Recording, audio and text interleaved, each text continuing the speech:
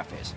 It poses an interesting question. If both teams are having questionable drafts, who can do the least damage in picks and bans? I mean, it generally means that they're not going to be punished as hard, and both teams will end up getting compositions that they are comfortable with that hopefully won't be countered for both of these guys. But we're seeing again, Lee Sin and Rek'Sai. Again, TBQ's champion pool has been hit. That's the third time we've seen both of those champions removed. So the entire group recognizing TBQ just not as comfortable in the champions. He's tried Elise, he's tried Vi. And yeah, the issue is that apart from that, there's not really much else. He has played a bit of Vi. It was a popular champion for him. At least he can sort of play. Even Rengar's sort of in the big backlog of champions. But again, on this metagame, on this patch, these are not champions that you can, I think, pick easily and expect to win with a lot of the time. Yeah, I actually really like the Team Solomon bans. They are targeted specifically at the strength or weakness of LGD. Strength in the fact that they're banning the Kog'Maw away from Imp, and weakness in the fact that they're banning away TBQ's two best champions. So Mordekaiser or Lulu, what will the final ban be from LGD? That is the question. I would think it would be Mordekaiser. There was a game where he completely slipped through the ban phase. That was yesterday with LGD versus KT. So now at least they have both. And this is actually where it gets a little bit dangerous. If you're going to pick one of the two, I think you pick Lulu. I think so too. However, because as a Juggernaut, it's much like when you pick Darius into Lulu, you can still kite him around. He doesn't have an ability to close distance. Oh! TSM disagreed, They did the same thing yesterday, Quick Shot. They picked the Darius with the Lulu up and they ended up getting kited. However, this is at least kind of exciting. Yeah, Mordekaiser back on the roof for one more game here. Like you mentioned, it's only one game that he's slipped through completely. Does have one win and a whole host of bans apart from that. I have to say, Jungle Champion's still not sure what they're going to play. TBQ can also go to Gragas. That's one other champion he's played to reasonable success. But whatever it is, I have to think LGD are going to pick a jungle right now. This is throwing a big wrench in the draft phase.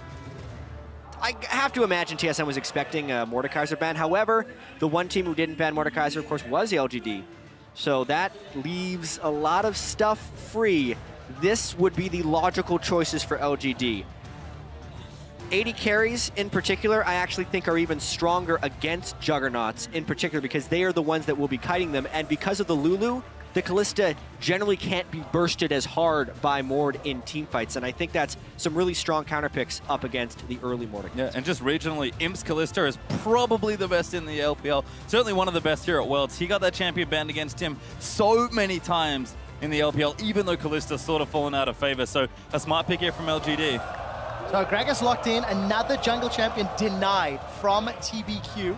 It's going to leave LGD a couple of different options, but all of them going down that tier list. Chat, we talked extensively about jungle champions and what we're expecting to see. You think it's going to be the Vi again, or is the Nunu Hover likely? It depends how much faith they want to put in TBQ. If they want to put him on an easier champion that can execute around LGD's strengths, we haven't seen Nunu yet at Worlds, or even for a very long time in competitive, but it would fit this specific use case. One Snowball and Mordekaiser, he's not hitting anyone with that third Q. I think the other thing as well is that if they go with this, it's very Imp-centric, this team. Can't we talk? They actually did it! All right. They actually did Brand. This has been a champion that has been hovered frequently. A lot of people have been playing it in solo queue, and it's probably mid as well.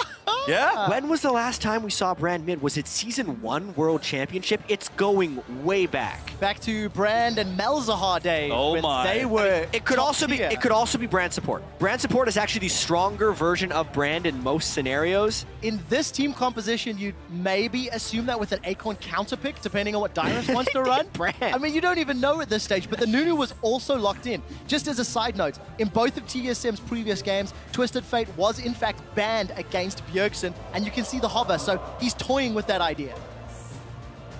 Certainly is. Sorry, I didn't hear a word you said. There's still Brand happening? Yeah, I was trying to figure out if Brand was going mid or support. There's like, I mean, the support actually makes more sense, I think, because Brand won't be punished as much for positioning since Kalista can use the Fate's Call.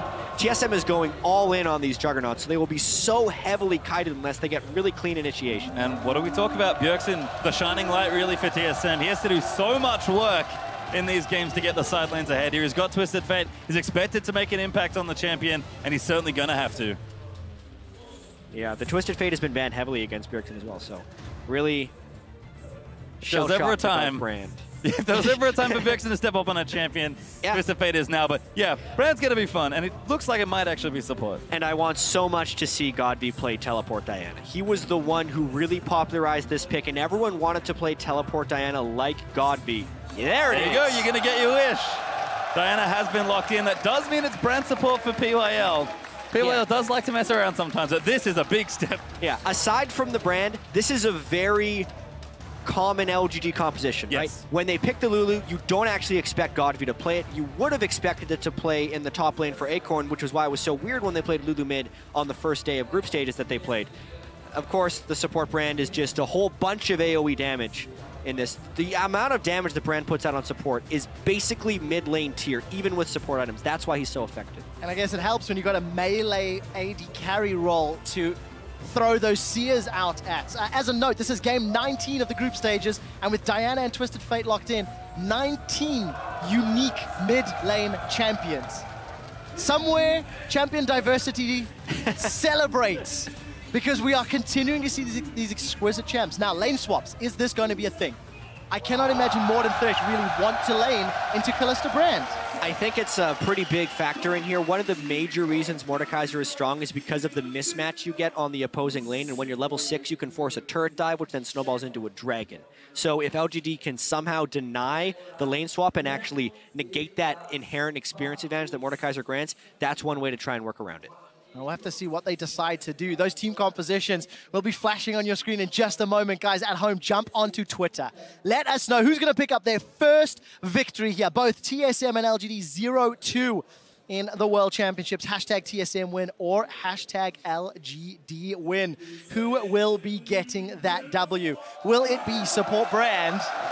Or will it be ADC Mord? So I actually just received words from our stats guy that Brand mid was played by Dade in the LPL in a game that had no consequences. So technically, it has been played recently, but not in any stage with how much is online. These are both 0-2 teams. The win is an absolute must. And we are loading onto the ref for game 1 in day 4. Let's take a look how this cookie crumbles. Both solo laners for TSM and LGD are running Flash Teleport. So continuing to see that TP mid meta, if we can go that far, really establishing. Yeah, this Worlds has been so much about global pressure and specifically just capitalizing on any misposition or misplay by any individual. When you have double teleport, it means you can just really find the position on the map where the mistake is being made and punish it even harder. I feel like the other thing there as well is that we talked a lot about these teams having strong individual players, but maybe not the best cohesion in the first few games we've seen. So double teleport is very team-oriented. So I want to see if these teams can really line it up and make the clutch plays with the summoner spell. I did see a slightly deep ward coming from PYL towards the red buff. We will have spotted Wild Turtle just a moment ago, but no lane swap deep vision that we've become relatively accustomed to. Safe enough starts, and it looks like it's going to be standard lanes, at least according to the current duo setup. Yep, I'm really interested to watch this Brand versus Mordekaiser lane and how heavily the Brand can punish the Mord from farming. Because in standard 2v2s that teams have been scrimming with against Mordekaiser, he seems to crush. They do the one camp early, they hit level 2 first, and then they never relent their advantage. That means they're level 6 by the time the enemy bot lane is level 4. That means they rotate the jungler and mid laner down, and because of the level discrepancy, you either have to lane swap or just completely sit everyone under that turret. The dive executes, the AD carry goes down, then they take Dragon, then it all just goes in. You make it sound so easy. Well, the thing is, this is, when I talk to all the teams, this is how they explain Mordekaiser to me. That's how they say, this is why he's banned all the time, because this is specifically what you do. And if you execute it and don't make mistakes, you can't do anything again. But LGD clearly has other plans. Again, they don't ban Mordekaiser, and they are ready with this Brand pick, so I cannot wait to see it. Let's see whether or not it is an effective counter. At level 1, PYL did take Conflagration, and at level 2 has put a point into Seer, so that stun opportunity will be up. And in contrast to H2K, when they ran Mordekaiser in their AD carry position, they did not run double Relic Shield. So this time we are seeing it. Yeah, and just as a note with Brand, it's been so long since we've really seen him play that At level 2, he has a 2-second stun if he lands that skill shot. That is a long, long time if you get CC'd so early on. So I like that we're seeing standard lanes. Imp and PYL, they've done it before. It's not very often, but they're just going to play straight up 2v2 and try and honestly just outclass TSM's bottom. A lot of respect from both Wild Turtle and Lustboy, but you can see Wild Turtle takes a chunk there from PYL. He's going to try and farm up. Death Sentence does connect, and Lustboy goes in. That's an early flash away from PYL. Sia's going to connect. There's that 2-second stun. Imp is going to throw out really early teleports. That's double teleport. Yeah, they're going to go in now. Now PYL's getting a move back. Dyrus moving in. First blood to TSM. Mort gets it. Now Godby exhausted, going to be chased down. LGD, though, they've already lost one. He's going to go in. 2 kills for TSM, but Imp gets the trade kill. How much can he get back? Wild Turtle now, maybe the next one. Not over yet. We do see him trying to chase. Wild Turtle going to get some heal from that Harvester of Sorrows.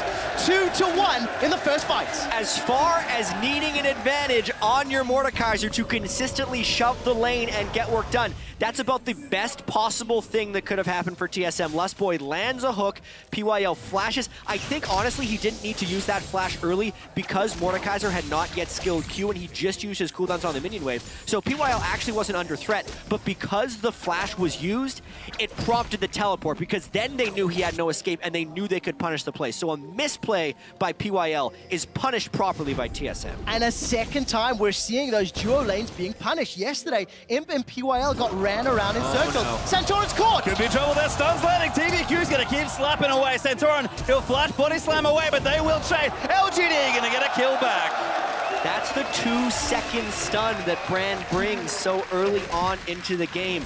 They invaded the jungle after the long and drawn-out fight, and it was just not respected by Santorin because the bottom lane was shoved as well. That's one of those team calls. You have to be heady enough to realize that the bottom lane is there. PYL will have been able to respawn. It's just a really smart play by TVQ and PYL to get into that spot and then specifically wait until Santorin went to face check. So we'll see what TBQ can do with the additional gold.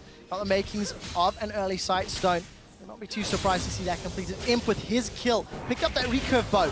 So going to be able to hop, skip, and jump away from those Mace of Spades from Wild Turtle. Yeah, there's so many cool picks here that I'm going to spend a little bit longer talking about the intricacies. So one of the reasons support Brand is so good, especially this season, is because of Spell Thief's Edge. The way Spell Thief's Edge works is when you have a spell or basic attack against champion, it will deal 10 additional damage and grant 5 gold.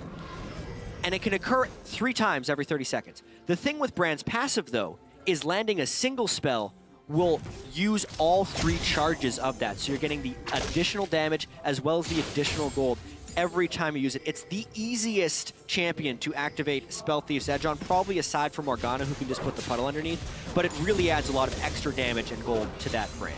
Certainly helps that Brand's E is point and click as well. We did catch a brief glimpse of Dyrus being shoved in on that top lane. He's going toe-to-toe with Lulu.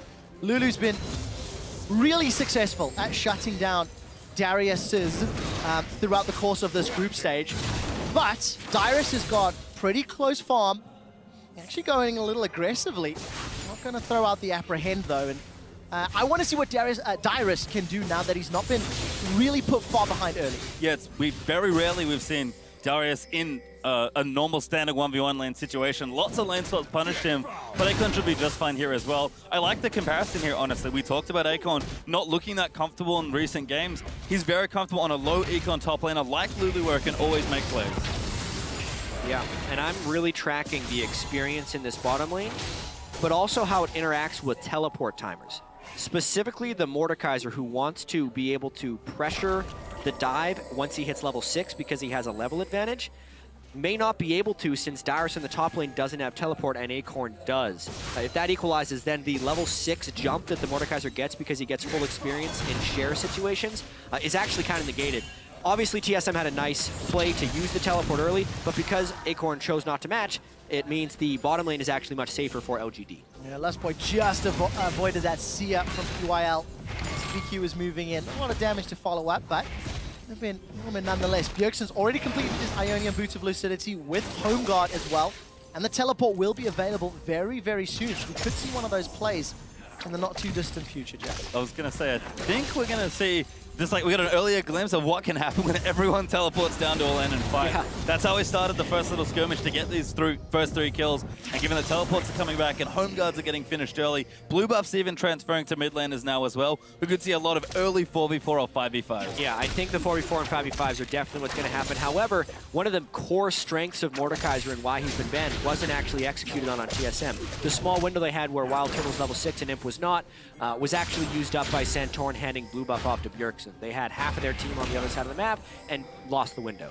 So we're approaching 10 minutes into the game, and despite the fact TSM are 2 losses, in both of their previous games, their early to mid game was not terrible. It fell apart after that stage. So TSM actually averages a gold lead at 10 minutes, whereas LGD averages that deficit. So far at Worlds. So far at Worlds, correct. In the last 2 games. It's a small sample size, still counts. Yeah, well, it's one of the reasons that these teams are 0-2. They've obviously had their failings. LGD has been a little bit all over, pick and ban, some misplays in the game, and a lot of it just really on the shoulders of TBQ and Godby not bringing up their end of the bargain. Imp and PYL have been playing generally well for LGD. And I think LGD have done a smart thing here. Yes, Nunu's a pick we haven't seen in a long time, but it was another pick TBQ was relatively well known for in China. Oh my god, Godby, never mind. Diving onto Bjergsen. This is where the matchup can get tricky. Both mid laners have blue buff, but TSM just going to start Dragon instead. They are, and somewhere, somehow, Deficio is talking about the Dragon.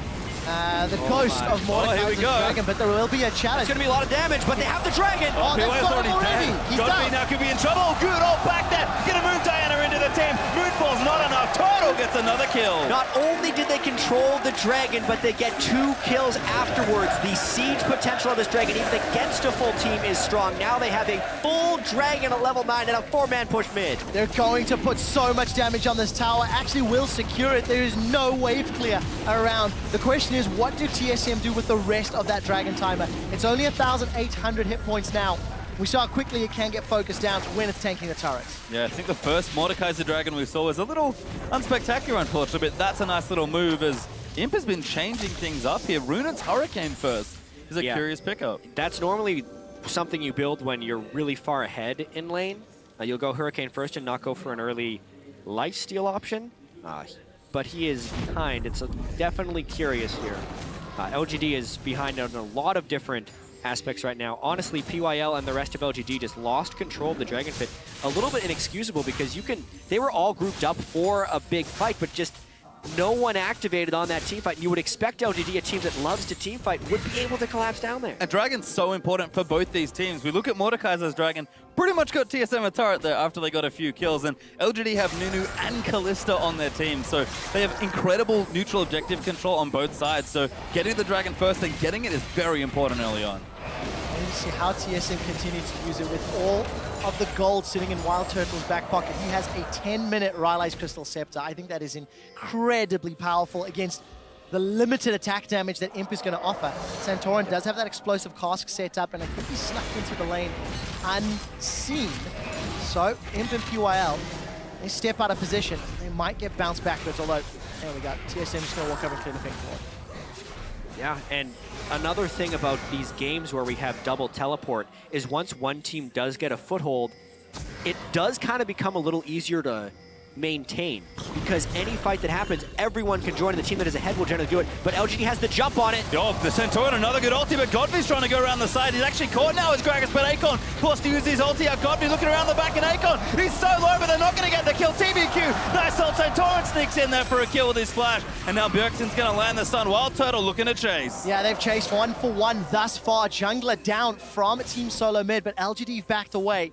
You did see the ghost of Akon getting more vision, but aggressive start. I think Acorn started to TP first. Yeah, and massive burst from Wild Turtle onto Acorn when he got chunked down right there, basically killing him through an ultimate. Now he has the Ghost of Lulu, which isn't as terrifying as Kalista would be, but it still packs a little bit of a punch. Honestly, TP's burned, even trade, not that bad for LGD. Not at all. Team Solo Mid still continue to hold their 2,000 gold lead. They're doing a great job across the lanes, with the exception of Imp being up in CS. Even or advantage for Team Solo Mid. Looking very similar for LGD as well. Again, we've talked about Imp. He's looking strong. He's had a decent lane, although Mordekaiser looking to get a bit out of control perhaps. And Once again, LGD, who honestly were known for a very strong early game play, PYL roams, good strong laners, solid players across the board, backed up with good macro play. On paper, this team was excellent, but the start so far in Worlds, and even the start in this game, has just not shown that. And even before Worlds, Pastry, LGD was talking about all the pressure they're feeling because they were expected to roll over this very competitive group. And when your expectations are so much higher than your initial results, that adds even more pressure, an extra layer. And you have to wonder how LGD is responding to that. It doesn't look like they're responding to it very well. No, definitely not. Yesterday's loss to KT Rolster threw LGD into just turmoil. They looked so destroyed on stage. It is only the third game of group stage. A win here and some surprise games next week could still help either of these teams. But we're a long way away from that. LGD, we touched on how they're usually down at 10 minutes. That gold lead accelerates. Their average in the last 2 games at 20 minutes is 3,400 gold down. So it falls apart, and it falls apart very quickly for LGD. In the small few games you've seen. On the other end of the spectrum, TSM hasn't been able to take advantage of their small gold lead. So something will give in this match, and one of these teams will obviously pick up their first win of Worlds. TSM absolutely has the team composition to try and snowball a lead. Twisted Fate with Teleport. Every time the Dragon is up, they go there to force team fights, and they go take the Dragon to go and fight. The risk for TSM is if they get to late game without a big lead, and then the Nunu Lulu brand starts kiting heavily the double Juggernaut setup of TSM. I just want to see how they're going to handle all of the melee. On the side of Team Solobit, you have to completely change how you take towers and how you pressure the map when you don't have a ranged AD carry to push towers down. Luckily, it looks like Sheen picked up for Bjergsen, so he may be able to apply some split push pressure. Yeah. But other than that, it's going to be a difficult task outside of winning convincing team fights. Well, 2,000 gold need to help them. Yeah, certainly will. Right now, it seems like TSM happy to sit in their lanes. Turtle and Lost Boy don't really need to go anywhere. Double Relic's going to help turn through. Dyrus is happy. He's just scaling up now as well. I think 5v5, especially as they scale, LGD's comp has a lot of good tools against these melees. You look at Nunu, you look at Brand, even just all the Kai potential with Lulu in there as well. There are so many different things. Even stuff like Brand's passive being good against big health targets is actually quite good in this situation. I also want to see how Dyrus handles himself. He's finally been allowed to play some League of Legends. Got himself a good, healthy CS. Black Cleaver completed already. Just going to synergize with that bleed. A lot of damage over time. But look, both junglers in the area. TBQ stood right atop a ward, so Centauran will have information advantage. And Death Sentence going to go just a little short. This Dragon is live. So Team Solomid showing a focus on Dragon, but double sweeping lanes in the same bush. Both teams have rotated down. The synergy between Lost Boy and Centauran still not as clean as they'd like it to be. They'd love to have that sweeper now. And LGD is looking to brawl in this Dragon Pit. This could be a big game-changing fight. Certainly going to have to see what they can get done here. Lost Boy, though, now looking aggressive. Posturing with those boots of mobility. Hook does not land. Godby is looking for a flank from behind. He's slow to the party, but because that hook did not land, it gives him time to catch up, and TSM has to be very careful they don't extend too far and open up their flank. There is some vision deeper down the river for Team Solomid, but LGD, they've started the Dragon. TSM want to challenge. Pierce connects from Imp, and TBQ's left in the pit. The Pyroclasm is available, not going to get used. Zero to Wild Turtle. Good stun there, the ulti channel by TBQ as well. LGD just trying to fight Godby around the flank. Dragon will fall there as Godby's kiting away. Dyrus going to look for the dunk, but Godby moves back in over to Wild Turtle. Moonfall to buy some time. LGD needs to get back, but Bjergsen, he'll get the kill onto Godby. And now Godby's Ghost will chase down his team. Yeah, we do see the Destiny and the Gate from Bjergsen. Going to look for Imp and TBQ. They're on the wrong side of the map, but the gold card has timed out. There's another one lined up. Going to connect onto Imp. Imp's in trouble. Flashes over the wall, uses the cleanse. TBQ will get focused down by one more gold card, and the wild card finds Imp as well. It is a rout, and TSM are wiping the floor with LGD. LGD went all in on the team fight from behind. They actually start the Dragon, and while they could secure that, they lose the fight terribly. Yeah, Akon's just going to get domed now. Bjergsen here, looking for the lock-on, gets the stun. Hook will land. Akon gets alley-ooped, and Dyrus gets the dunk. A 5,000 gold lead for TSM 17 minutes into the game. This team looks so out of sorts in their first 2 matches, completely lacking team cohesion. But in this specific instance, if both teams set up for a team fight brawl, they're showing they can brawl. And look, we've talked a lot about LGD's kind of failures early on in the group stage in Paris, but TSM finally back to their old place, it feels like. Yeah, and PYL actually landed a really good ultimate at the start of this fight. It bounced in multiple different directions to Turtle. I guess it actually did die on Turtle, but he landed the stun. then TBQ had a really terrible Nunu ultimate that didn't have any zone control, and LGD reaches for this fight because Godfrey was caught on one side, and Lustboy actually takes all of the aggro and doesn't die by the end of it. So that difference of a support getting focused versus the mid lane getting focused really changes the dynamic of this chase down, since now the damage threats are gone for LGD, and at this point they're just on the wrong side of the Dragon.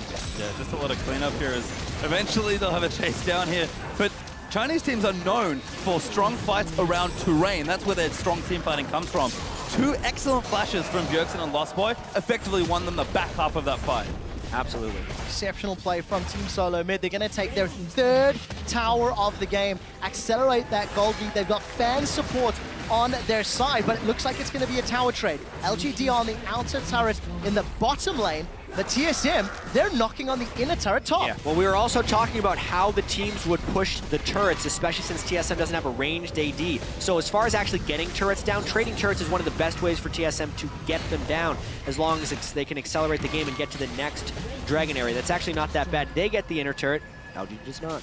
And just trades everywhere here, but TSM are the ones with the gold lead. And it's funny, I feel like when I was watching the NALCS and watching TSM play, their mid to late game seemed very good, and their early game maybe a little shaky despite the strength of their laners.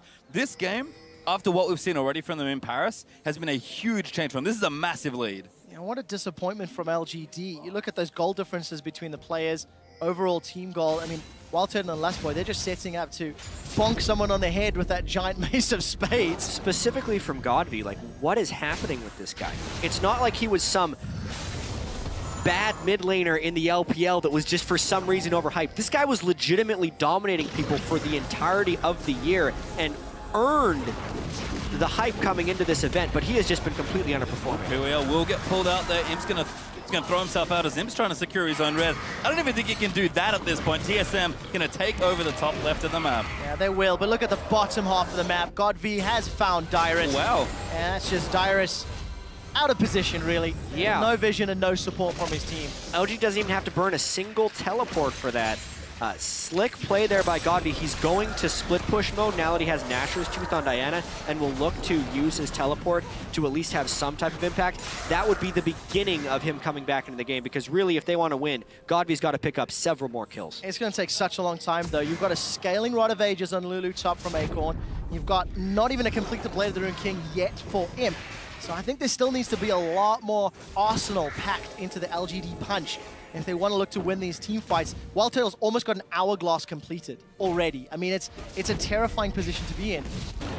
As we've crashed to 20 minutes. So here's a replay, and that's just Dyrus. Yeah, out of position. He has wards behind him, but he has no wards in front of him. And this has actually been one of the Achilles heels of why TSM hasn't capitalized on some of their early game gold leads, is because their deep warding is just inadequate for what they're trying to accomplish on the map. That honestly falls heavily to Santorin and Lustboy, but it also falls to Dyrus for respecting the vision you have achieved, and he reached farther than they had achieved vision. Especially the entire team of Team Solo Mid is pushing in the top half of the map. They're trying to set up for a death push, trying to set up with the vision control they had, and it didn't work out. PYL support brand, needlessly large rod, has been picked up. He's trying to get something back. Well, let's Homeguard see. TF. God, Bjergsen just rushing straight for it, but Akon's already away. Fizzled, that one, we could say, but he's still got Destiny available. And again, using the vision on the top half of the map to try and make a play.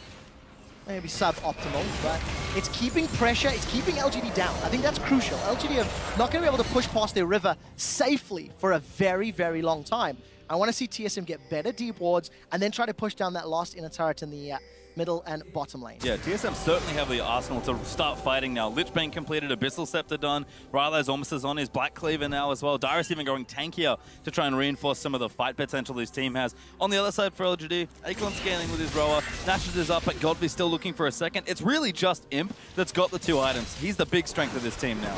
And I do have to mention that even though there's this large gold discrepancy, if it's not able to be capitalized on by TSM, LGD holds a late game team fight advantage. A nice hook to start this fight though. TBQ's gonna flash the flay and get away. The body slam does connect. There's the ghost. It's gonna be a Children of the Grave onto Nunu. Absolute zero does zero. Imp once again cleanses the death sentence, and LGD are backing away from the mid lane. Lustboy Lustboy is playing a great Thresh this game. He has landed hook after hook, and Lustboy was one of the main underperformers for TSM through the first 2 games, constantly being caught out of position. But this time he is landing the hook, and the team is following up on his action. They're going to try and push with this new Ghost while leaving up the Dragon. They will actually want to take that later. Another hook! Flash there, just gets pulled out by him.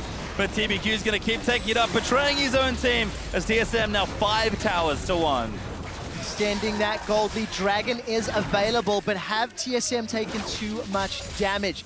We'll find out shortly. Teleport is available for Dyrus and both of them for LGD. Yeah, they burned the Gragas ultimate and the Mordekaiser ultimate as well as taking that poke from Imp. They actually, because they decided to push with the Nunu, may forfeit this Dragon. We'll see if that's a call they regret. Looks like LGD gets this one pretty uncontested. Bjergsen does have his ultimate, so if TSM want to try and fight, they can. Could teleport in, actually. Bjergsen has been healed up. Dyrus is going. They're going to try and fight this one at their 7,000 gold advantage. There's the ulti out. Lustboy looking for a hook. Finds Aiko, but the Dragon's already dead. Fight's going to break out. Santorin jumps in. Might be a little too soon, though, as Imp now going to ravage through the back. The first kill has happened. Bjergsen round the flank trying to get it. Dyrus, a double there as it's absolute chaos. The dunk goes down. TBQ dies. Huge from Lustboy. A triple out for Dyrus. And TSM clean up LGD. 23 minutes and Ace a minion wave in the mid lane. What do they choose to do with this? Because they have every option open. TSM is turning this game into a rout. There is a massive minion wave in the bottom lane. It looks like Dyrus and Wild Turtle are going to push that up. The rest of TSM are pushing through the middle lane. They're knocking on multiple turrets at the same time. It's 2 dragon fights now that LGD have tried to take. They've gotten 2 dragons. Well done there.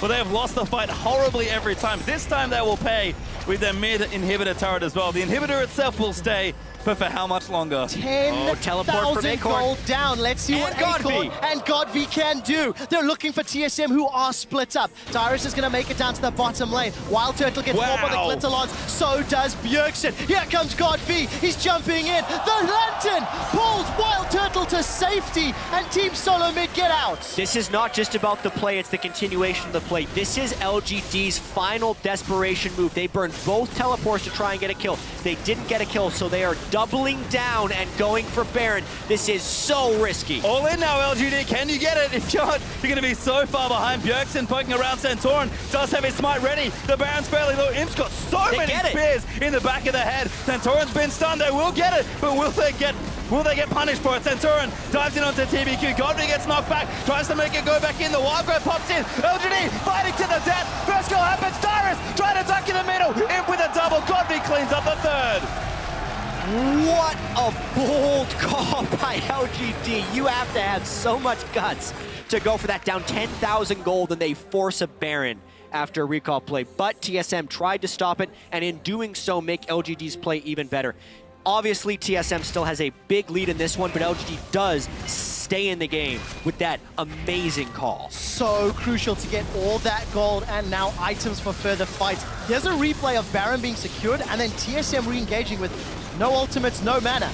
Yeah, Dyrus missed the outer ring of his Q, which is so critical for Darius because if he gets one reset there, he triggers his Noxian Might and could go on a rampage. I'm not sure if his ult was still on cooldown. It actually was. No, it's because he didn't get it in the fight. So he had his ultimate up for that fight.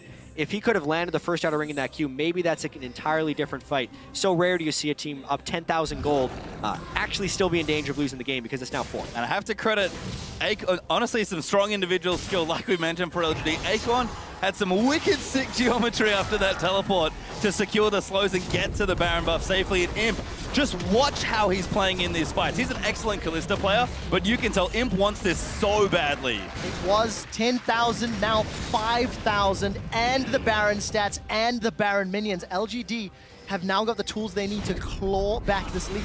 Look at the items that were picked up as well. Rylai's for PYL, Last Whisper for Imp, Hourglass, Aegis, like all of these spikes are now being hit by LGD. I think the Rylai's is the most important one because if this gives them the ability to kite the double juggernauts of TSM, it could be game-changing. Obviously, we'll see what they can do with this Baron buff. I think they're already close to having one of the biggest Baron power plays we've seen here at Worlds. They could make this gargantuan.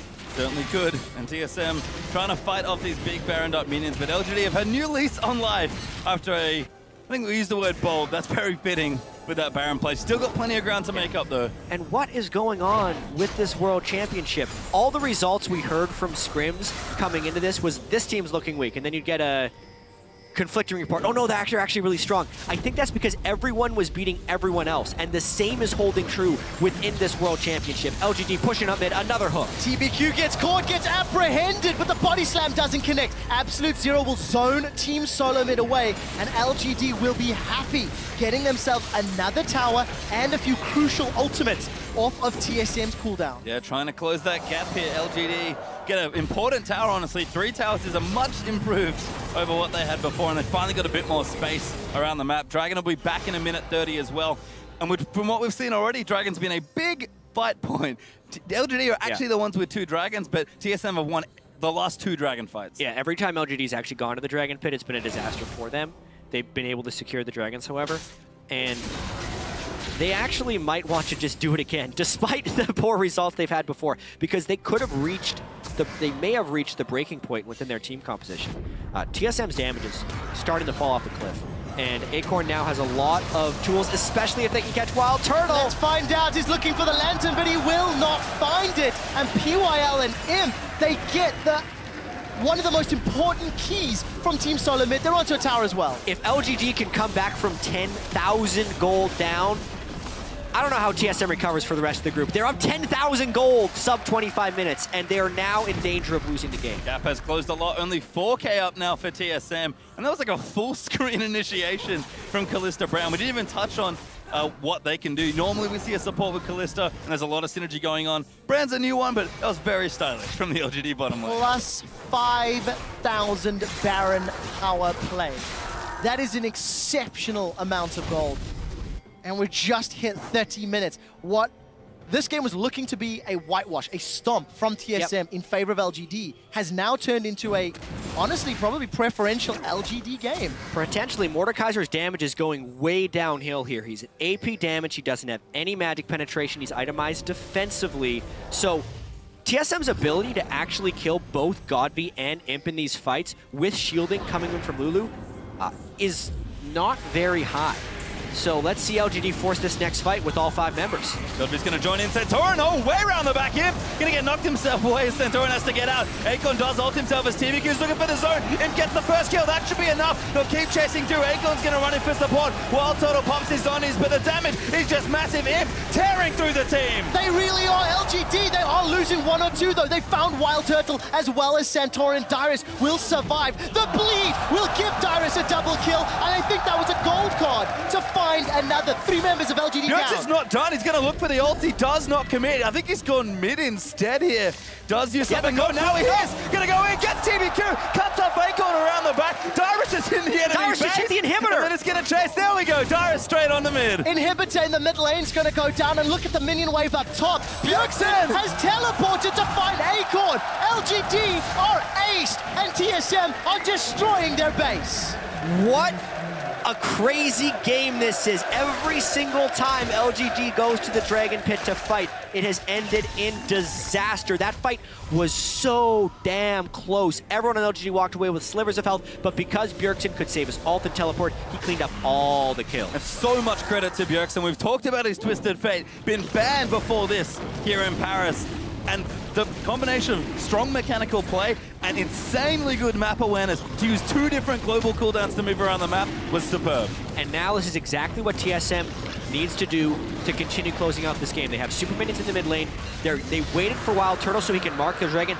Now they have a 4,500 health Dragon. They need to use that to go and take objectives. Because of the level on him, the Dragon actually lasts an extended amount of time, so they can either go for a second inhibitor or save that Dragon to take a Baron and then go for a push. They have their options open once again, thanks to that incredibly close Dragon fight. Super minions starting to pour through that middle lane. That will give a lot of options to Team Solo mid. Destiny's available for Bjergsen once more, and that banner of command that Last Boy's been using gonna add to the sieging power. We asked how you take towers. With Mord, you take a giant dragon to do it for you. That's gonna fall in the next few autos. So clever as well from Last Boy. No cannon minion, so the next best choice, weirdly enough, is actually a caster creep.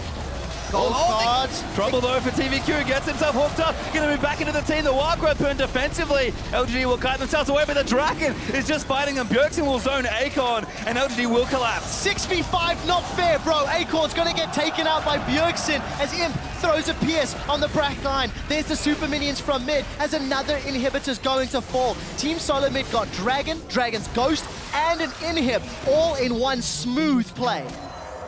Yeah, it's a Dragon power play right there from TSM. New stat! New stat in Mordekaiser games. What is the Dragon power play? Huge for TSM. They had the 10,000 goal lead 10 minutes ago. It disappeared, and now it sits at 6. But most importantly, they have managed to get the sieges. LGD, though, we know they have a never-say-die attitude in these games. Their desperation moves are what kept them in this game. Expect them to continue to look for fights. Well, we did see LGD moving towards the Baron pit, but there's simply not enough safe vision. So they're going hesitantly, using those sentinels of Kalista to try provide more information. Team Solo Mid grouped a little more effectively. They'll need deep wards if they want to go for the Baron and then the safe close of the game. But more warding needs to be done. And TSM actually just going to start setting that up. And Baron is going to be very difficult for LGD to get anywhere close to. Acorn's busy in the bottom lane cleaning sideways. PL's trying to get some vision, and you can see TBQ has the lens sweeping away looking for vision, but TSM going to move up, push the waves out, and just start a very difficult choice. You either fight us, you lose your top lane, or you lose the Baron, and they're all bad choices for LGD. Yeah, it's also been remarkable how well Bjergsen has played this game. So well. Santorin has also had really good splitting ultimates to bring targets towards the Juggernauts, because that was such a struggle for TSM. Dyrus did an absurdly low amount of damage in his last Darius game to champions. It was like 1,700 or something as low as that. This game has been much different because the setup has come from Thresh, Twisted Fate, and Gragas. And it helps when you've got TBQ sitting on the front line, eating death sentence after death sentence. It's the second game, this group stage, where TBQ's been cure tiles. They're going for it. The death sentence not going to hit. Yeah, there's an ulti, but it knocks Acorn away. Bjergsen, massive damage! Legendary! Twisted Fate's going to clean out one. Now TBQ could be in trouble as the stuns are coming out him. He's so angry, but he gets exhausted. He's trying to leap in. They want the fight. Huge AoE combo in. Got arrows in everybody now. Now let's see Dyrus. He's in trouble. He gets taken down. Godby and him still alive. 2v3. They might clean this up. Wild Turtle gets him! Wild Turtle and Bjergsen! They may have just won the game! Pushing through the mid lane with the supers! That could be enough here. There's only 2 left. Bjergsen does unbelievable amounts of damage. And to think coming into this World Championships, Imp, the defending world champion, could start his first week 0-3. LGD have so little time left now. That is more games lost in groups this year than Imp lost at the entire World Championship last year.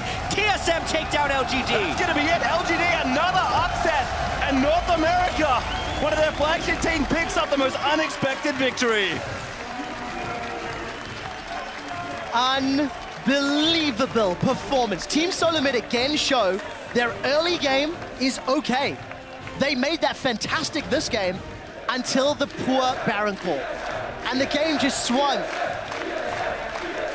Chance deserved for that victory. Absolutely, and you can see the strength of LGD fighting very hard in this game with an amazing turnaround to almost pull the game back. But TSM keep everything cool. That man there, Bjergsen, made some unbelievable plays, and TSM pick up their first win against the most unlikely opponent. Yeah, strengths and weaknesses being shown in this game too. Like, those team fights were so incredibly close, but LGD's willingness to take every single fight because they are so confident in their ability to out-mechanic and win those fights led to some disastrous occasions. Yeah. They died 27 times there to a team that has obviously Twisted Fate and Gragas, but with 2 Juggernauts, kind of needs you to walk into them to fight, and then they're in their mod. Has been huge for Arrow. 2 games each. Yesterday, Arrow was a monster on Cogmore. Yep, it certainly was, and this draft is going to be the start to a very interesting game. We are into Champ Select for KT versus Origin, the battle to be undefeated for the first week of Paris. It has to be Kalista, and it is. I mean, there's no surprise there. Peke has not been an Azir player. Nagne's probably, it's my favorite champion in Nagne's hands. I think Origin should get rid of Azir. Yeah, there's a lot of different things they have to do on the red side, though, especially if they want to be able to deny Gangplank, depending if they want to play against Mordekaiser. That will already eat multiples of their bans. Azir is the first one, though, as you wanted, Quickshot. Yeah. Pekka's not good in it. Sorry, Pekka. Yeah, That's fun. He showed multiple times, and against Febiven in particular, it was a major sore point. In fact, Pekka played a large amount of Vladimir into it as somewhat of a counter, or at least a farm lane, and just tried to outscale. Now the bans are getting kind of tricky. Braum ban by KT Rollstar takes out arguably the best support on this patch. We still haven't seen the standard bans. Lulu, Gangplank, Mordekaiser still open. There are 3 bans left. Yeah. We'll see where they go. Lulu had been a standard ban, but it's sneaking through so much. It's banned here, which then leaves Gangplank, Mordekaiser, and if KT Rolster wants to control it, they can guarantee they get 1. And of course, Gangplank in Soaz's hands is game-changing. Which would mean it must be, if they don't ban Gangplank, you must expect someday to first pick it.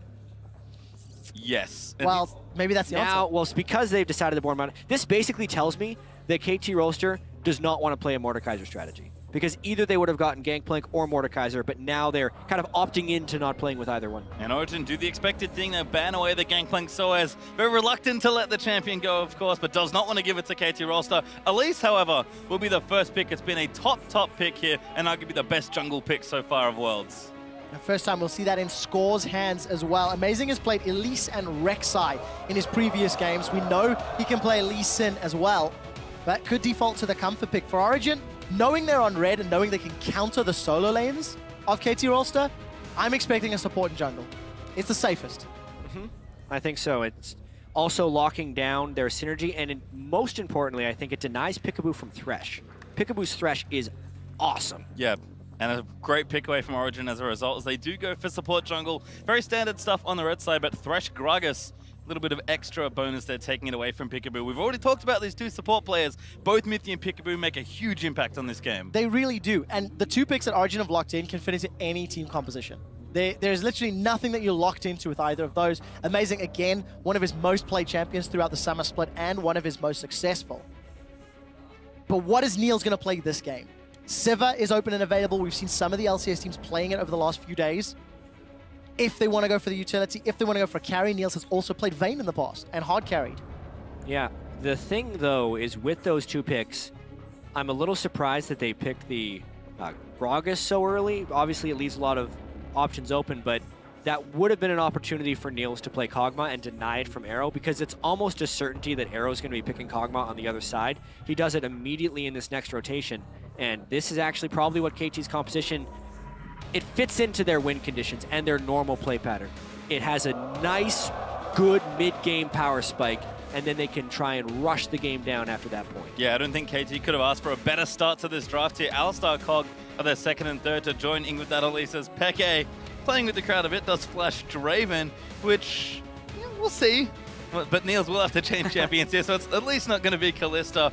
And I have to say, for how good Niels has been, it's definitely been Soaz and Peke also stepping up to the same level. So the talent across these 2 teams, with the way they've been playing already on Worlds, Crumb's already called as his game of the day. It's going to be a good one for sure. And I think the Siva would be the safe bet. Gives you the team fighting power. If you want to put Soaz on a carry, something that can deal damage, you can enable him with Siva. And Peke, old school. Very old school. And he is going to take it by the looks of things. Twisted Fate going to get through once again. Twisted Fate Siva, Origin's 3rd and 4th. The last time that Peke even played Twisted Fate was in July. So it's several months ago, right at the beginning of the summer split. It's not a champion that he's played a whole lot. Yeah. This split, but historically has played an exceptional. Exactly. At the same time, Peke played in the Season 1 World Championship, and one thing about players that have been around for so long is, especially on legacy picks like Twisted Fate, even if they haven't played it in a long time, you know they've played in metas where Twisted Fate was dominant and had mastered that champion previously. Yeah, the master of backdoors. That's true, I did think about that. You mean XOS? Oh! okay. He hasn't picked yet. The question is, does Nagne run an assassin into TF? You can punish him so hard. Certainly hope so.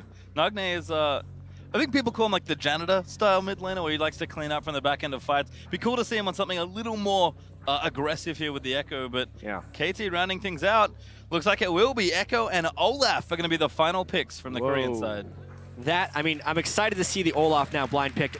Also excited to see what Soaz has as a counter pick. They've used really aggressive counter picks for Soaz and put him on carries thus far. But honestly, Nagne, a person who typically sits back and tries to split farm and lane, now being on an aggressive assassin where he needs to aggress to shut down Peke, creates a really interesting dynamic in this matchup. It does. It is something he's done on the odd occasion, but definitely not a traditional thing. The thing that I also want to know about the KT Rolster comp, Alistar, Elise, Echo, Olaf, they all dive forward. If at any point they pick an incorrect team comp or incorrect fight, Pekka is going to be able to find Arrow really easily. There's not a lot of protection if KT are starting the fights. So I really want to see their synergy, whether or not Peekaboo is just going to hold Arrow's hands and try and pulverize and headbutt away anybody that tries to get to him. And now Origin trying to line up their last pick. Yeah, I thought the Fiora was just for fun, but it might actually be the pick here for Soaz. We expected it from someday, but it is! Soaz in Paris will play Fiora! Awesome. And what a crowd for this to happen with. So obviously a little bit less tankiness on the side of Origin. Triple threat. They're going to have to position and flank well in these team fights, but also KT, while they have a tankier lineup, still have the flank assassination. It's actually, as Quickshot mentioned, a very melee-focused team composition on the side of KT, with the one long-ranged artillery in the back with Kog'Maw. This will make some incredibly interesting fights in this one, because if KT overcommits in one direction, the Twisted Fate could then rain terror onto Arrow. So much of it will be in the start of the team fight and how much KT can get done when they initiate. And the amount of pressure on both of these jungle and supports to get the correct deep vision down. It's going to be so crucial for Origin to place flanking wards to ensure that Olaf and Echo do not get in on the side lanes and wreck them. I think Origin have a small window of opportunity more because of the Destiny, the fact that that's going to give you vision at any time and allow him to get behind Arrow. But it's going to be pressure. I think Origin, a lot can be made or broken based on those flanks and side lane visions. Well, we're going to have to find out soon and find out who, in fact, will take first in Group D. So send your predictions over to @LOL Esports with the hashtag OGWin or the hashtag KTWin. We know the crowd is rooting for. We'd love to know at home who you guys are rooting for as well. And this is the hype game. I love Group D, honestly. Group D is just amazingly exciting, but the two 2-0 teams being 3-0 gives you such an upper hand in making it out of the group. Especially after seeing Team Solar Mid just pick up a win. All of a sudden, that #2 spot is going to be what's on the line for whoever loses this game. And so important in the first half of the Worlds to get things going early. But Soaz now in the top lane with that Fiora as KT and Origin take it to the Rift for their final time, I believe. At least in this part of Worlds. This week, yeah. And you Till can see next KT Thursday. hanging out in a brush. Very defensive setup here. Some wards kind of around their blue, perhaps expecting a 5-man for Origin. But right now, just spread pretty evenly across the Rift. Earlier on at Worlds, we saw so many level 1 kills and fights, but it's really been a bit tame. The game against TSM and LGD, we just saw defensive line wards by both teams and standard lanes even. You would almost expect Origin and KT to do a little bit more lane swapping because that's traditionally what they've been doing here at Worlds.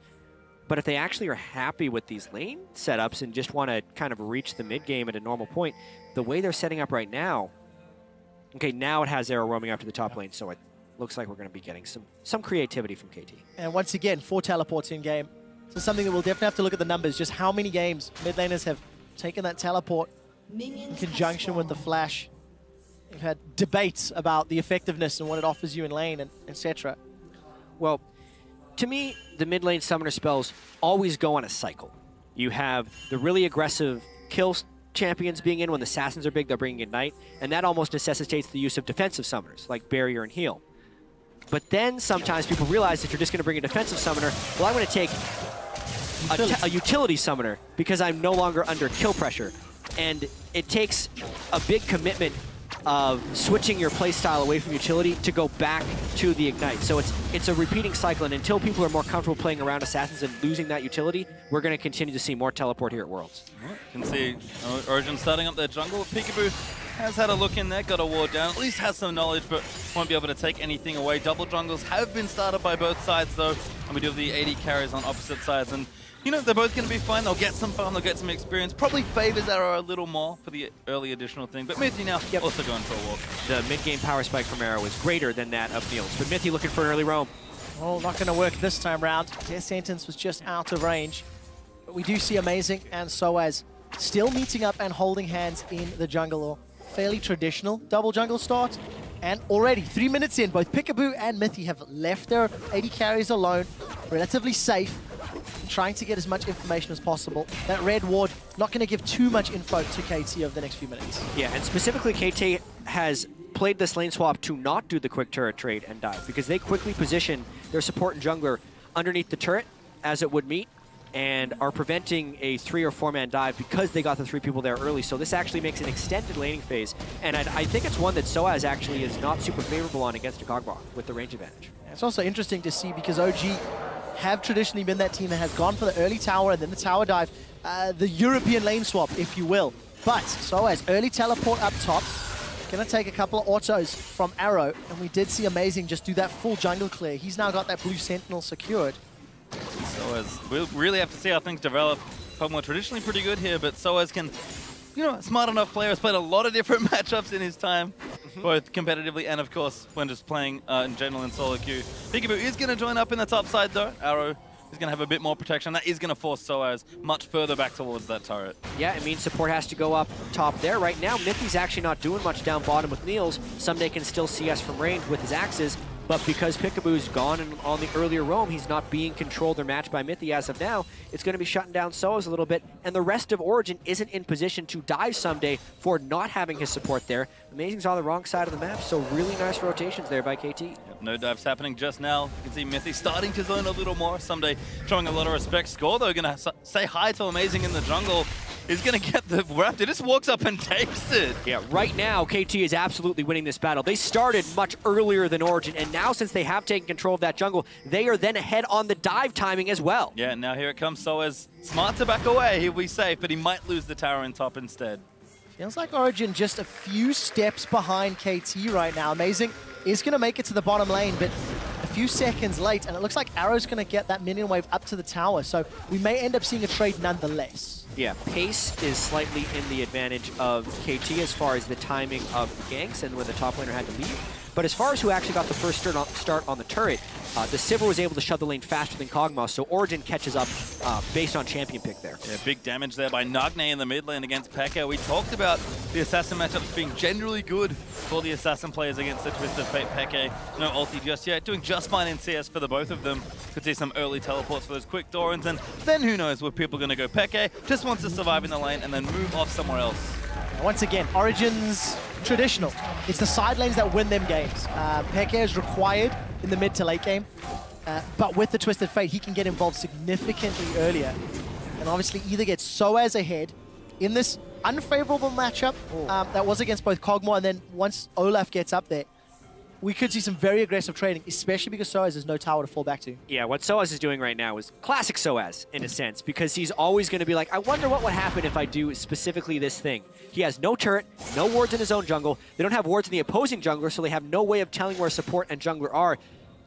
He should be dead right now, but it may actually end up killing Amazing because there's a sense of security. Well, 3 members of KT moving to the top lane. We can also it's see a 5-man gank. This is terrible. This is going to be so bad for Origin. Mithy is in so much trouble. He's been pulverized up in the air. Score is going to chase him down. Cocoon connects, as does the headbutt. They turn their attention to Soaz. He gets caught out. Time Winder will be not enough to kill him. Flash over the wall. Not sure if that was worth. Soaz goes back in, hits the Vital, gets a little bit of sustain. 2 kills to KT Rolster. That was the result of a longer play. The fact that the wards had already been set up in the jungle of Origin created that really beautiful sidestep, and Core's gonna pay! Nice juke. Score actually looking to be dead, does repel away. Now Nagne could be in trouble, but Amazing has to dodge out of the way. Gets comboed up by Peekaboo. Pekka probably can't save him from this point. Does flash out, that might be enough. Arrow still chasing, and Origin will be lucky not to lose 2 more. KT always has more people where they need to be. If Pekka didn't outplay that one, it would have been a disaster, but he actually does manage to force a flash out of Score despite them being caught in a 2v4. Well, a little awkward there for Origin, and very well played by KT, and I think misplayed perhaps there by Origin in the top lane. Soaz though is going to return, already down 15 CS in that lane, and it's not going to get any easier. Yeah, specifically to talk about that play, it was a mirrored swap, aside from the fact that KT had the vision down and Origin did not have the vision down. So Soaz took an educated guess that KT wouldn't loop around and go back for the gank, but he had no certainty. That's why it was a risky play, and that's why it was a misplay. Punished really, really hard for Origin. They need to now scramble. A couple 100 gold down. Luckily, Niels has been left uncontested, so he's actually built himself up a 20 CS advantage. And the BF sword into Sheen will also give some favorable fights if Mithy can find those death sentences. And obviously will dwindle the longer this game goes. I feel like a lot of Origin's success has been strong team fighting. Certainly the side lanes are looking good so far. Soaz maybe not so much, but he's pretty comfortable right now in the top lane, all alone with that wave. Someday's actually gone for a walk. It looks like KT might be setting themselves up for a dragon. Amazing in the area though to try and get vision back and prevent that play. As Peke does teleport back to mid lane. Yeah, Peke's got a nice little cushion in the mid lane right there. Straight stuns. Peke now going to get driven out. Amazing actually, looking for the follow. Score repels up again. Peke trying to get it, but a good stun comes out. Peke will get the first kill. Now Nagne going to get chased. Mitty, flash play there as Nagne's forced him. Real get out there as Peke going to keep diving forward. Looks for the stun. Finds it onto Nagne. Ultimate out. Huge full man, but Mitty collects it. What an amazing outplay by Pekka right there. He pulled the red card on the timing in which Score would be descending and threw it at Nagne, and that's what killed Score with the AoE. Then he translated that on to the rest of the play, and this opens up a big window for Origin to take Dragon. Such a good Twisted Fate play. What'd you say about old champion mastery there for Peke? Certainly showing it there. He's gonna have it. Oh my God. If there's one thing that Peke has consistently done is show up at the World Championships. Another game, another strong play, and this time early on to counterbalance giving up those early kills. 2 assists for both Amazing and Niels. And of course, Peke picking up a kill and assist. Niels, do not face check. Oh, Peekaboo face! This flashes onto him with the pulverized exhaust is down. Niels burns everything to try and stay alive, but he'll get tower dived and Arrow gets the kill. It's not over yet. Mithy gets caught by the cocoon and tower dive. KT say we want 2 more, and they put it in Arrow's hands. And 3 kills on Arrow is devastating. So while Origin is getting their advantages with outplays, KT is just winning through strategic mastery right here. Origin's wards are lacking. KT has sufficiently better jungle control. They get all the way around, which easily sets up Peekaboo the confidence to not flash pulverize. He pulverized flashed out of the brush, so there was literally no possible way for Niels to spell shield that without vision.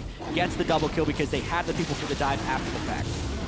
And going to be a dragon now for KT. Is Peekaboo actually the one to collect it? Dragon number 1 for this game does go over to the Koreans.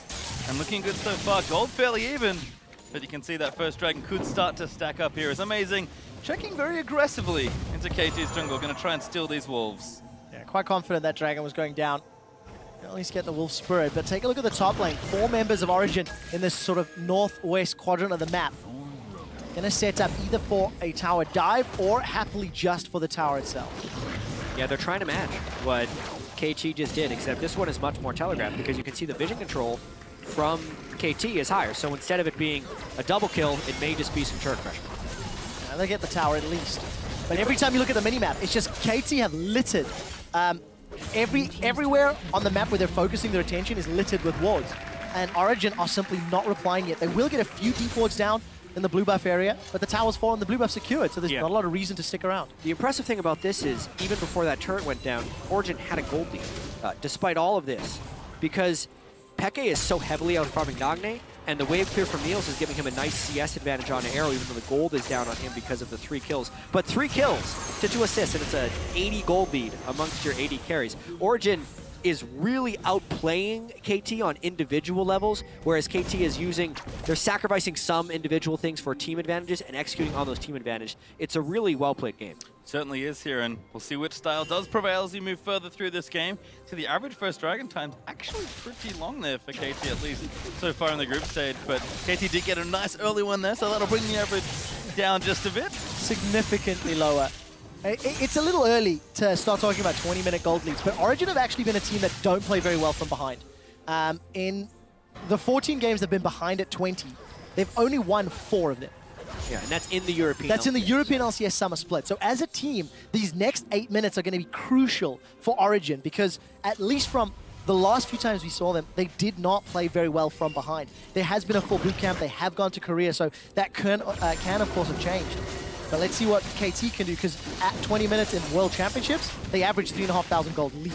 Right now, it's just a lot of split pushing for both teams here. Arrow getting stronger and stronger, almost up to that Trinity Force. Mithy and Niels poking around, trying to see if they can investigate this vision, but Peekaboo very valiantly defending that wall. They'll actually go back in. Peekaboo pops his ulti. Mithy caught out of position, but Peke gonna try and make his way in. Mithy still alive. Now Sunday gonna chase him, but Nagne's here as well. The flay's not enough to keep him alive, and Niels gonna get himself chased down as Sunday's gonna clean him up.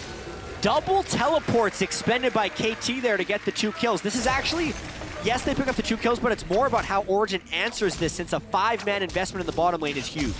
Really, really is. There will be a lot of damage on this mid-outer turret, but nothing further is gained. So Origen now have a 2 teleport advantage for the next few minutes. They have a tower to knock down in the middle lane, but nothing in top and bottom.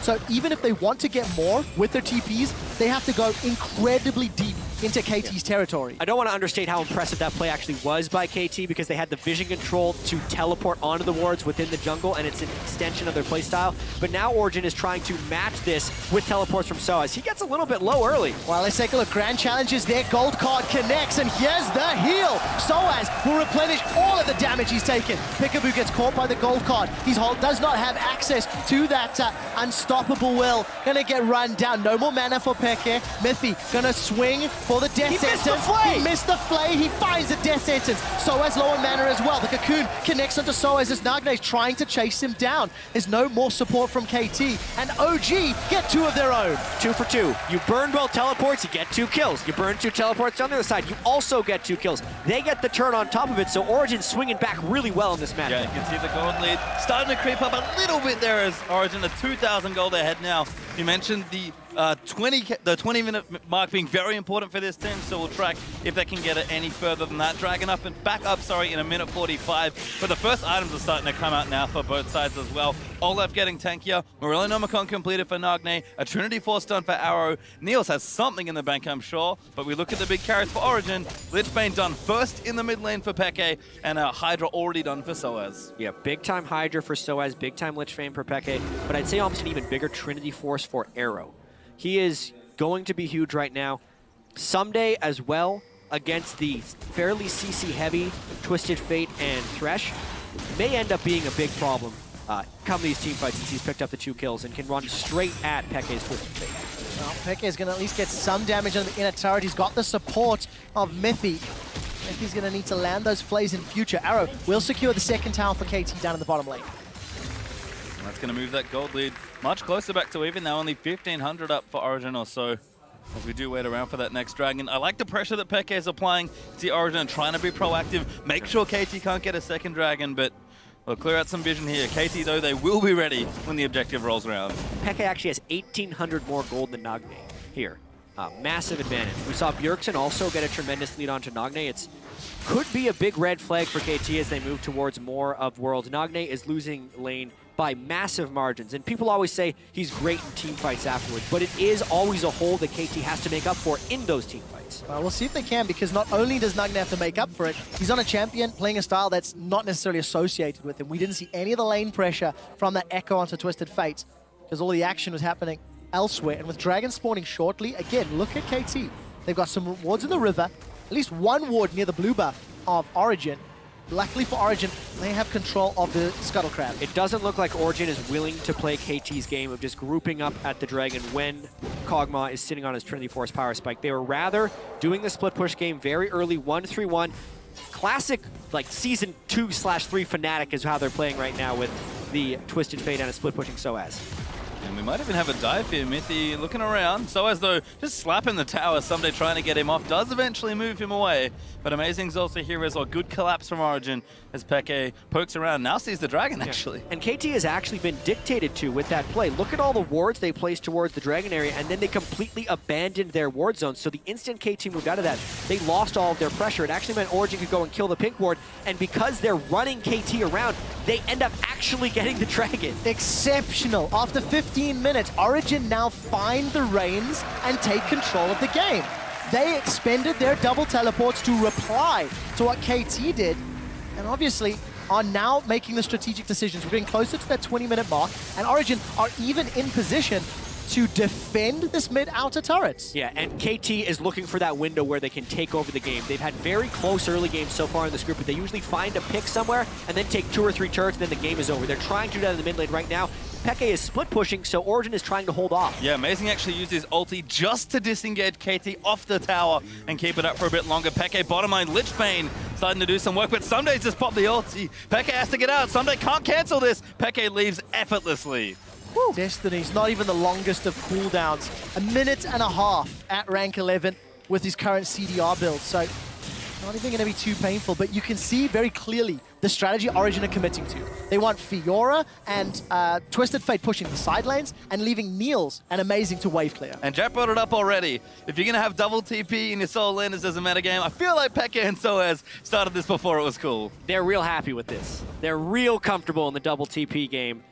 All the way back Season 1 or Season 3 World Championship. Peke and Soaz obviously weren't on the same team during the Season 1 World Championship, but honestly, KT's continue to hammer this mid lane looking for a play. Peke's actually a little low. Oh, Peke's dead! Cocoon connects as well, and Score sinks the fangs in. Amazing! Body slams forwards, yells nope, and flashes away. Parallel Convergence has gone to the wrong direction, but Nagne may still find Amazing. There is some slow from the barrel. Soaz was able to get a tower though, so they traded a kill for a tower. Grand Challenge is not going to be able to heal Soaz, and Amazing will get dropped as Score grabs another. That's that near 20-minute explosion that KT is waiting for. They play the mid lane game, they get the dive, and then on the other side of the map, Someday just outstats Soaz. He's like, do you know who Olaf is, bro? He just, nothing Soaz could do in that 1v1. And we're pretty much back to even now. We talked about Origin's leads being important, but game is practically the same as far as gold goes now. Niels and Mithy will get themselves a Scudder Crab, and Niels is actually starting to pump out damage as well. This is going to set us up for a very exciting mid-game phase with both teams having teleports,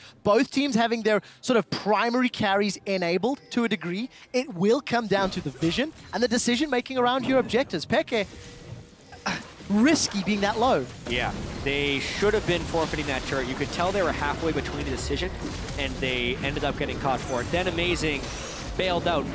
Maybe he thought he had allies coming, but that's as close to a misclick as you'd like to give a player credit for, because there's no reason to body slam him. There's still a Lantern hanging out there by Mithy as well, and Amazing's like, nope, gotta go the other way. Oh, so as, again, the ward control has been dominated by KT. It really has. He's just going to get run down. 3 members of KT chasing him down. Teleport is up, but I don't think Soaz will waste it. Is going to riposte the Cocoon before he gets sunk down. 4-0-1 on an Olaf. That's scary. And despite being a favorite, Soaz, we have seen this play pattern from him before. Origin gonna have to execute a little more cleanly on this split push if that's what they want to be doing. KT starting to find picks, starting to get more gold, and if they ever find a big explosion fight, KT can take over. This is what cost TSM their lead against KT Rolls, to being out of position, being too deep, not respecting the vision. This is exactly what the analyst desk had talked about. Origin as a team make these mistakes, and Soaz as a player is very greedy in those side lanes. He's done it multiple times against players like Hooney in the European LCS, and he's doing it now against Someday. Yeah, and I do have to point out the Rod of Ages on Peke. It's a very non-standard item on Twisted Fate. I'm guessing he's using it for a little bit of extra durability, since Someday will be running straight at him, does true damage in a lot of his damage, so Peke won't be able to get resist to stop that. I honestly expected a Zhonya's with his next item, because that's more of the thing you would use if you're going into the back of a team fight. But maybe he just doesn't expect his ability to actually dodge the CC with Zhonya's. He just wants to tank it up. I mean, probably the next item is he does go back and get himself a need to see large rod. Someday will get spotted, but he's rather tanky at this point of the game. Black Cleaver and then possibly Frozen Mallet? No, not too sure, but could do just about anything there. Got plenty of health at least built up early. 4-1 at 4-0. Yeah. At this point, so Frozen Mallet wouldn't be the worst. A lot of different directions you can go on. Sterex, Deadman's, a lot of ingredients that Sterex could be. Sterex was the one. My guess is Sterex, but we'll see. Niels, don't make the same mistake. He's got the support of Mithy, but Someday not going to look for an engage. And the pace of the game has slowed down. Again, all of the outer turrets being down. No real deep vision from either team. Defensive wards in the bottom half of the map from KT. So no aggressive posturing, and it feels like we're just waiting for this next dragon. I would have swapped it up as well, moving Soaz to his Arrow's side lane now, instead of up against Sunday's Olaf. Peke is still holding the fort in the mid lane here. Does have the blue buff and able to wave clear nicely, but Nagne also second item, Abyssal Scepter actually for a nice cost-efficient little build, and Score does get the crab. He'll be able to provide a lot of threat in teamfights with that pretty low-cost build. And I think the reason the game is slowed down right now is the 1-3-1 has been completely contained by Origin. Oh my Origin! Oh, ladies and gentlemen, here's a European special. Origin on a 22.5-minute Baron. They're rushing it Someday down. has home guard. Here so comes Someday. He's going in for it. Can he maybe get the steal? He's going to try and do something here. Origin, Score! He's going to look for it. Gets altered out by Gragas. Can't move into the pit. Now Peke going to get vision. He needs to leave. He needs a Cocoon. Gets knocked down by Nagne. No, he can't chase it. The flash is come out. Peekaboo saved him, pushed him over the wall. Origin get Baron, and they get away, igniting the fans in Paris. That is a European special there, Not Crep. I'll go with Creppa. I'll take it. Because specifically, right as the Dragon is going to be taken, there no KT. It's so clever to play on KT's tendencies in that specific way. They know their Dragon is going to be littered with wards. KT is just like, all right, this is how we win the game. We do the Dragon, we just wait for it. But they absolutely counter it. They get the teleport, they burn down the Baron, and then Peekaboo whiffs on his headbutt combo.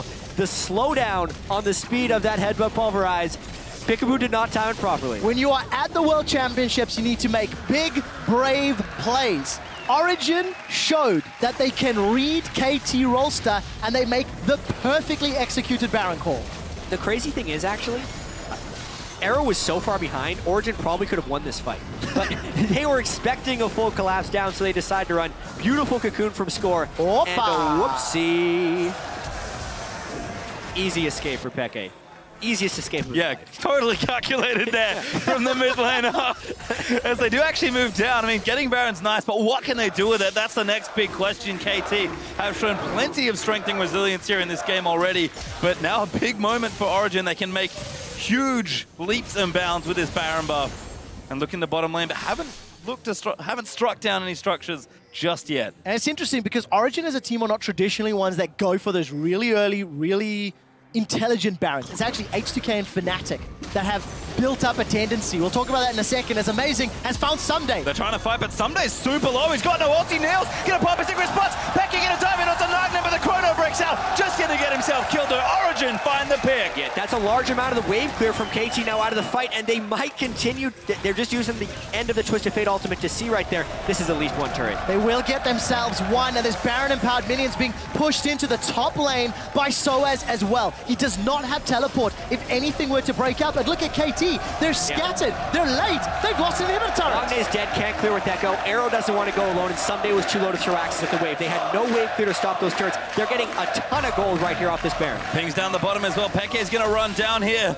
See, Twisted Fate does so much damage to turrets. Peke going to do a good job taking this out. Niels, he's hanging out in mid lane, just doing it on his own. Going to go in onto Score. First crit's good. Spell shield's not quite there, but he does get pulled away to safety. Gets a lot of damage onto the inhibitor, and Origin now have a 3,000 gold lead. Baron still a couple seconds before timing out, but what a great play. Origin need to get deep vision down, and they need to rinse and repeat to get these lost outer turrets down. Yeah, there were several weeks of intense preparation going into each one of these team matchups. And you said, Quickshot, that Origin wasn't that team to kind of do the really aggressive early 20-minute Baron calls, but specifically against KT, it just feels like something that was prepared. The way Origin has been drafting throughout this entire group stage, meticulous team compositions to attack teams' specific tendencies and weaknesses, and this was actually a play designed to punish KT's strength, which was vision control in the Dragon area on repetitive fights. It's awesome. And they're executing excellently on top of it as well. Origin do find themselves with a nice lead. It's not massive, but it'll have to do. The Baron's one off and will reset for the next few objectives. Origin, though, have carved themselves up a nice spot to fight if they want it, so it's a matter of can they continue the momentum they've built. And the thing is, we're still early enough in the game that even though that inhibitor is exposed, it is still incredibly risky to go for it. So yes, despite the advantage being with Origin after that Baron power play, it's going to be very difficult to continue capitalizing on. KT have repeatedly shown this game they can make strategic calls to slow down, shut down, and stop Origin's pushes. And that's what they're going to need to rely on. It's interesting to see some of the itemization. That Sterex was completed by Sunday's Olaf, but a dead man's plate on Score's Elise. Yeah, well, he can slow once he repels down on him, and he catches Peke with the extra move speed. And just dead again. Peekaboo's got a nice, really big target on Peke's head, apparently, because that's twice now that he's been caught out by the Alistar. Didn't miss that combo. KT gets so many picks, and it generates so many plays for them. The entirety of Origin's advantage is actually off that Baron power play, and KT's fighting right back. Both these teams are just throwing haymakers at each other. Now KT going to look to try and push down the same turret Origin have already got. They'll line things up. Arrow nice and aggressive on the front line. Decent ulti back. Peekaboo's sort of caught out, but Nagne has to phase dive out of the way. And no fight just yet. Origin will defend. 12 seconds now on Peke's ultimate, so it will not give them an inhibitor turret. It was a nice pick, but it gives them one turret and the gold for that. they actually don't even get too much vision control off of that play either. They have some nice wards towards the mid lane, but if Origin stretches towards their jungle, they go back into fog. Maybe it is a little too early to mention it, but Soaz has already tried to backdoor Nexus once in the group stages here at Worlds. There was a ward a few moments ago in the exposed inhibitor from KT, and with 2 teleports and a Destiny, if Origin see another opportunity, some breathing room, some space, they could make a play on one of those objectives. But look, a minute 20 for Dragon, a minute 20 for Baron. We know what happened last time. Yeah, at this point in the game though, Arrow and Someday are also ridiculously strong. If they can ever run free in these team fights, so basically if Arrow isn't instantly gold carded by Peke early in a fight, he can shred any of the tanks on Origin, because Origin's mostly running a tankless team. Amazing with a Dead Man's Plate, not that tanky of a dude. On top of that, that's all they have. I was going to say that's it. Yeah, that's it. It doesn't go anywhere after Everyone that. else is squishy. The thing is, Mythy should be getting towards that Zeke's in a few moments as well. But if you look on the bottom, Amazing has found Pickaboo, and Some Days on Soaz. Yeah, another fight, but Someday wins again. These duels, funnily enough, not going to the duelist, as Peke might have found a catch. Arrow could be the one they get. They'll nail it. There's so many stuns to send to Bangkok more. There really is. Now they turn their attention to score. Where is Someday? He's already used his Ghost and Ragnarok. With Dragon up in 20, Origin may be happy with the 1-for-1 trade if they can get more objectives. Yeah, we call it a trade, but it was actually just 2 plays made separate from each other. Origin capitalizes knowing that the Olaf isn't there and just goes all in on Arrow since the damage threats are dead. And so it just loses another duel to Someday. Someday is carrying his heart up this game. To see if Someday can get KT back into the game. Dragon has been started. Nobody from KT is around to challenge this one, but they are maybe trying to clear some vision, at least set up some vision around Baron to prevent the double Baron Dragon play. Seen this play before, but it's KT this time that find themselves around the Baron. So it's going to go back to bottom lane. Does have his TP, so can make a play and move into the Baron if a fight breaks out. Origin can also just try and shove up mid. Mythy and Niels are already there. Yeah, it's an exposed inhibitor, so KT actually has to respect this. One thing that Origin is doing pretty well to get around KT's spectacular vision control is the fact that they know where the vision is superior for KT, and they're trying to draw them away from that point again and again. Obviously, Origin is still getting pretty heavily punished by KT's amazing ability to find picks, as we can see by the large kill lead that KT has. It's just a great game to watch. Next big mistake can determine the entire outcome of this match. Score will find a cocoon on Amazing. Pickaboo's decided to go in. There is support, but the death sentence hits. Yeah, they are going to look for Peke around the side. He wants to flank. Great ult there by Amazing. And now Peke strikes. Looks for Nagne. Poured in from Soaz, but Someday's coming as well. Score is crazy low. It'll get knocked off. Soaz will challenge Nagne, but Amazing's getting shredded. Arrow up to the sides, firing. And it's just 1 kill on Pickaboo. Hook barely connects. Nagne and Score are so low, but the Destiny's being channeled by Peke. Where will he go? Holds on to the cooldown. Soaz gets into the fight and gets a kill. And Amazing's forced back, but it will be back relatively shortly. OG have a small window here with a 5v4 with Pickaboo dead and Score running back up from the base to try and make something happen. Really tense moment in the game right now. Oh, just got Arrow! What is he doing out there? Nails got it, now Nails going back in, gets a good onto Nagne. What is so near? Pops a spell shield and just collects it anyway. That has to be Inhibitor and then Baron for Origin. A massive misplay from KT. Something that is so out of character. You just don't expect them to make that mistake this late in the game. But Origin, the stage, everything can contribute to people making mistakes. It's the human element of League of Legends, and Origin capitalizes. Yep, they'll get the mid in him. Niels been so good already. We've seen him on Kalista. We thought his Sivir was going to be good. Can confirm, still pretty good here on the world stage. What great positioning from Origin. They find themselves an opportunity. Peke narrowly dodged that undertow. We'll have some support, but no Baron from Origin. Let me take that back. They have started it. Yep. Teleports not available, and this should be secured safely. Safe, secure from Origin. We'll have to see what encouraged Arrow to walk so close to the brush, because that was just disastrous in a game-turning event for Origin. They have had heavily superior objective control to KT, which is such a feat considering they have been consistently losing the vision battle. Right now, though, is a time in the game where they finally have superiority in that regard. So we'll have a bit of a breather now as the teams go back and reset. But Origin, after that, Baron are going to look to quite possibly finish off this game. They're 7,000 gold ahead now to watch this again. Yeah, we catch the tail end of that one, but there was just a smattering of wards there from Origin, and he walked into a ward that was pink ward, a brush that was pink warded. Niels then goes to finish off Nagne routinely. Zeke's Harbinger for Mythy. If Niels wasn't dealing enough damage already, going to be amplifying that opportunity. And yeah, and the item thresholds that Origin have hit are massive right now.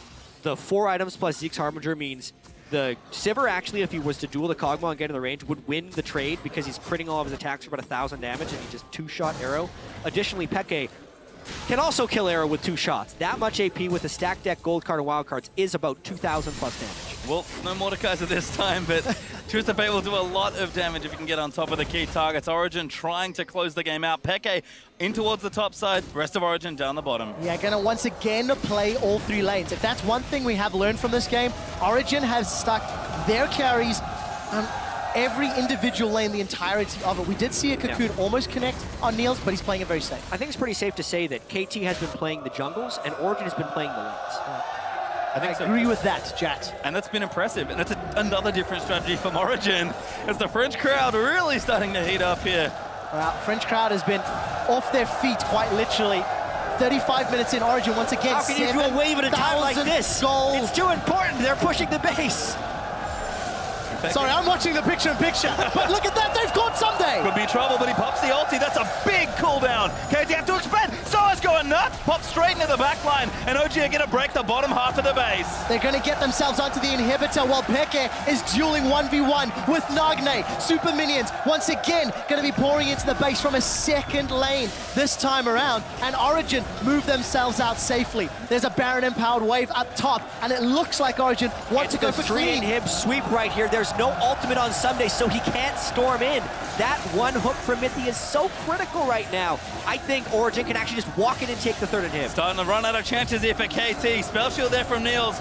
We'll try and dodge the Cocoon. Soaz, we're going to close the trap. This is so dangerous for KT Rollstar. It really, really is. The more time they spend trying to defend that top inhib, the longer the Nexus turret threats. Someday's Ragnarok is up now, so if they wanted to stop it, they'd have to go, but he's on the other side of the map dealing with Soaz. Origin just splitting KT open. And look at that gold card onto Peekaboo. He's already used the Unbreakable Will. Nagne's gone in, forced back out with that Chrono Break. We do see Origin supers in 3 lanes. Will they back out and play it safe? The answer seems to be yes. They've accrued a lot of gold, over 1,500 on multiple members. And with supers in 3 lanes, it is just a patience game. Work with the map, work with the minions, and then take down those last turrets. Yep, Dragon even coming back up soon as well. Origin can take a 4th and threaten the 5th if they need it to try and close out this game. At this point, it is Origin's game to lose. They have every bit of the map under control. This has been a thrilling game, I have to say, and Peke has played out of his mind. Twisted Fate is an excellent champion to pick a snowball when you're against Nagne, who has never been able to pressure his lane so far at Worlds. And even on an Assassin, Peke had total lane dominance on Twisted Fate through that. And the most impressive thing here is KT was playing to so many of their strengths, continually getting picks again and again in the jungle, and they would get advantages for it, but every time KT got an advantage, Origin would answer back in turn. Yep, rock, paper, scissors. It's just been going in a loop that eventually ended in a very giant rock, crushing KT's chances. If and when Origin close this out, they will be 3-0 in the group stages. You can hear that crowd really amped up for one of their favorite teams and their favorite players. Souls has gotten so much love. You can see OG. Nice little power play there on the Baron. Not massive, but at this point, you don't need much more than that. They were taking down inhibitor defending turrets, which don't actually give that much gold. So really critical moves. They got the inhibs out. That I think that's the true value here. Now 3 waves of super minions, split up team from Origin. Basically, we just need to track Someday's Ghost and Ragnarok, because that seems to be the thing that would make a difference in this fight. I think Arrow is basically dead because Peke can ult him, unless Someday somehow stops Peke. Well, mid inhib does come back up as well, but Origin just going to knock it down about as quickly. KT really don't have any time left here. If they're going to go, they pretty much have to go now. Look at the supers on the mini-map. They're about to hit those Nexus turrets. Neil's taken a couple of pokes from Living Artillery, and Origin have split up their forces. They're not running the risk of getting grouped up by Undertow or by that Pulverizer Peekaboo. Chipping away. That inhib will fall shortly. No need to get impatient here for Origin. Have all the time in the world. Maybe Peekaboo can get some type of pulverize on a Peke. They're just looking for the opportunity, and Origin needs to make sure not to over-aggress. And minions will do the work for them, supers will draw threats away, and then they can take the inhibitor. Be one last stand here for KT. Neils, another great spell shield. Just goes in for the turret. Now Nagno diving in. Forced to instantly chrono break his score. He'll have to repel out as well. Mithy zones him out. Peekaboo caught. Eats a hook. Massive pulverize there. But they're just going to peel away. Peekaboo's dead. He's definitely dead and will get the heal as well. 5v4. His minions onto the Nexus turrets. Origin pushing in with the numbers advantage. The Nexus turrets both below half HP. The final stand from KT. I don't think it will be enough. Niels is hammering away on Someday. He's got 2,000 hit points left. And now Nagne diving back in. He's desperate for a play. So's going to rip him to pieces, though. Damage out. Huge hook from Mithy. Peke flashes in. He wants it, but they'll get one turret. They will. They'll set their sights on the next, and Origin are on to the Nexus. Origin will place first in Group D after taking down KT Rolster. And with the crowd behind them, Origin go undefeated.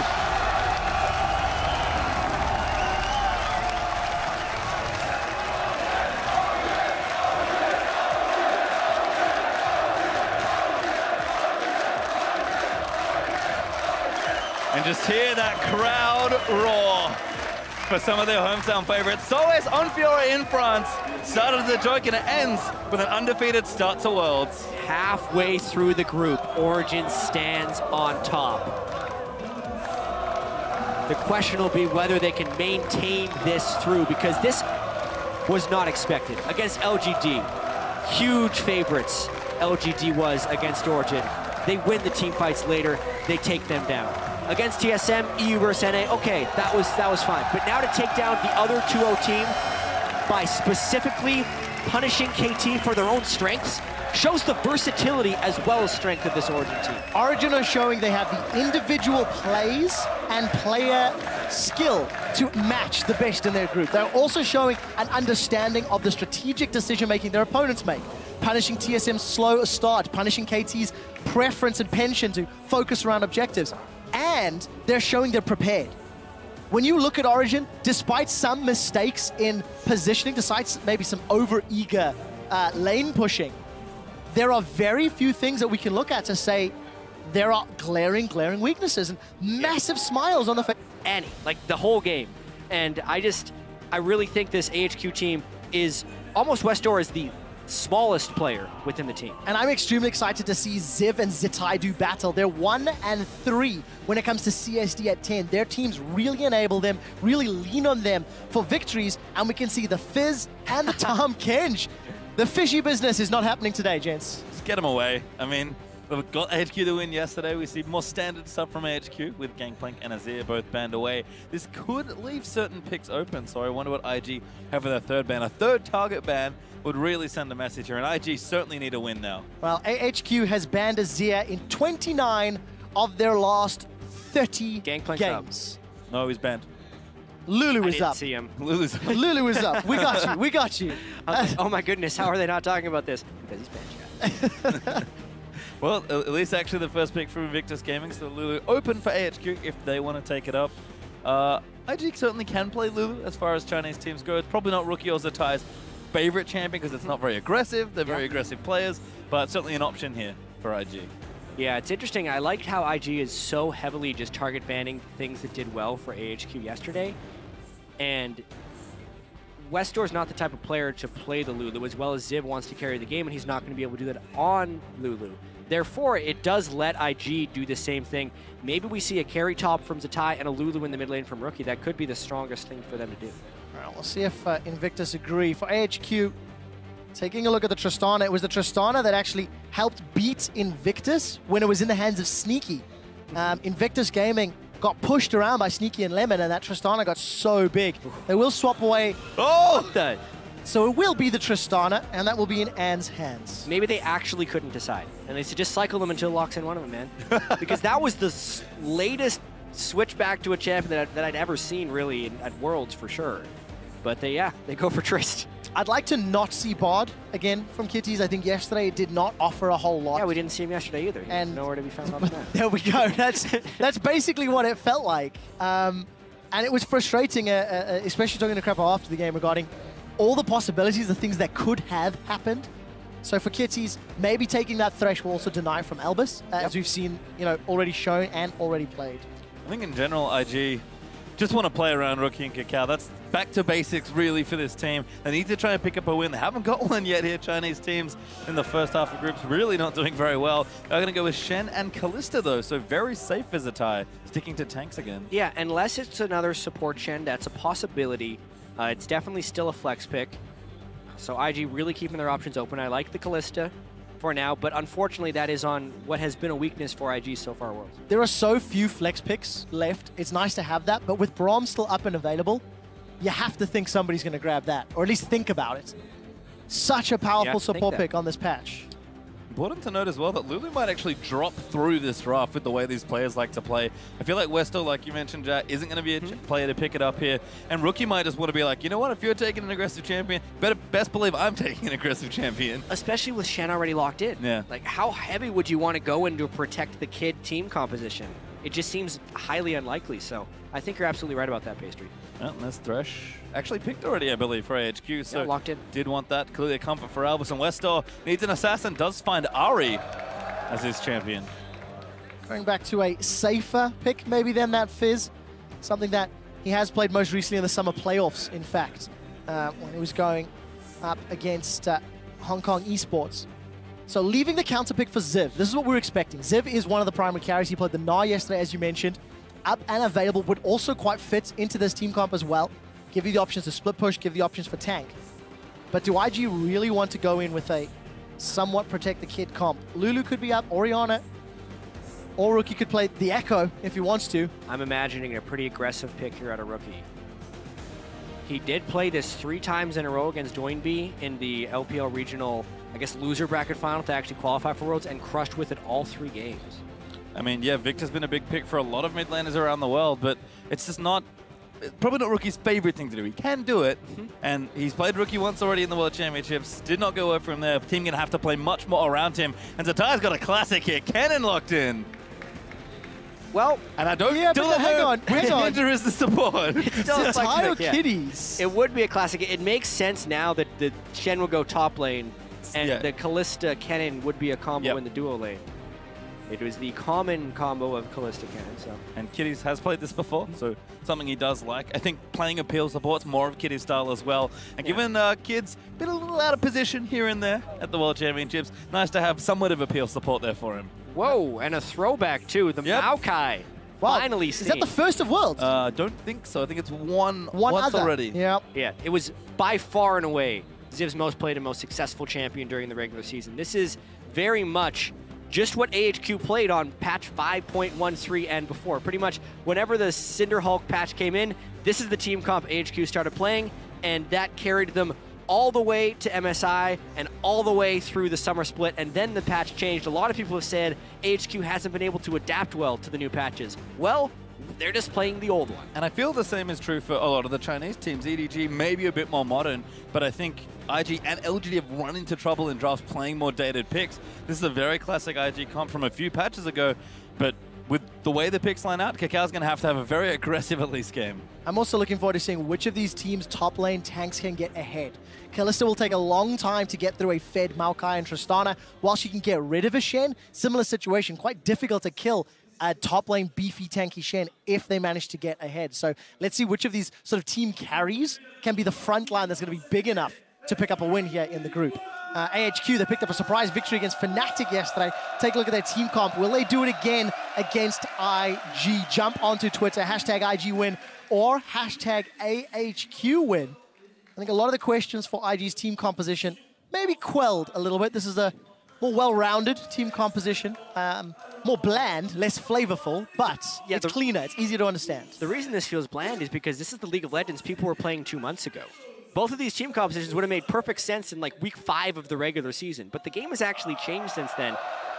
And I think this is one of the reasons these teams are sitting at the bottom of the group right now, is because they're playing the old champions. But right now, obviously, if IG wins, they need to win. They would be 0-3 and actually match with LGD as a Chinese team at the bottom of the group, which they don't want to happen. And on the other side, this is a huge opportunity for AHQ there as well. They surprise comeback win against Fnatic yesterday. If they can win here, they'll be 2-1 and I think second in the group, which is great for them, who probably came in with maybe lower expectations, but have certainly shown up on the world stage so far. Yeah, well, a lot of people were expecting AHQ to actually maybe, I think maybe in some places be stronger because they were so dominant in the LMS, because they dropped 3 games all summer long. It was an incredible run. And now we need to see a slightly different flavor. Westdoor not on Fizz for the first time at Worlds, but on, again, a stylistic preferred champion. And the big question I think AHQ has to answer is that are they a one-patch team? Because as long as the Cinderhulk meta happened, there were many patches in between, but I don't think large sweeping changes really ever affected AHQ. And now all the small changes throughout the regular season, as well as the large changes that happened between 5-13 and Worlds, ends up in a big change. And AHQ now has to play in this world. Well, we do start things off with a lane swap, as we do see Arn and Albus going up towards the top. Double jungles will happen as well, as a Westdoor and a Rookie will face off. You can see Rookie already playing aggressively. He's certainly played this matchup countless times. He's been a big, strong player coming into the tournament. We'll see if he can have a breakout game here. It's going to be a little difficult for Victor to find opportunities later in the game with the front line of Rek'Sai, Maokai, as well as that Thresh. Flash cleanse for Rookie, Flash Ignite for Westdoor. There are no teleports this game. It's the first one of the day. I believe the 14 mid laners have taken Flash Teleport mid. It's a pretty good win-loss. Yesterday, Westdoor brought Ignite as well. Yeah. Very singular play style when he wants to play here. Ahri, though, is one of the most mage-like assassins. It's a very flexible pick, I would say, because it's not just good at picks. It can also have some strong success in team fights. So even though Westdoor does have a small champion pool, the champions he does pick end up being relatively versatile. And he's certainly used to getting banned out back home as well, so had to extend it by at least a bit as Kidding Kitties. Sweeping some minions out here in the bottom lane. See if he can come down now. Oh, yeah. The tie, though. Well, that's 4 people, so unless he leaves now... Yep. You did it. Woo. Very reminiscent of what we've seen in the European LCS a lot. Early tower pressure.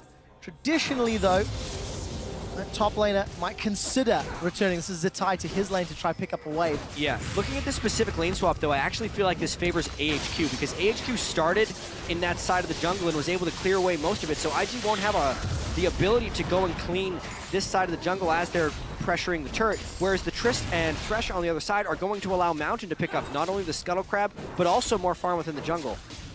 I could be wrong about the actual start of this game, but that's the way I see it right now as far as what they can pick up. Well, we do see Kid and Kitties hammering away on that tower. Ziv is being starved of resources, but as is Zatai.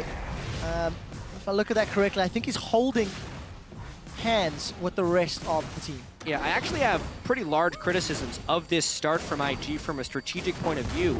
If they're going to do the 4-person turret dive, they need to take control early of the 2 quadrants of the jungle that hug the bottom lane. If their play is to be bottom, because they allowed AHQ to start specifically in their jungle, clean out the blue buff and all the assigned things, and now you're seeing Kakao level 2 just now picking up level 3 like 4+ minutes in. Mountain gaining a large experience advantage because of this stuff. And it's rare for Kakao to make this many pathing mistakes, but again, it's been a tough Worlds for him. He's got kind of 2 styles. You farm a lot or you gank a lot. This one is kind of going to do neither. He's going to have to catch up in farm now after the start from IG. Well, tried to gank, but setup wasn't there for the gank to even happen. And Kakao, probably the most talked about jungler in many ways coming into this World Championship. So much expectation on his shoulders and criticism of the team and how they play around him. Really enabling him from the LPL, but this time around, strategy didn't pay off. So it does mean the tower trade has been even 1-to-1. It looks like we're seeing a bunch of recalls, so I want to see how the lanes sort of settle down, but as it stands, advantages for HQ in terms of farm. Certainly is. This Mountain getting quite low, but continuing to hard farm out his jungle. Rookie doing a decent job moving Westdoor off this wave. This is one of Rookie's specialties as a player. He's an excellent duelist 1v1, and he constantly forces people off waves in mid lane, which is very impressive for a short lane. Yes. You can see it hasn't even really cost him many resources. He's sitting on 2 biscuits still, has nearly full mana, whereas he's burned Westdoor through all of his potions already with a 13 CS lead, as well as the lane is frozen. Rookie is destroying this lane. And this is what we expected from Rookie coming into the tournament, so a good start for him, but can he continue it here as we move through the rest of the game? Like we said, he is going to have a big game here. Yeah, my eyes are also going to be on when Ann and Kid eventually go toe-to-toe. Because of the early trade and the fact that Ann wasn't able to pick up a lot of CS, he's got that pickaxe. So the power curve for Kid on Kalista, picking up the Cutlass and then eventually recurve bow, is actually more favorable. It'll be a long time before Ann can pick up that BF sword. So if they do trade, can play out. Cacao Mountain wants to have a party, but Cocoon doesn't connect. Yeah, got to recalibrate that one there for Cacao. His vision will go down. Kitty's actually doing a lot of walking and going back up to the top lane as AHQ looking to descend on the bottom lane because he's a Ty wants assistance. He'll leave the area, but Justana very good at taking early turrets as well. Yeah, I think Shen and Maokai are two of the hardest champions to dive in lane swaps, but also IG has sent assistance right now. But they're going to attempt the dive anyway. Teleport comes in from Zib. This is a 4v3. Kid is a mile away. The Flay comes out. Zitai manages to get a two-man taunt. Kiddies has backed away. Rocket jump forward from Ann. He gets himself first blood, and AHQ pull off a beautiful dive. Albus is going to die. I take back. It was not beautiful. It was messy at the end. 1 for 1. I love Arn's play there, just going straight in on the rocket jump for the dunk. Does hit a tower hit on the back end as well. I was with you, Quick Shot. That dive was so well executed until he overtanked the turret. It's the strategy that AHQ and the style that AHQ plays through most of the year. Just pile down bottom lane and get on the kill. So everything was working out great until Albus gave one back. Risky here for Arn to stay as well, but doing good damage to the turret. Zitai and Cacao going to clear out what they can. But Arn having a good start to this game. He can see Westel, though, forced back all the way to his turret as Kid, busy taking this turret, might get it on this wave, might have to wait for the next one as it arrives. Yeah, big advantage for IG, though. At least they'll get this additional tower, some additional gold. And his Kid has been left uncontested, sitting on 1,300 gold, as he will now get the support of Kitties. And down in the bottom lane, Arn and Albus now, they're going in. The taunt actually connects. The death sentence finds Cacao. Tower is still alive. Rappel goes up and Cacao goes out. And that could have gone way, way worse for Arn and Albus, but they get away unscathed. Yeah, the Cocoon hit the cannon minion from Cacao when they were trying to chain the CC with the Shen taunt. Otherwise, that actually may have granted a kill for them onto Arn. Either way, it gets both summoner spells, and now, because the kill was not converted, they will get the turn. Yep, Arn is going to pick that up, so we'll have trades here. Kid still working on the top lane tower, but looks to be going down relatively soon as, yep, there's a couple hit points left. So trading tower for tower, we heard Mountain use the Void Rush, and they've now set up around Dragon. So AHQ, no waves to really push out. We'll get an early Drake on the board. Yeah, I have to say, AHQ, strategically and in the side lanes, is winning this game. And the thing that's keeping IG in this one is Rookie's dominance of the mid lane without any jungle assistance, just winning the matchup substantially. And it's funny, because we used to look at Rookie and Cacao, even when they were back in Korea on the KT team, and think, oh, their synergy is so good, they just punish mid lane and jungle synergies. I already mentioned, Rookie is an excellent 1v1 laner as well, so all this swapping is isolating him here in this lane and letting him shine. This is what we expected from Rookie coming into the world, and he's finally showing it here against Westel. He's going to have to show a whole lot more to help bring up some of the pressure from the alternative lanes. But truthfully, it's not really yielded a lot. 6 CS difference between top laners, nothing between 80 carries, with the exception of that kill for Ann. So still a very, very close, very even game. And quite a slow tempo in contrast to the previous game that we just saw from Origin and KT. I expected this game, honestly, to be much more aggressive. So the fact that we've gone to a very long lane swap with lots of tower trades is interesting. Yeah. I wonder how much experience do the teams have in this spot, and what else can they do? Is AHQ looking for Zitai, but he's already backed off. Yeah, I expect AHQ to continue to push the tempo. They will want to get some roams off from the mid lane, and every time Ziv's teleport is up, I think they're going to be going for a play that centers around On. So I think we're just kind of waiting for these things to come up to get the bloodiness factor back in this game. I also like them using Tristana to take the tower where Shen currently is. Go to the source of the global, remove the possibility of a counterplay, remove or reduce the likelihood of all of a sudden a Stand United gank coming into play. The problem is Kid and Kitties are pushing all the way to the inner turret. KOO's there for support, so you're going to most likely trade inner turret for inner turret, it looks like, as Ziv's going forward. He's stunned! Oh, good stun there. Great Cocoon to follow up. Ziv, he's in trouble. Kid's going to get himself a kill. It just looked too easy. It was. There were no vision control within their own jungle. The deep wards were there by IG, so they knew it was a relatively safe dive. And they also had a Shen ultimate if anything were to go a little bit wrong with the dive. Nice move there by IG. Now this is something I've actually seen before when the teams trade inner turrets so early on. It actually ends up stagnating the next few minutes because the risk of pushing further just continues to grow. We may see the next action maybe around the next Dragon because you can assume IG will have a rough timer after they lost their tower and they may be willing to commit to a fight, which is something that both IG and AHQ have shown a penchant for during the regular seasons. Well, certainly have as Mountain gets out of the way. Kitty's going to collapse the tunnel. As Mountain goes back to his jungle to farm things up, taking a quick look at that gold lead. Still real even. Rookie, the only one doing exceptionally in these lanes. Morello Nomicon versus Mark II Hexcore right now. Yep, and I do kind of want to mention Mountain's play so far in this game. It's pretty much exactly what he said in the future. He'll pre-plan his jungle route, use his knowledge of the opponent jungler to out-farm and get strong from farming. And that's... And build Cinderhulk. 16 CS up. You'll have Cinderhulk, and he has a 400 gold advantage on KOO, despite KOO being up a kill. And KOO again, he's also going Cinderhulk, needs to be more of a frontliner for his team. This is not the same aggressive KOO. It's actually caught Albus. Could be trouble there as the Flay also comes in. Now Stand United's going to follow. The flash is good. Box was good as well, and he will get to safety. Does manage to get out alive. There's still some pressure in the jungle. Actually, it's pressure in mid. Rookie's going to chase forward, throws down the Chaos Storm, but Westall forced a Spirit Rush away and burns Flash as well. There's now an open mid lane turret. The mid lane pressure is what IG is trying to work off of. Rookie's advantage. Let's see if they can get anything here. Well, they're going to start things off here under the tower. Hook is good on the Kid. Gravity Field's going to follow in, try and zone them out. Mountain does get stung. Kid's forced to flash out. Well, there goes their pressure right away. Manages to get away alive at least, but does burn his Flash. Yeah, so unfortunate move there by Kid, kind of negating the advantage that Rookie had acquired in the lane.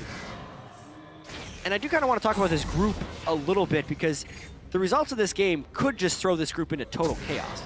Obviously, we have Fnatic and Cloud9 next, which is two 2-0 teams. One team, well, no, sorry, it's a 2-0 team versus a 1-1 team, correct. So there's a lot of, Zatai's going teleporting. Looking for a big play. On, gets away, nice buster shot right in the air. And Zatai's like, okay, I'm done. Hashtag not worth. Yeah, so depending on the scenarios, like if Fnatic actually beats Cloud9 and AHQ can win this, we would have 3 2-1 teams within the same group and an 0-3 IG. But if IG also wins this one, there's a potential they're only one game out of first. So anything can really happen still in this group matchup. And IG, it makes this game even more important because they're the ones in danger of falling really far behind. There's possibilities of multiple 2-1 teams, and there's possibility of multiple 1 and 2 teams. Yeah. Cloud9 could realistically go 3-0 if they keep up this Miracle Magic run.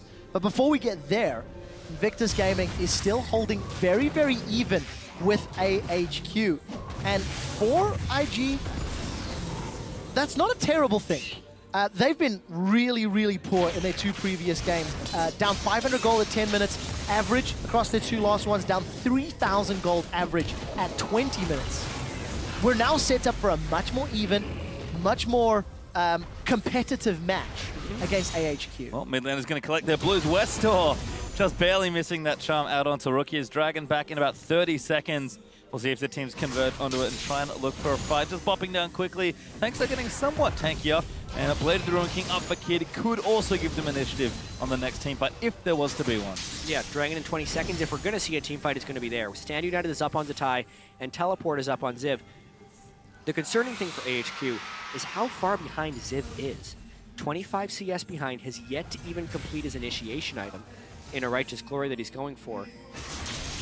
And additionally, Westor is not strong either. Ziv's the guy who carried their win against Fnatic and has been described as a guy who just strictly doesn't lose lane. But because of the way these swaps have worked, he's falling behind. Yeah, and that CS discrepancy is also matched by Rookie against Westor. So the 2 primary carries for IG in Zitai and Rookie are ahead. Uncontested Dragon here as IG will even it to 1-1. AHQ show face, but they're simply too late to contest. And some golf claps from the audience. Yeah, good news there for IG, as they will equalize those Dragons. One apiece now. They might even look for a fight here. A pick could give them a tower here as they do shove out mid lane, but again, a very much slower game than maybe we expected. And with the way teams have picked, a little outdated, sure, but certainly very safe in how they've approached the game as well. And of course, because of all the pressure on those inner turrets from 5 minutes ago, the teams are still trying to find a safe lane to farm in. You keep seeing Zitai pushing up the top wave to about the tri-bush, and then he has to back away and let Ziv catch it. You can see in the bottom lane now, An has just gone to catch the bot lane. So we're going to keep seeing these lanes being challenged and pressured. But for AHQ, a small misstep, maybe. No, take it back. IG not going to commit to get tower damage down. Ahri has spectacular wave clear, as does Victor. It's really hard for either one of these teams to get actual turret pressure. And despite the early advantage that Rookie had, Westor is clawing his way back now, even with Morel and Almacan on Ahri. So he will be a threat to Kid in team fights as well. This game is very much going to be decided by probably Dragon fights. And Ziv's also caught up as well. So AHQ all of a sudden back in and actually have 1,000 gold up right now after all those last few movements. An does have an item also coming through his Mountain. Gonna take away the Raptor camp. 900 of that gold lead is concentrated on Mountain though. Over Kakao. Rek'Sai not necessarily known for his scaling. So I would say as far as gold distribution goes, the fact that there's mid lane gold on Rookie is slightly more advantageous. Luckily for AHQ, Mountain's getting a little beefier. Got that Cinderhulk, got 2 Ruby Crystals. Also got the fan support behind him. Yeah. Very close vote there between the twos. Really heating up towards just a big mid game here. Dragon down, of course, means probably not too much action given the pace of the game so far in the next 5 minutes, but they're going to get tankier. It's going to be very traditional looking League of Legends here. No big carries, no juggernauts, just play front to back, tanks in front, carries in the back. So, Pekka and Soaz take us a few years back with double teleports and split pushing. And IG and AHQ take us a few years back to 20 minutes of laning and then team fights to determine the victor. Yeah. It's a World Championships, Jack. We're having a history lesson with teams from around the world. The analogy. So when Origin does it, it's awesome. But when AHQ wants to throw back, it's suddenly boring. What's up with that? What I do like about it, though, is the team fights are going to get chaotic because everybody's getting to these power spikes. Kakao, wow, you don't have a lot of support. Kiddies has gone in with a slicing maelstrom. The box has gone down, and they've caught Mountain out. Yeah, Mountain now going to look to that. Kiddies will get it as Westor trying to find the flank, but IG get the pick. What else can they get as Rookie eats the chum? Yes, that's the whole gold advantage just gone. He gets evaporated because of the way it started. And a brawl in the top lane as Ziv interrupted the Stand United. Wow, the flash taunt does connect, or taunt flash rather. Ziv is now running back to lane, just gonna get the siege minion and some sustain. He's even gonna dash forward, but I do think Zitai will run him down. Oh my God. The taunt hits the wall. That's a face plant of note. Ziv's gonna look for some more sustain. If a Vorpal Blade goes out, there's more regen from the passive. W again. This is fantastic. Snap magic is not enough. Maybe could have run further away, but Kid was there to close. That was ridiculous. That was just an absurd fight. It all started, though, because Ziv did want to interrupt the Stand United, so that was a continuation of the pick that IG found in the Dragon area. I actually thought that Ziv was just going to get farm, and then I was like, he could actually escape off of this. This is amazing. And then he actually should have just continued to farm. I definitely think somebody has to hit that up with a hashtag PTL or hashtag Penta, because that was one of the most interesting top lane duels. And again, normally the top lane duels are really exciting right now. There's Juggernauts smashing into each other, Soaz is running headfirst into an Olaf trying to fight with Fiora. Instead, it's all the way back to Shen versus Maokai. The fights are long, tedious, but very amusing. Well, Paisley, 2 minutes until the next Dragon. AHQ snuck the first one after the lane swap played into the bottom half of the map and into their favor. Then IG took an uncontested Dragon, where AHQ was just a little late. They didn't really show any signs they wanted to fight. I feel like now they will. Look, they've grouped up middle, a minute and a half to go, applying pressure on this outer turret. Victor's waves clear is good, but against 4 members, it's risky. Yeah, he can't get close enough to use all of his spells there. He's just trying to spam down the turret and the flank. Good flank. Kitty's here as well. Massive ulti out there from Cannon as the slashing Maelstrom pops up. But it's called used. Double knockout after the gravity field. Top from Zatai. Mountain goes down. Ziv is low. He will fall as well. Massive fight right there for IG, and it's because Rookie held out for so long. AHQ wanted to take the turret down and then retreat, but they overstayed because they couldn't get the damage down, and it gives time for IG to get around for the flank. They do manage to get the team fight, they get the tower, and they can even peel back to get some vision around the Dragon Pits. I'm trying to look at wards. Only Sightstone is with Kitties, so a little unfortunate that IG can't get deeper vision. And you can see AHQ's ring just beyond the Dragon Pit into the red buff area of IG. Yeah, seeing this fight again, the Ken and Callista combo is awesome, but the Callista is actually pretty far away at the start of this fight, so Kitties has to do it himself. Finally, when he was about to die, it gets triggered. I love the fact that Rookie also had the presence of mind to put down the gravity field during that to get the double stun. And then Kid, he just gets so rewarded for being so far away at the start of the fight. Double kill at the end. And I have to say, Zatai Shen, not something we would maybe consider to be a big pick for him. He's much more of a carry player, but I think the fact that he's able to make very obvious plays with Shen and then still be a threat with his split push is actually making quite a difference. Kakal's also nailing these cocoons. So that frontline initiation that saw IG get so much success and set up their carries is finally seeing a bit of play here. We've not seen any of IG's carries under threat. They are the ones that are dictating the tempo, they're the ones making the aggressive positive plays, and AHQ are scrambling. The first positive play AHQ tried to make in the last 5-6 minutes was that mid lane push. They didn't necessarily respect or ward their flanks appropriately, and then they got punished for it. So I quite like Kitties. He's playing forward, he's using that ulti very aggressively, and the rest of the team is backing him up when he does. Dragon does go over to IG now, Masol. That's 2 of 3 here in this game. Maybe that's something they can look forward to as far as win conditions go, but items are really in IG's favor right now. They can just look to fight, although Westo on the other side, certainly not too far behind. The Luden's Echo, very common Aria. He's really caught up in CS on the Ahri. The person who hasn't caught up, though, is Ziv, and I think that's so core to AHQ's strategies. When they're trying to get ongoing, they really need a big tank to jump in the backline and kind of buy time for Westor to find kills and On to have strong positioning in the backline. As long as Ziv is behind in this game, I don't think AHQ is actually comfortable making aggressive moves. It's significantly harder for Westor and Ahri to get behind and blow Kid up than it would be on a champion like Fizz or even a champion like Twisted Fate. So positioning is going to be so key. We're still even in gold. You know, we've crested 22 minutes. IG, in their last 2 games, were down 3,000 gold on average. This is a much better performance. It is, and it's such a deliberate game from both the teams. Never mind, Rookie may be caught. Charm lands! Hook! Oh my god, that cleanse! Oh. And the max charged explosive charge isn't enough to kill, thanks to Zatai making that nice ultimate in right as Rookie needed it most. Jeez. Certainly did. As they'll now clear out the lane, since they're in mid, and actually Kid's in the top lane.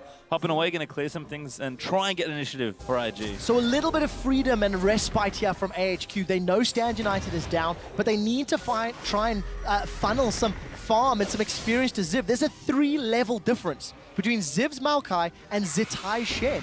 It's 30-something CS, and look at this, 23 minutes in, taking a page out of Origin's book maybe, knowing that, you know, the Void Rush is down, knowing Spirit Rush is down, they're in the dark, and this looks so safe with the Rex side. Well, this is just Callista. This is much different in my opinion because it's a lack of vision control. They finally figured it out, and this could be a post-Baron fight if they want it, but Ziv does not have the tankiness to engage. Zatai's sort of on the wrong side now, but they actually are chasing Ziv, I believe, who's trying to get out of things. Kitties has found him, needs the stun. Doesn't quite get the last Q, but and very strong call from IG, much different again from what we've seen. That was an excellent Baron. Well, this group is getting more and more interesting as IG are finding some stride, and AHQ, can they do it again? They were behind Fnatic yesterday, a little bit earlier in the game, and they managed to claw it back in.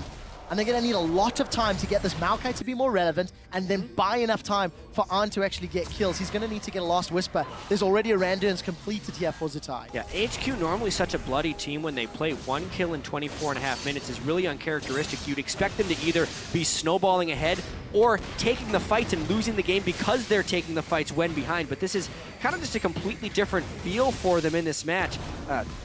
Really strange watching this game after knowing a lot about AHQ. Yeah, and especially for AHQ's team composition, it's going to be so difficult to deal with these Baron minions.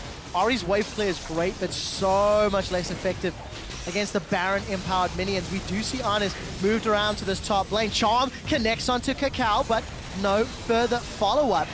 And finally, 5 members of AHQ were in the top half of the map, but Zetai, with Stand United, with TP, he's pushing the bottom lane. Yep, he's ready in reserve here as IG will go back. They need to make some ground here with the Baron, try and see if they can knock down some towers and get some additional gold. But again, it's really been back to basics here for IG. Pick a very safe, very standard team comp, take your lanes, navigate through the swap, and just play calm League of Legends. It's still a very close game, but IG are keeping the tempo very deliberate. They really are. And you can see Mountain on your screen.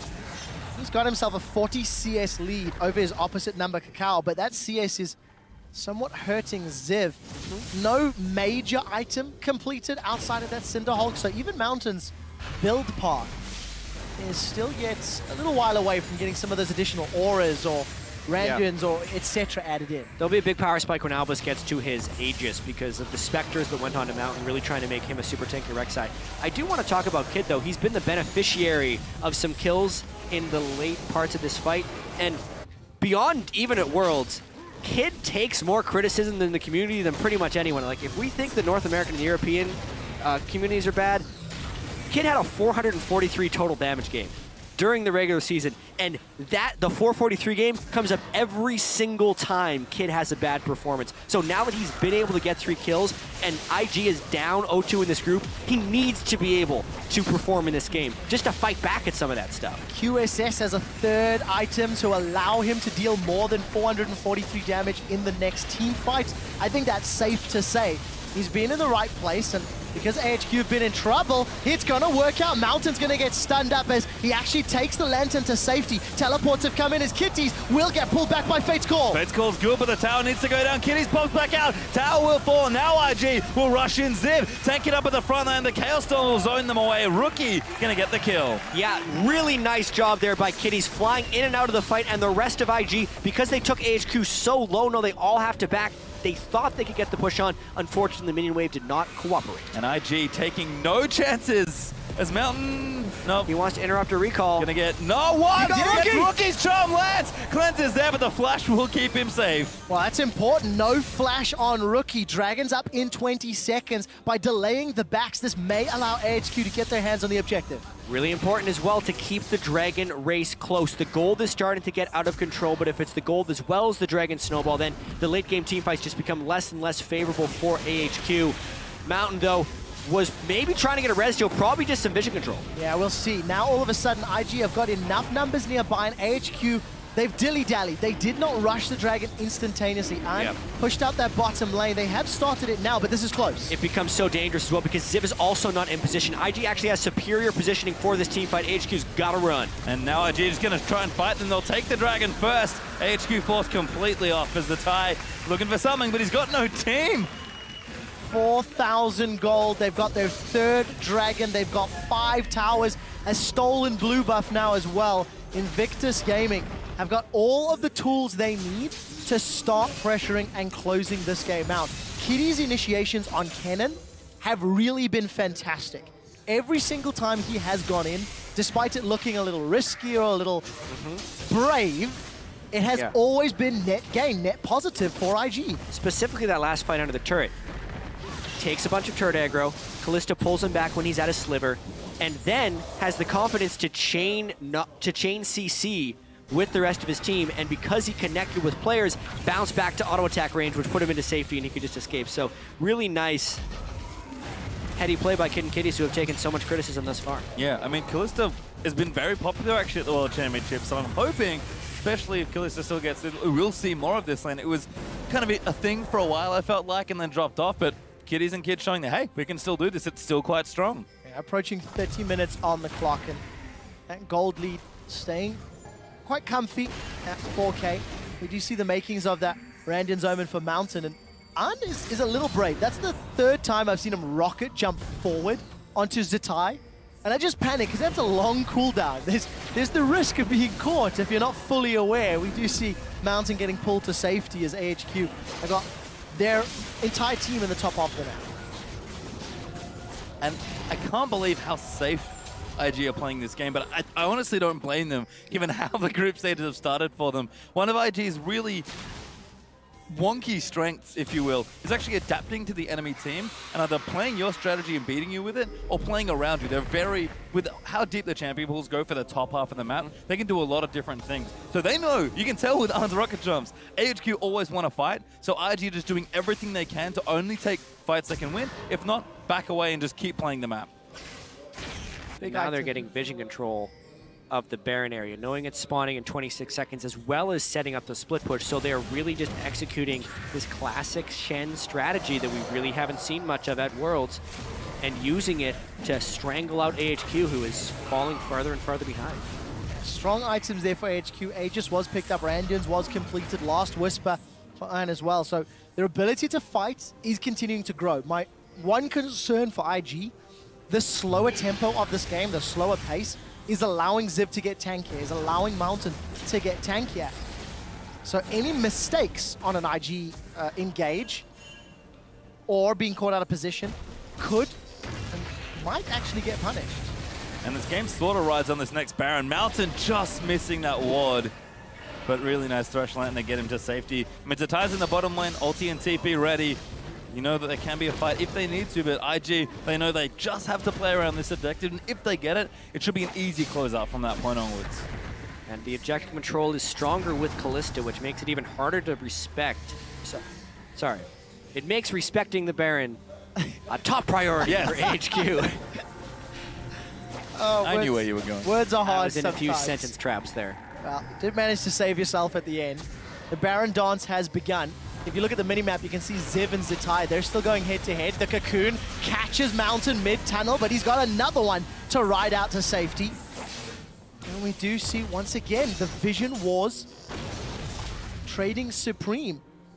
And that should be enough for IG to go ahead and start this. Look at Zitai, he's waiting for a potential port. They do hear Mountain's ultimate, so they might not want to go straight in. In fact, Mountain's checked it, but they're just going for it. Yeah. United Tears are going to commit secure. You have to completely fight to this. And now we'll see what happens. Mountain's going to dive in. Baron actually, oh my god, he stole it! And Mountain gets it. He might get away. Oh, there's a double kill now as AHQ get 3 kills already. They'll chase out Rookie. How did that happen? It's exactly the mistake that we were saying IG couldn't make. They played the game so slow and so measured up until this point, and then they say, yeah, you know what, we should just do Baron, not control the jungle, not make sure Rek'Sai's gone, and then also not bait out the TP for any reason. They lose the fight afterwards as well, and they're going to get snowball on here. I think their inhibitor's going to die off this. Unbelievable. We had just talked about the item thresholds that AHQ had hit. They used the Stanchion item to tank the Baron, and Mountain steals it from under the nose, from under Smite and Rend. That should never happen. But it did. And now AHQ completely caught back in gold on pretty much, and they're going to keep shoving things down. They did keep their inhibitor turrets though, did IG, so that's all good. Well, because of the Baron steal, just heads up, there's a double chance to get a legendary skin for mystery gifting. But So much wrong with this. So first off, Kid doesn't even use Fate's Call. Kiddies is getting wrecked, and he doesn't help him throw in. And then, I didn't get to see the Baron health right at the end there, I was but watching the it was people. 2,000 something. I think he ended up rending early. I am going to check. Well, The rest of it sort of continues. Rookie gets himself away, but a great combo there. And AHQ, what's their big strength that we've heard?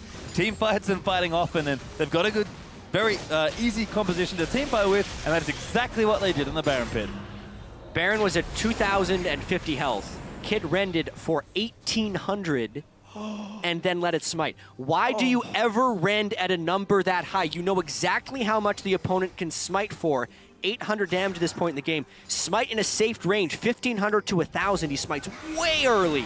And, well, he rended way early, and they get crushed. and chat, this is why all the criticism has been laid at the feet of Kid. He panicked because the fight was starting. Up until this point, the gameplay had been good, and one decision costs them Baron, and it may cost them more. AHQ have closed the gold gap to 1,000. They set themselves up for Dragon, but they may want to peel away. There's the fight! Yeah, Kitty's going in for it now. Dragon is going to go over to AHQ, but they're going to keep moving in. Zib taking up so much damage. Mountain, they're charging into the back as well. KOO is trying to fight. Mountain does fall there as Kid gets the rend off. KOO, though, caught out of position. On has to rocket jump away. KOO goes back down. On gets a crit and takes him out of the fight. Now's the tie. He's going to be in trouble. AHQ looking to keep going. We'll see if they can find anything more. The fight ends up being jungler for jungler, but it could not have been closer. On gets a fadeaway kill, and AHQ get the dragon as well.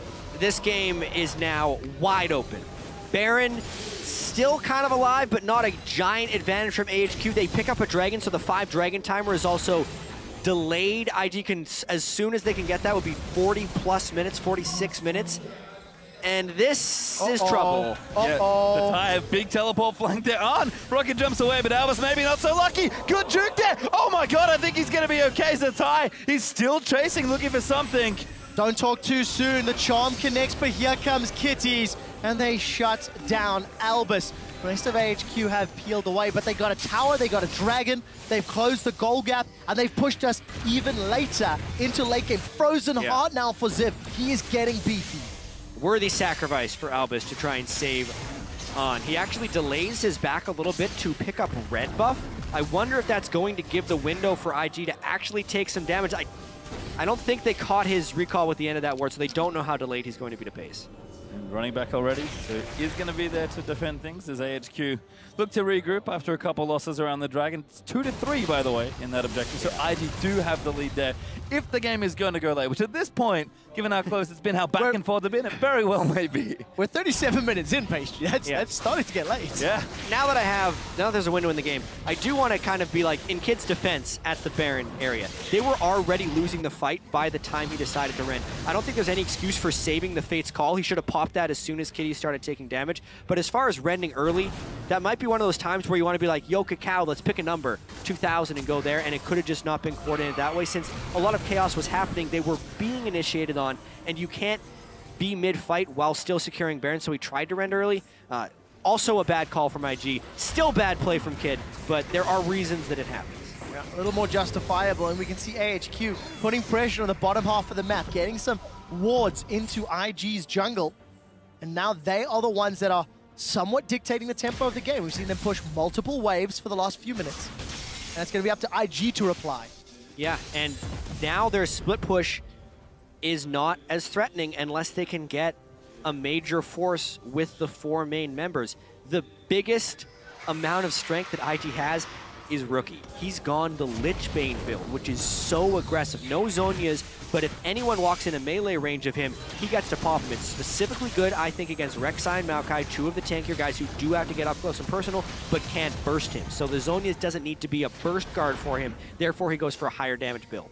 Victus Gaming still trying to find a foothold in this very even game. 6-5 there in turrets as well, so no real opening as the tie is going to go back as well. Might have an aggressive item on the agenda. Could just be the Sunfire. It's actually Thornmail that he'll finish as the next item. So the tanks get tankier and the carries start to pile on those damage items. Yeah, I agree with his decision to not go Sunfire there because the split pushing, it doesn't matter how fast he can do it at this point. The Bomby Cinder will give him a little bit. He really just needs the Thornmail to survive through On, who's picked up 4 kills. Well, take a look at that hit. Even with Randit's KOO, it's chunked down very heavily by On, I-Edge, Shiv, Whisper, and BT.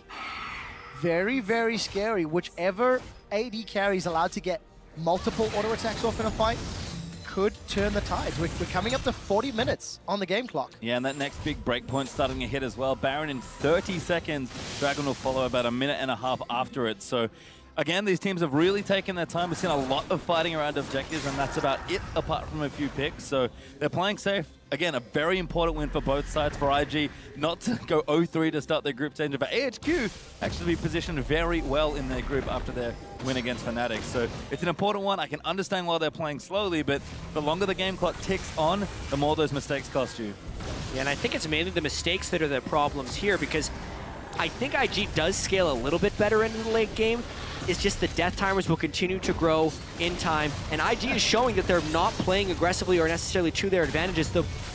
All of their strength is really going to be channeled into Rookie, and it's kind of bad to have such a singular point of failure within the team. Yeah, I like the idea of Shen split pushing a little more than Maokai.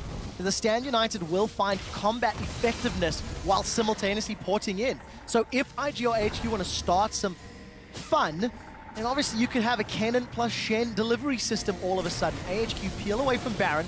It is live. Dragon will be up in 50 seconds. And there are no more inner lane turrets to knock down for AHQ. So they have to push all the way up to the inhibitor turrets if they want to be pressuring IG's base. An example of how close this game is we don't even have an exposed inhibitor. 40 minutes in. First day of Worlds here, games are about 30 minutes long. This is a throwback in a lot of different ways. It's an older patch, also it's a slower game. Well, Mountain's going to go back. He's going to continue being tanky. Hits into Hulk Rek'Sai pretty massive. Ziv actually, I think, just got Spirit Visage as well, so 3 tank items now there. I mean, Rookie's also getting stronger on the other side. Perfect Hexgog being added in with a Void Staff on the way.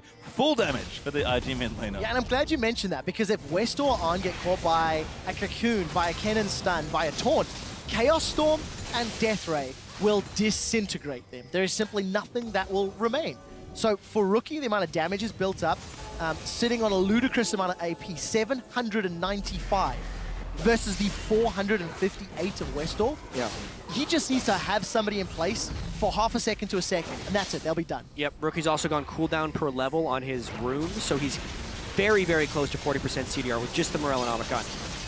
It begins. Another Baron. Well, let's take a look. This one looks scarier. The Death Sentence connects, but it's on Zitai. Slicing Maelstrom is out. The box goes down, as does the Gravity Field. If it's an AoE, it's for me. That's it! Is down! Kitties is the one that secures the kill. AHQ are in full retreat. They managed to take down Ziv. Albus follows shortly thereafter. It's only Westor and Mountain left, and Mountain will get run down. 4 members of AHQ killed by IG. And Rookie's damage was absurd. You mentioned it right before it happened. He blew up on who couldn't get out of that. Zatai and Mountain gonna have a battle. All Zatai needs to do is buy some time, as they have a flare off there. Zatai, a very colorful player, and gonna buy time because IG just shoving down mid.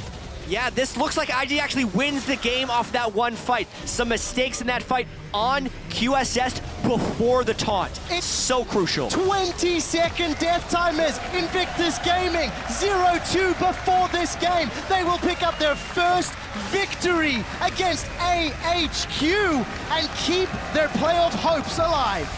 And Rookie, the man we wanted to watch for all worlds long as Kakao chucks a trademark grin up on the screen. He did so much damage. We've seen carries drop very swiftly today between Mordekaiser Qs and really big Victor ultis. It was a very long game. They only needed one fight, but they got it. Invictus Gaming, keep the dream alive.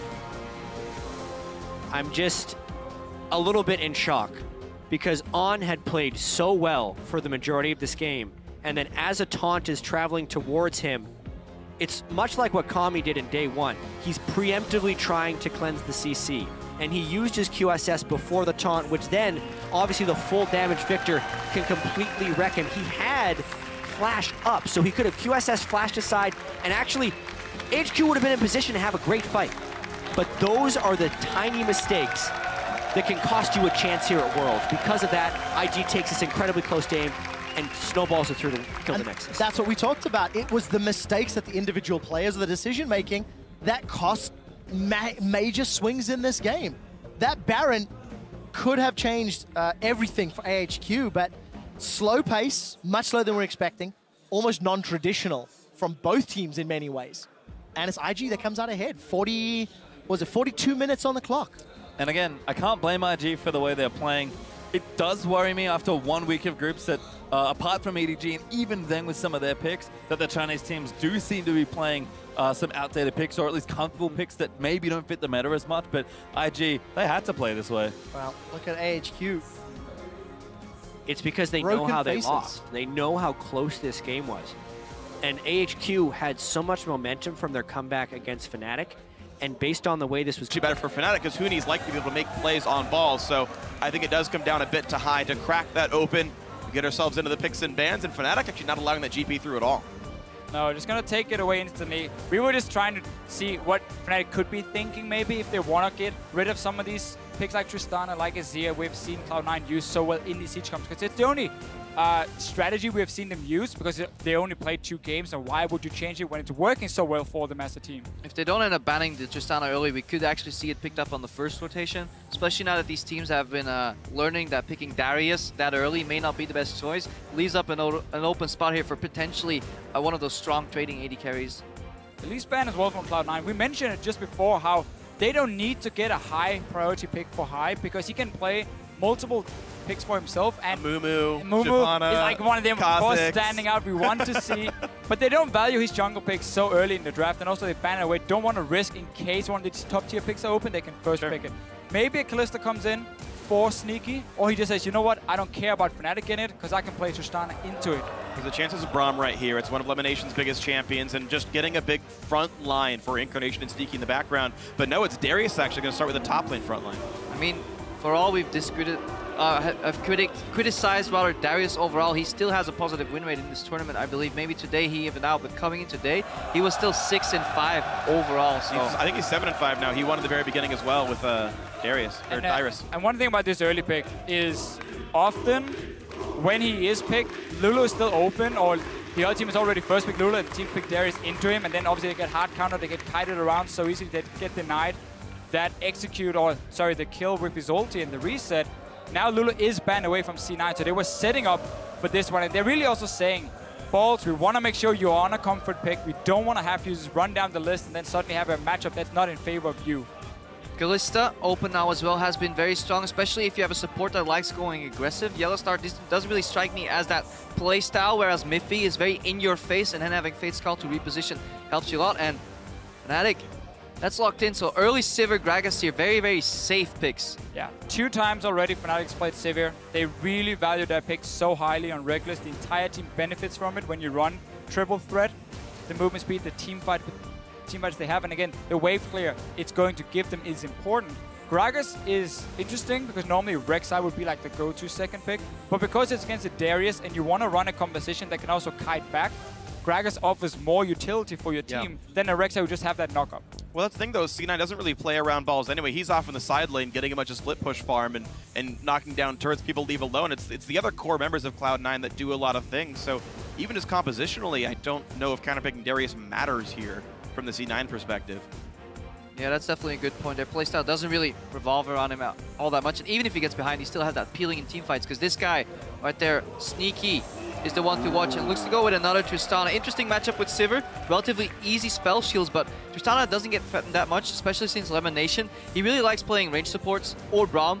Both work well against Sivir. Either you poke her out or you just simply destroy the boomerang every time she throws it. There are things, though, I like about Sivir against Tristana. Not necessarily the matchup itself, but more what happens outside of laning phase.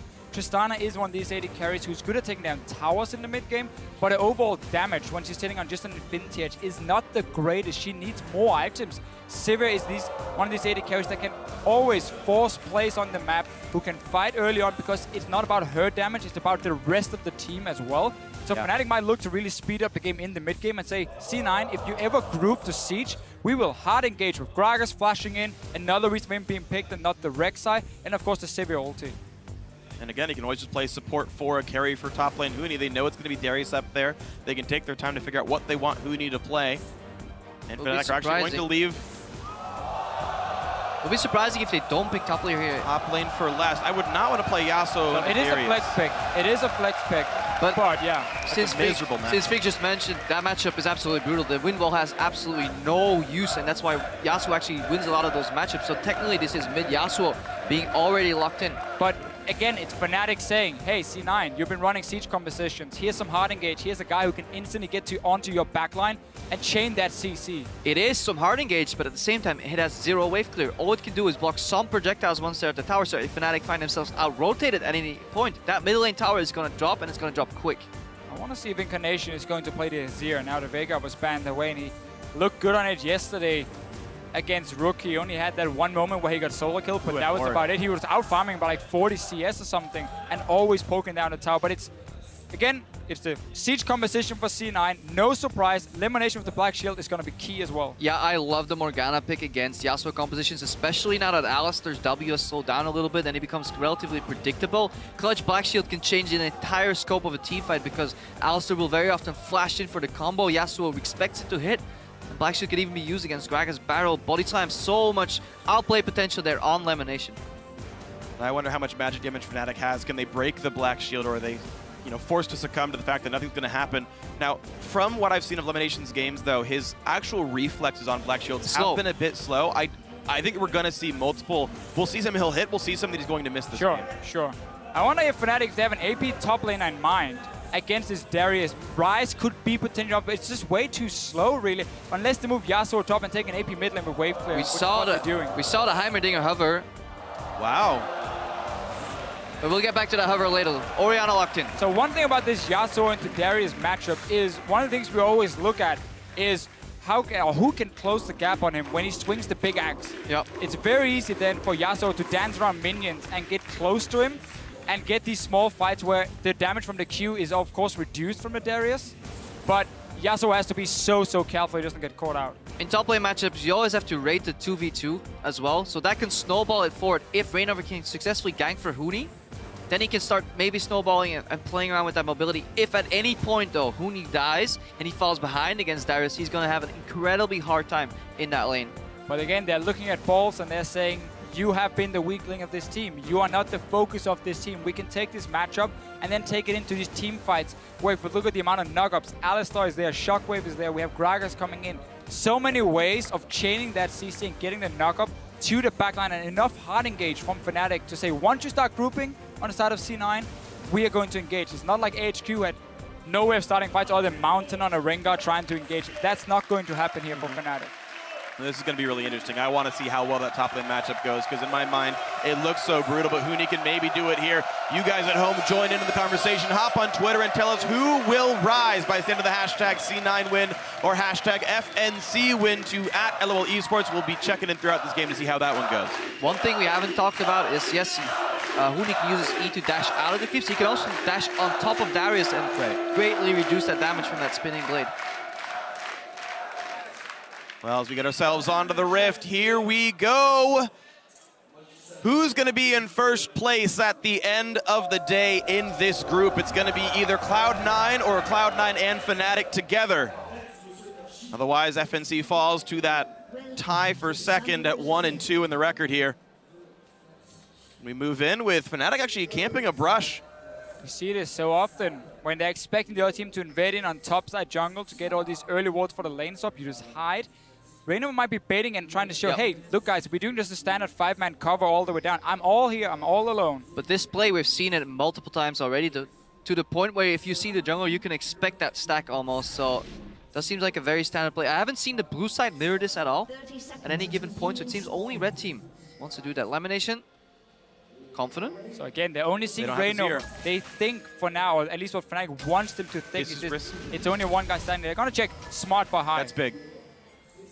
And they, you know, okay, Alistair's not supposed to be there in this kind of invade, so they don't get deeper wards than this. And now this level 1 for Fnatic somewhat backfired because they didn't get to mirror what C9 just did. There's 0 wards in that jungle because Fnatic were all stuck there trying to set a trap. It is up to Fnatic right now to at least secure 2 quadrants of their jungle. We've seen HQ fail at this before, where they basically got essentially tree buffed, or the convention, or the similar thing that happens right now, where you just lose so many jungle camps in a matchup and you play behind in tempo. But look here for C9. Because they're starting in their own jungle on the top side, Fnatic can do the same near their own blue buff here. So no invades yet, but sneak and elimination, they're moving in. Fnatic are going to do the same on top side. These guys get spotted by a ward, but it looks like it's going to be enough to force Gragas and Yasuo to run away. So elimination is being a little bit aggressive. Makes it a bit of a slow start. So important thing about this ward is it means Fnatic could move away from blue buff and then try and sneak the wolf camp without being stopped. C9 though are going to check it. They see it happen. Fnatic gets that one and then back away. Same thing happening for C9 though. Completely mirrored with the two teams. And Yellowstar going to be harassing what he can. Hopefully they don't give him the ability to steal. That's not going to happen here. Ball's going to get level 2 off this. Difference though is C9 is getting 2 camps at that side and got zone off the blue buff. They may return. Fnatic had to only do 1 camp and move away. So C9 get potentially more experience if they can continuously keep on farming. And of course both teams ending with 4 members on the strong side of the map for them, where the AD carries are standing as well. Fast push happening on top side. Should expect exactly the same for C9 on the bottom side.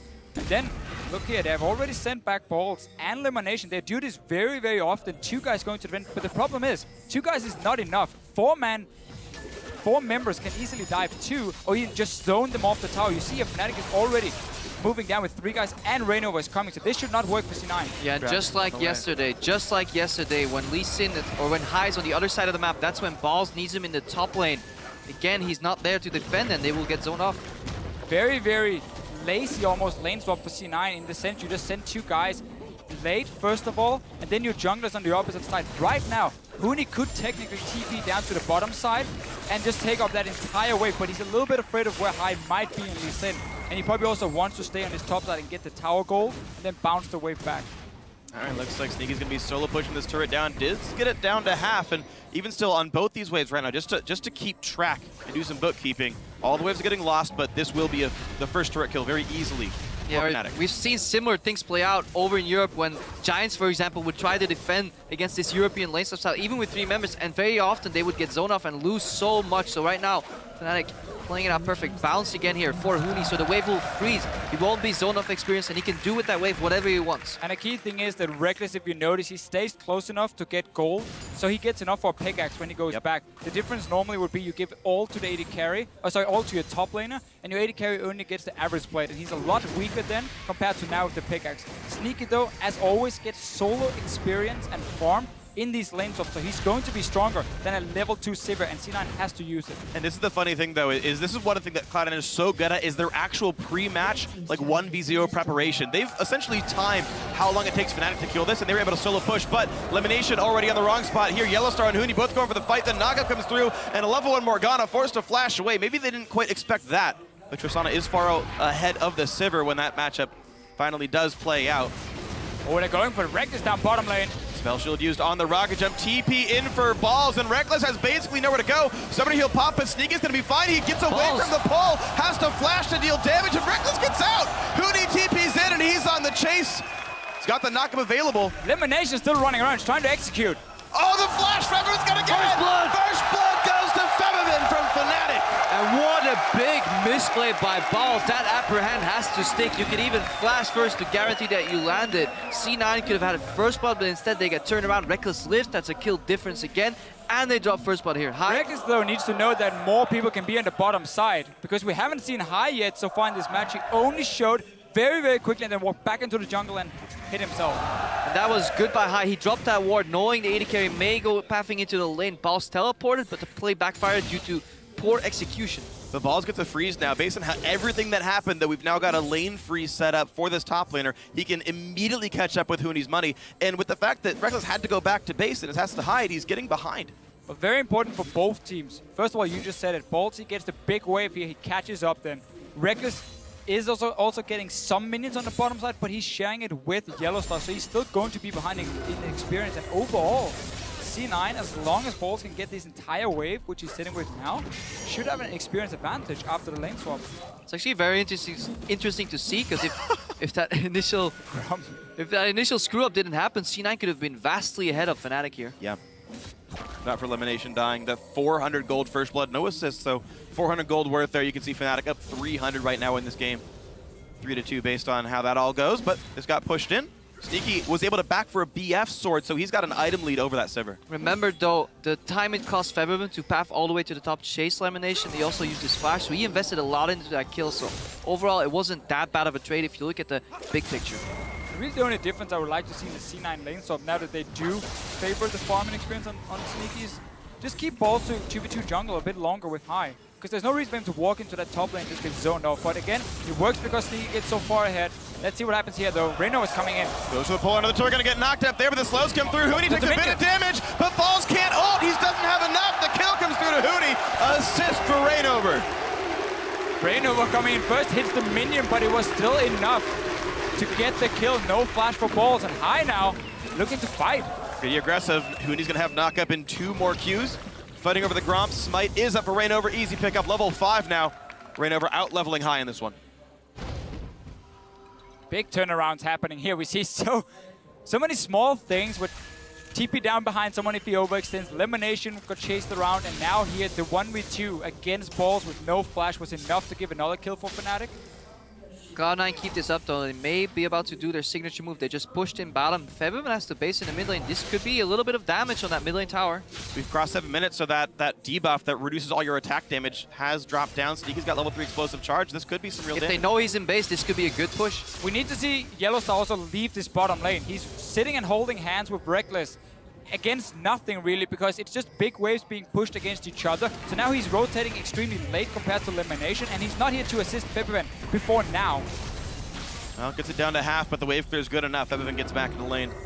All is well. This is something we've seen Cloud9 do every single game so far. Push up bot with Sneaky in a push and experience advantage, rotate mid, find an opening, whether there's no wave clear there, the wave clear is in base, and somehow they managed to do it again, even against a team that generally prepares so well for their opponents. And I almost think C9 is happy that teams ban Veigar and not the Azir for Incarnation, because when you play Azir with this Nash's Tooth build, the way you can instant shove waves in the early game so quickly means this rotation is even more effective with Tristana, and they keep using it now. Balls at 6, Huni's only 5. There's going to be so much damage available. The Q lands on the blade! That's the easy kill. Dunk not required. First kill of the game for Cloud9. Yeah, your wind wall means nothing here at all. Maybe a Sonic Wave, but so much damage on Balls, and somehow, even though we keep talking about how he gets put behind, that massive freeze that we pointed out earlier, that propelled Balls forward, and then a good gank from high.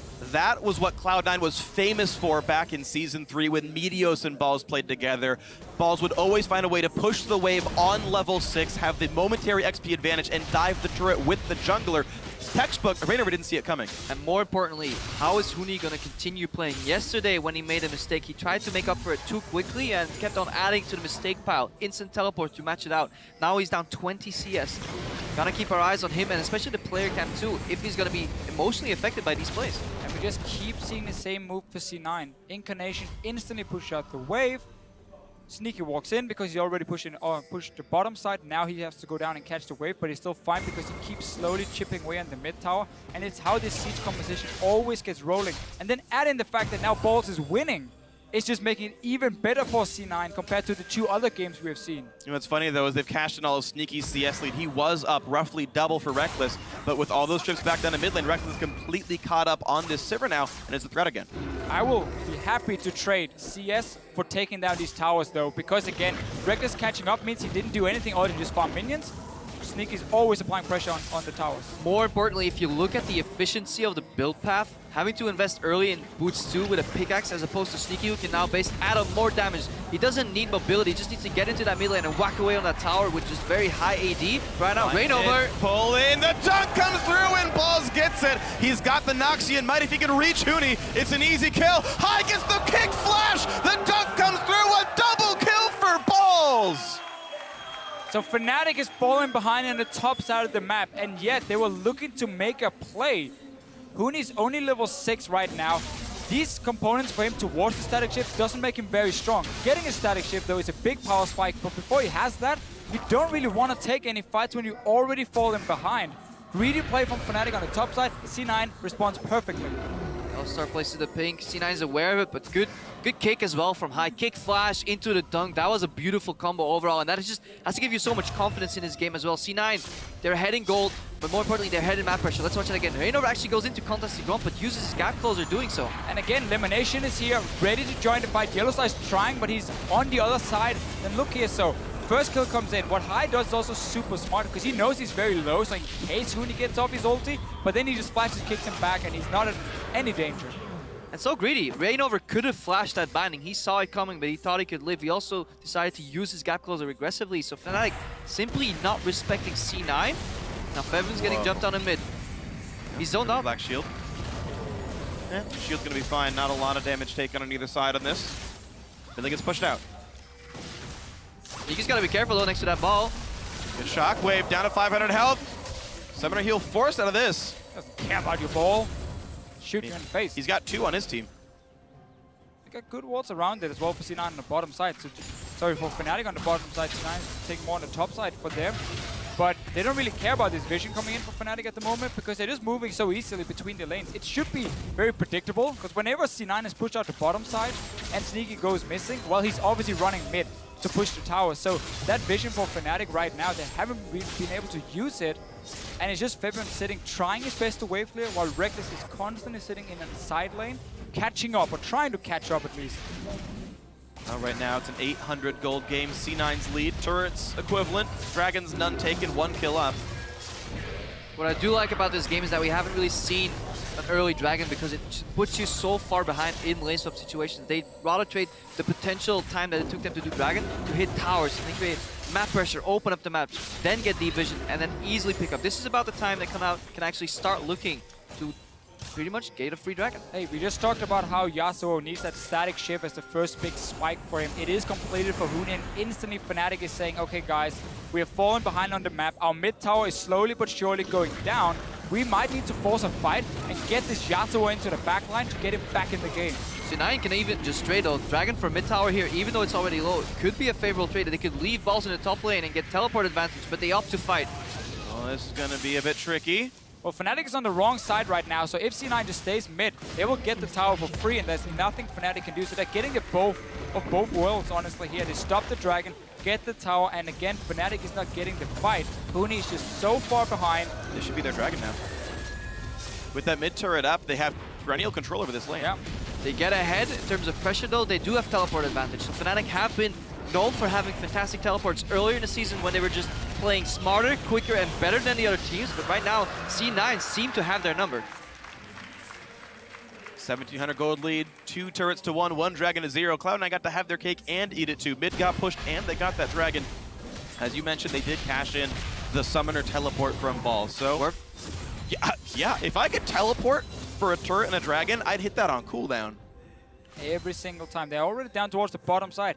That's always the beautiful thing about Tristana Azir. They're never really going to stop pushing your towers. They're just going to look for the next one. And they're going for it. The wave is Reckless at the moment. Peppermint is stuck in mid lane because C9 is always pushing minions faster.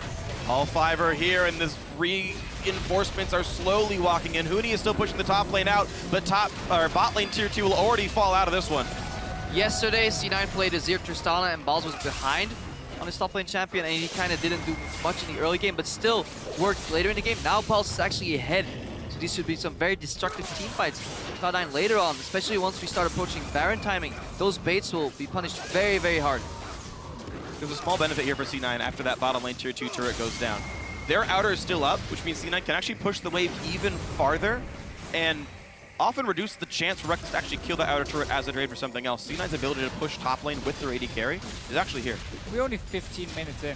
They've already taken out 3 towers. Top lane tier 1 is still alive. And Fnatic has barely been able to do anything in a response because they're always just trying to catch up.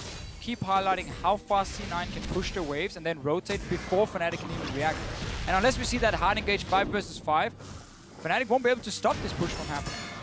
C9 are punishing Fnatic here for opting so much power into the team fight. Just picking that Sivir early, just picking it for the team, really hasn't done anything in this matchup. Sacrifice some farm to get Huni ahead. Huni then misplayed Garkar. How does Fnatic really answer this? They need to force a favorable team fight with a good shockwave somewhere, but I don't think C9 will let that happen. I think you have to sacrifice your top tower and just hard engage in these 3 guys down the bottom side with teleport. TP advantage. And just try and get that fight and the tower. He's TPing in now behind them, so they're going for it. Flash engage comes in, Black Shield onto Sneaky. High can disengage someone with the kick, flashes in, and binds on different people. High's the first kill, though, goes to Reckless. Huni's on the chase, Sneaky has to flash away. A 1-for-0 so far, Fnatic. Top lane outer should be going down, but the flash engage, holy cow! Huni gets it by himself! And that was the play to make for Fnatic because you're just slowly losing, but you had that TP advantage you guys highlighted earlier. Yes, the tower will go down, but you get the bot tower as well, and 2 kills. Yellowstar, though, for some reason, just died. In the wrong spot, didn't pop his ulti. Again, this is similar to yesterday. C9 was making a losing play, but then somehow Incarnation shows up and gets 2 kills. Right now, he's zoning up 3 members, keeping 4 of them busy. Balls is walking away at the top tower. Well, Lemon walks in and gets himself killed on this one. 4 assists. Well, killing 4, 3 assists. There we go. But every death from Lemon Nation so far has bought so much time that Cloud9 can use and invest mostly into tower pushes. They don't care about dying if it buys them time to get this tower. And Balls is going to pick it up. Cloud9 actually able to use balls as a battering ram here. A good matchup. I'm still a little curious that Huni picked into it, but C9 also setting up that laner has gone well. So again, it is the correct play to pull here. The Black Shield on Sneak, and Huni's not here just yet to jump on any target. So right now, C9 is just buying so much time for balls and for Incarnation to move down from this mid lane in the end.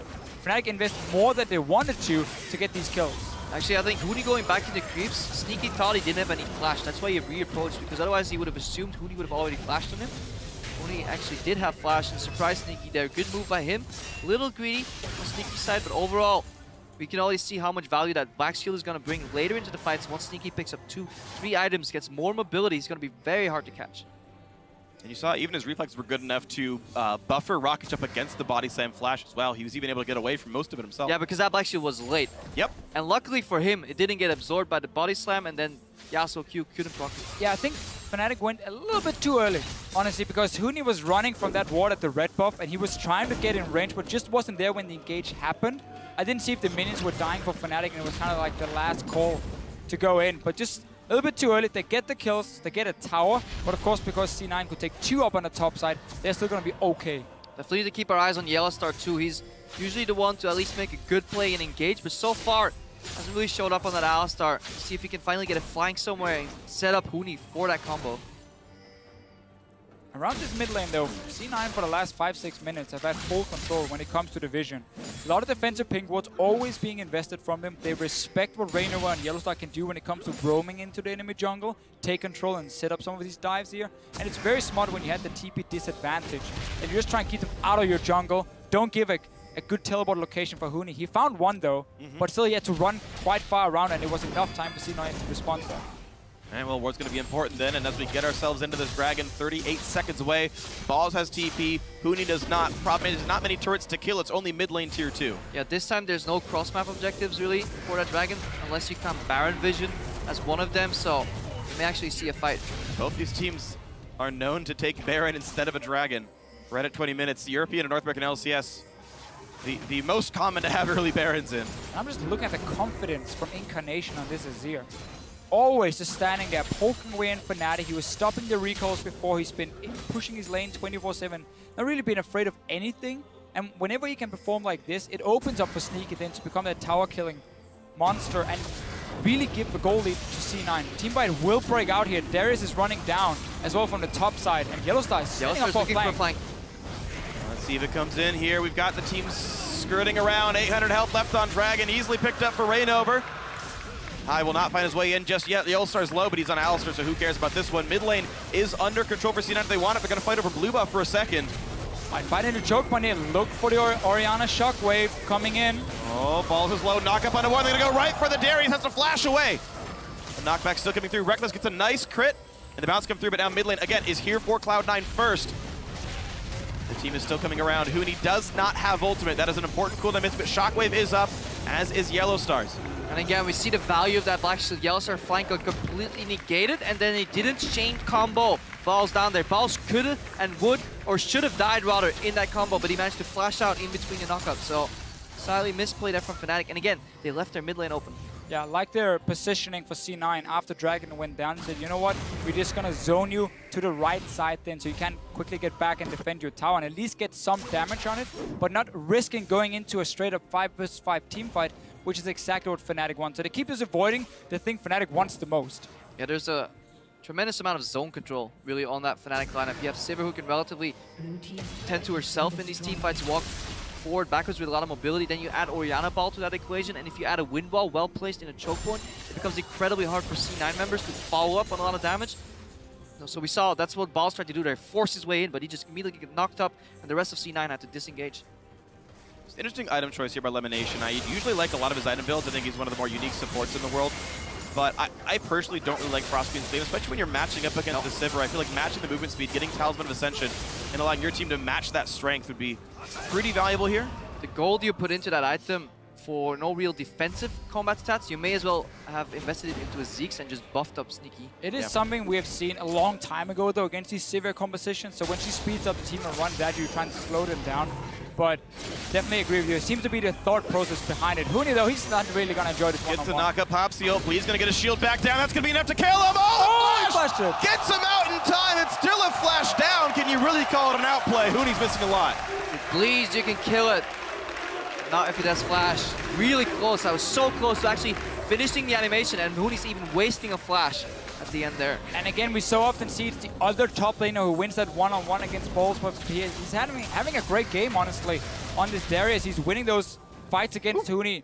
That wasn't even close. I mean, he was so far ahead of him. And Huni even going for Trinity Force, so he's going to delay Infinity Edge. If you want to be a little bit more, if you want to be a little bit stronger in the one-on-one, but he's so far behind, he's not going to get that in time. C9 now have 4 pink wards on the map, Fnatic none. And that actually tells a vision story entirely. Fnatic struggling to even get vision on Baron. Literally 2 wards. 3 lone ward around the Baronet is keeping them safe. And once C9 figures out what ward Fnatic is reacting to, because you will always change your behavior once you get spotted by a ward, then they can sweep it, or it will simply expire in about 50 seconds. Then Fnatic are going to be in trouble. C9 can also just wait for Balls to take another fight against Huni, and then once he's down to barely any HP, or maybe even dead, you can then go for that play around the Baron, and Balls can always TP in for himself. When you have a small advantage, a few seconds always matters quite a lot in these fights. There's a small item lead right here. If Sneaky backs, he has Static Shiv, and Reckless cannot, but right now they're playing around the Baron bait instead. They look to find Yellowstar. The knockback is there. He will get himself on the other side, but it's still 1,000 health left on Yellowstar. High force to run. Huni cancels the teleport,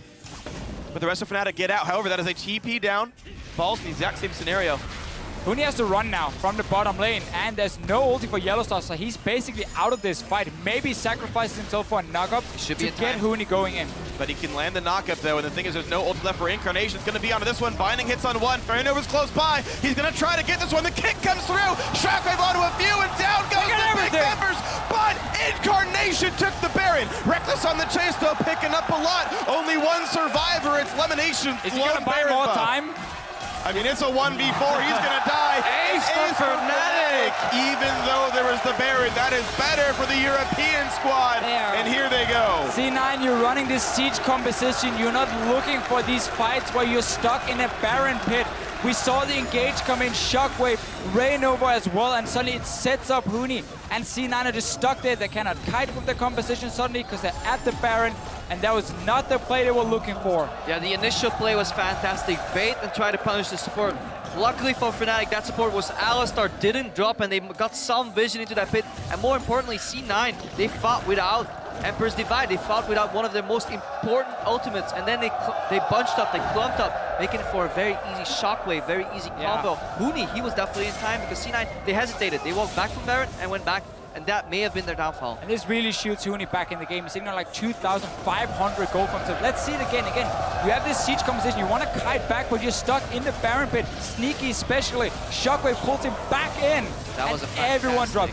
Febiven, we so rarely talk about him, but every single game he plays, he's just consistently so good, and he's always that backbone for Fnatic. Even him walking into the bind there was exactly what was necessary because C9 didn't have the time or just the audacity to turn and focus him because he would not drop there. Then his ball was perfectly placed for that Shockwave, even denying the rocket jump from Tristana there, and he really carried that fight. Huni came in the end. All he had to do was press hard to pick up a couple kills, but Fnatic pulling the trigger. And he gets the Trinity Force now for himself. What I did like about it for him is he never really had 1,550 gold to go back and use, so he had this cheaper components of the Trinity Force. It is ready. Another fight is going to break out, though. Black Shield's down now. They break the Black Shield. Yes, they do. And off on the side is High. He's taking so much damage. Ball's low as well. Team's disengaging back and forth, but Huni gets the knock, but he kills off one. He kills off two.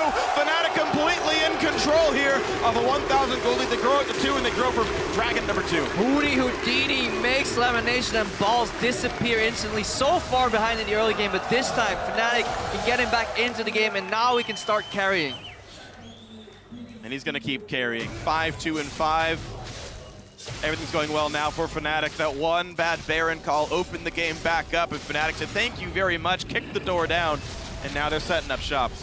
C9 even had that mid tower they could have gone for instead. Like, it wasn't like there was nothing else to do on the map than go Baron before. We're gonna see another fight though, elimination of Black Shield onto Bolts, but not really the right target. Yeah, you can't Black Shield. Yeah, even though you prevent the combo, it's Bolts is gonna drop. Bolts should have instantly flashed out. Look where Sneaky is. In a lot of winning fights for Cloud9, Sneaky is always positioning at the edge, continuously dealing damage. This time he is zoned. He didn't hit a single target in that fight, so overall, C9, they were not on the same page. With this build here from Huni, again, as we just highlighted before, some of the cheaper components, so he kept being okay, at least, even though he was behind. Now he got that massive boost from some of the kills we've seen the last few minutes, so he's really getting towards his late game, where of course this Yasuo is going to be absolutely insane. And the same we can say for Febiven. Just sitting in that mid lane, going even at first with Incarnation and Farm, but the shockwaves in the team fights, they're going to be key in the future for Fnatic, and he's obviously already sitting on 3 items as well.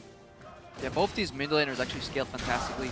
Two of the best scaling mid laners in the game, in my opinion. So going late game, it is still anybody's game because later on Azir can completely turn and fight around, but the same way Orianna can. And being two of the best mid lane players here at the World Championships so far, both Incarnation and Febiven had great games all across the board. Oh, dear Lord. Elimination. Black shields himself to survive, but he's gone, just out of range. 2 ults popped. Barely made it out of that one. Barely. Oof. Fight was explosive. All right, well, Fnatic get turret number 5. They've equalized this score for themselves. By all rights, this team is now winning here. And again, it is a 3-threat composition. They've got very big tanks in the front line, a full tank Gragas plus an Alistar. C9 can't hope to compete with that. Yeah, this is the style we're used to seeing from Fnatic. Triple threat consistently, similar to Origin, both European teams here. Really like playing that style, having a disengage or at least a peeling support on the Alistar. Very often favors Alistar, used to play some Janna too, just to keep people alive there. It does have some weaknesses if it falls behind too early, but there's always a comeback potential, especially with Baron, because it's so valuable for all these carries.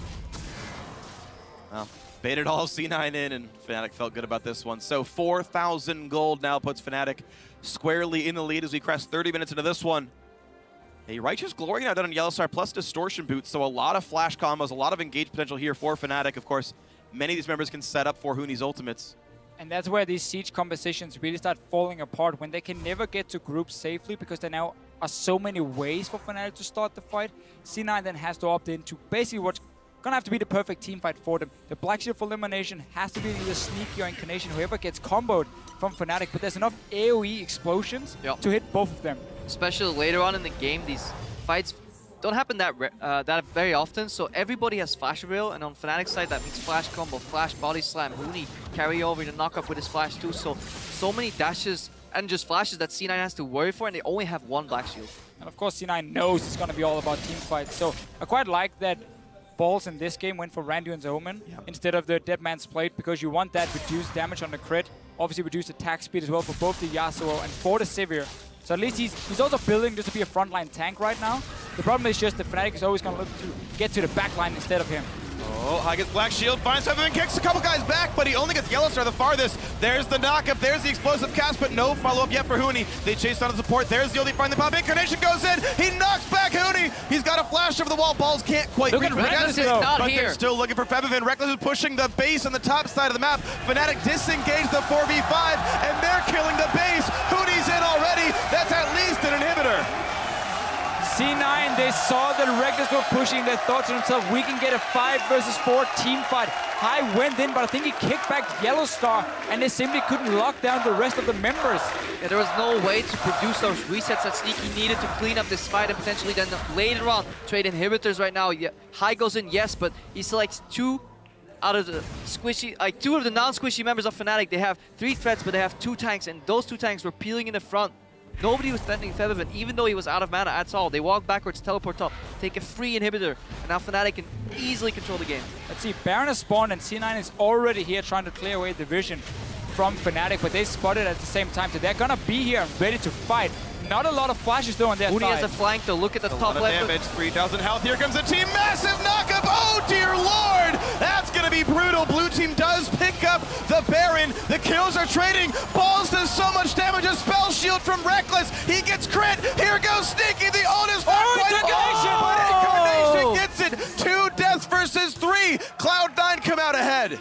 That was a fantastic combo, going in, shooting his enemy into his mid lane to produce a reset to then get out of fight. That was an incredibly ballsy play. Holy cow, and Huni never got to ult in that one, I believe. He wasn't there quite in time to make the whole combo work. But again, for C9, they know when they're fighting in this Baron pit, how difficult it is for them. Huni flies in, but exhaust is onto him, and I'm not even sure who he's ulting. I think it might be Elimination. So there's not enough damage on the correct targets. And in the end, Balls gets that first ulti off. He gets the second one. Sneaky knows, okay, I need to get Reckless down or at least close to someone else. Incarnation says, thank you very much. Picks up that kill. What actually happened there, Huni pulled the trigger too early. Alistar W also procs a potential knockup target for the Yasuo ultimate, but later on you obviously want to chain the ulti on a triple Q. That's what Yellowstar was looking for. He eventually knocked up multiple people, but Huni procced it too early on the W already, and that actually meant that he only got the support and later on just didn't do any damage.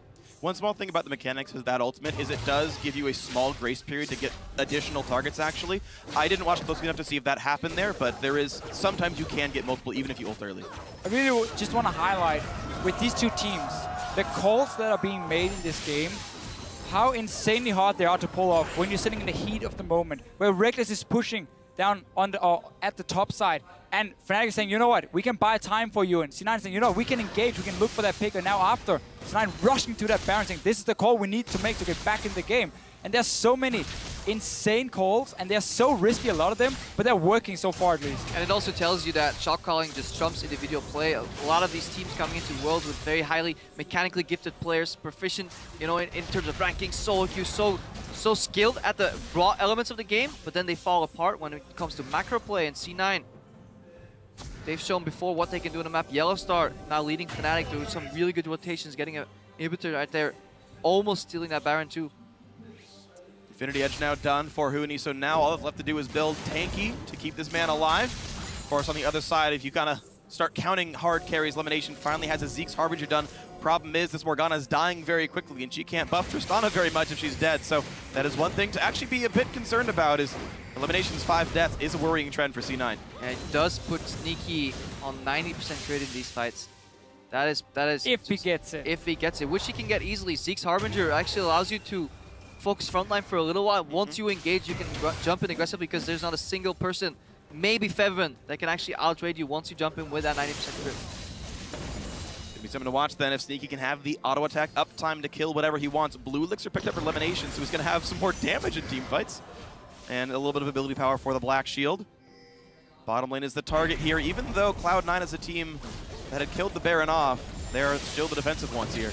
Also, a lot of winning fights for Fnatic did come from flanks, and as C9 pulls back into their base, it's incredibly hard for Fnatic to make that happen. So that could be something they have to look out for, that they don't over-engage, because it's incredibly easy to play Morgana when all the enemies are in front of you. It makes Black Shield life a lot easier compared to having to watch multiple flanks, potential flash scenarios, just add so many variables to the equation. Still have to highlight though, with this build from Elimination, it requires him to sit very far back to stay alive. You mentioned yourself just before here how he cannot be in the front because he needs to buff up Sneaky. So their team fighting power of Morgana, when she can go in with her ulti and hit multiple guys, goes really far down, and he just becomes basically this Black Shield bot onto Sneaky. With his positioning so far, it's not been working because he has been caught out so many times. And Fnatic honestly look for him as well because the Black Shield always goes on to one of the carries. So you aim instead for the Lee Sin, you aim maybe for the Morgana and take them down first. One Black Shield every 9 seconds. Black Shield can last up to 5 seconds, so that Black Shield bot could be very efficient for C9 here. Yeah, good coding on that Black Shield bot. We'll see if it holds up. Maybe Fnatic can decompile Elimination and it gets a lot worse. Right now, Cloud9 trying to hold equal. Still a 4,000 gold difference. Means less over time, but we're still at a tricky part of this game. And there is an open inhibitor now Fnatic can go towards and take that 5-on-5 team fight around it. Don't have to deal with the towers, but of course you always have to respect the fact that, first of all, running back to the fountain and healing back up means you can rejoin a fight. And also with these turrets near the nexus around it, it becomes very difficult to over-chase, which, funny enough, is what Fnatic's composition likes to do. Jump into that backline, get very deep inside the enemy base, and that can be tricky. So C9 should be able to hold this defense for 2 more minutes, and Fnatic might just say, guys, let's wait for Baron, let's play a little bit safe, and then we can maybe bait a fight around that area. As impressive as the out rotation was for that inhibitor up top, they didn't really get too much value out of it. A couple outer towers fell that could have fallen otherwise too. The game is pretty even right now. I have a mild goal lead, but a good map move can negate that immediately. And Cloud9 known for good map moves, but Fnatic have made plenty of good choices themselves in this game, still sitting 14-8 in kills in favor of the Europeans. Hey, Huni's basing, he may be looking for a teleport. If he picks up home guards, he could use one of those faraway wards to flank potentially. Decides not to base, sticks bot. Fnatic doesn't want that very predictable engage, so he needs to probably sneak behind. Again though, for Fnatic, you can just wait for that Baron. Clear that area because it's 2 dragons to 2, so there's no 5 dragons happening in this game here. That's too far out. No vision, he hasn't been spotted yet. No pings have gone on him. 2 pink wards on the side of Fnatic around this Baron. Or 2 in the inventory. They saw Huni. So they see him for now. Huni's doing wolves. Alright, now he's going to do Gromp. And they see balls in the bot lane as well. They might square off easily. Baron in 50, Dragon in 55. Makes the Dragon scary without ward control, which right now C9 does not have at all on that Baron River. Their site still nearly empty. Only Lemonation has a ward at all. C9 just trying to push Fnatic back so they can move into the Baron area themselves and clear away these pink wards just placed. So you have this fight where Fnatic is trying to avoid them moving in there, but because of Incarnation and his long-range poke, it's enough for C9 to get at least the first pink ward, but still a very, very close battle between the teams. Huni's sitting on 2,000 gold, which means he actually wants to base and shop, get an item, perhaps upgrade his boots into home guards, but this does give a favorable wave here for Cloud9 on the bot lane. That's what split pushing is all about. When neither team can really make a mark or dent in the mid lane, it does become all about watching that side lane. And there's a dent to be made in that side lane. Of course, Balls has so much armor now with a Thornmail. Huni can't really get through him, so that's an unequitable lane there. C9 get that one pushed in as well. Always something to keep in mind. He really has to land that ulti for that armor pen, and even then, it's going to be incredibly hard. Yeah, he's going to save it for the big team fights. Going 1v1 this late in the game has no value really for both these top laners. Balls is he has the big tank in the front line. Huni's he has the assassin who wants to get the back line. If these fights go long, Huni can get multiple ultis off. His ulti is already down to 30 seconds cooldown.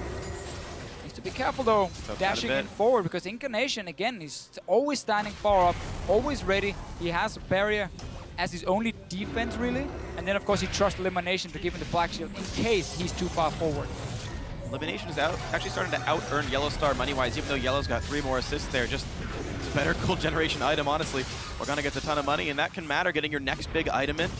Yeah, mid-game, nobody waits to give you those relic stacks. That time is long, long gone. Even fighting against his own turret, and look at that. Sneaky was able to solo the Dragon. Bot lane was still pushed out. C9 controlled mid. Both sideways pushing for C9 too. They have that turret behind them for safety. Now they're sieging mid, so they're using triple pressure on all the lanes. Oh, be careful. Here's the jump in. It's a 2-man ult. He catches balls. Sneaky is out. There's a turret alive, though. They got to be careful. A big knockback, and that's the kill into Morgana. Azir goes down as well, but the dunks are coming through. A double kill for Balls. A triple kill for Balls. Holy cow. C9 got to get kill for Balls. Holy cow.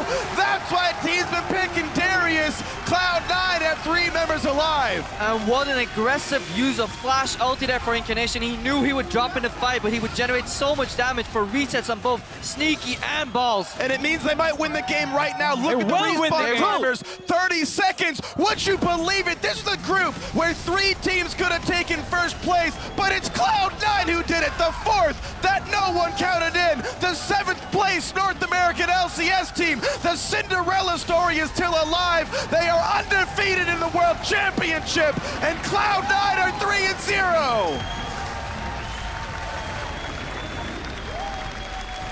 If you told me that C9 would get a pentakill, I would say, okay, it's Incarnation or Sneaky. But Balls. But Balls gets it. He had a great game. He didn't fall behind early because he got that massive wave in the top lane. And then in this last team fight, Fnatic even jumped him. Huni ulted onto Balls, the big tank. But then we see the power of Darius. Once he gets rolling in those fights, he gets the first kill, second kill, third kill, fourth. And then the pentakill in the end. C9 finally feel like a team again. In the way they play around the map, in the way they play out the game, and more importantly, in these team fights. Sneaky, he jumped in knowing he could die, but he relied on Incarnation to finish somebody off to give him the reset. Right now, Incarnation went in aggressively, possibly trading his life, but in doing so, he generates the setup for Balls to get a pentakill, and if it wasn't for him, Sneaky was untouched that fight. He could have cleaned up too, so C9 became a triple threat there at the end. Yeah, and if you were to tell me you know, the matchup that C9 would win the strongest. The match that would be the reason they open up the map. The matchup that gives C9 the kills in the end. The last one I expect would be Balls over Huni. Huni with the very, very, very brave Yasuo into Darius pick. Gets behind in the lane swap game a little bit. The push comes in, the tower dive, and at no point was Huni ever able to duel Balls. He got wave control, he got team fight control. Huni had some good moments, but Balls crushed him. Makes you wonder, this is almost the first time we can question a draft really for Fnatic. It makes sense on paper, you know, the combo comes out, but they do know Elimination plays Morgana. Sure. That is a given, so you know half your combo can get denied, you play a very poor matchup, and then you don't really play around it. To get shut down from the KOO Tigers in this pick and ban phase, either you ban Lulu or you first pick it. I'm actually going to take that back. Their play hasn't been stellar. The highlights have been stellar, but so far and in between have been some sloppy plays, especially if Lulu goes out of the equation.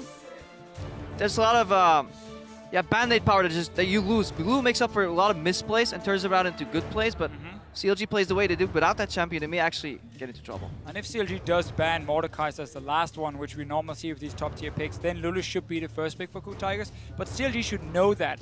And then they can look, okay, what value can we get? Elise could come in as a jungler. So that's why we often see KOO Tigers then ban it now. To say, okay, we want to set up for Lulu first pick, but we don't want to give you an Elise. Wow. Or you can do the other way around for them in this case. All right, well, CLG, their last ban should probably be Mordekaiser. If you're talking about ways to counteract the CLG style of hard-pushing bot lane transitioning, facing a Mordekaiser makes that difficult. That said, though, Double and Aphromoo, their big strength is their ability to kill someone in lane.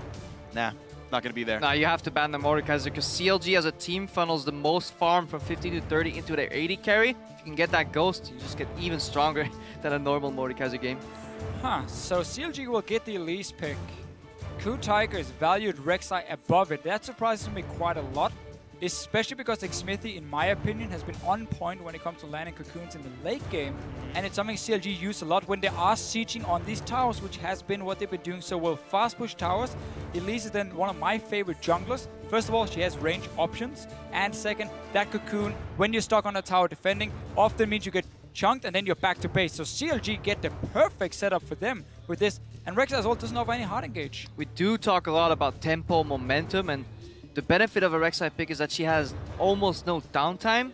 She's always ready to defend her own jungle. It will be harder this time for Xmithie and Aphromoo to get deep vision in because you will always find Rek'Sai in her jungle able to defend there. So maybe that's the style KOO Tigers gonna do so they can comfortably get to that mid to late game where they really shine. And they just want to patch up the holes in their early game with a very low resource jungle that can always go back into the jungle with her ultimate. And they really put such a high priority on that one pick because they banned Lulu themselves to say, hey, we want you to ban Mordekaiser. So we don't have any of these picks available and we can take that Rek'Sai.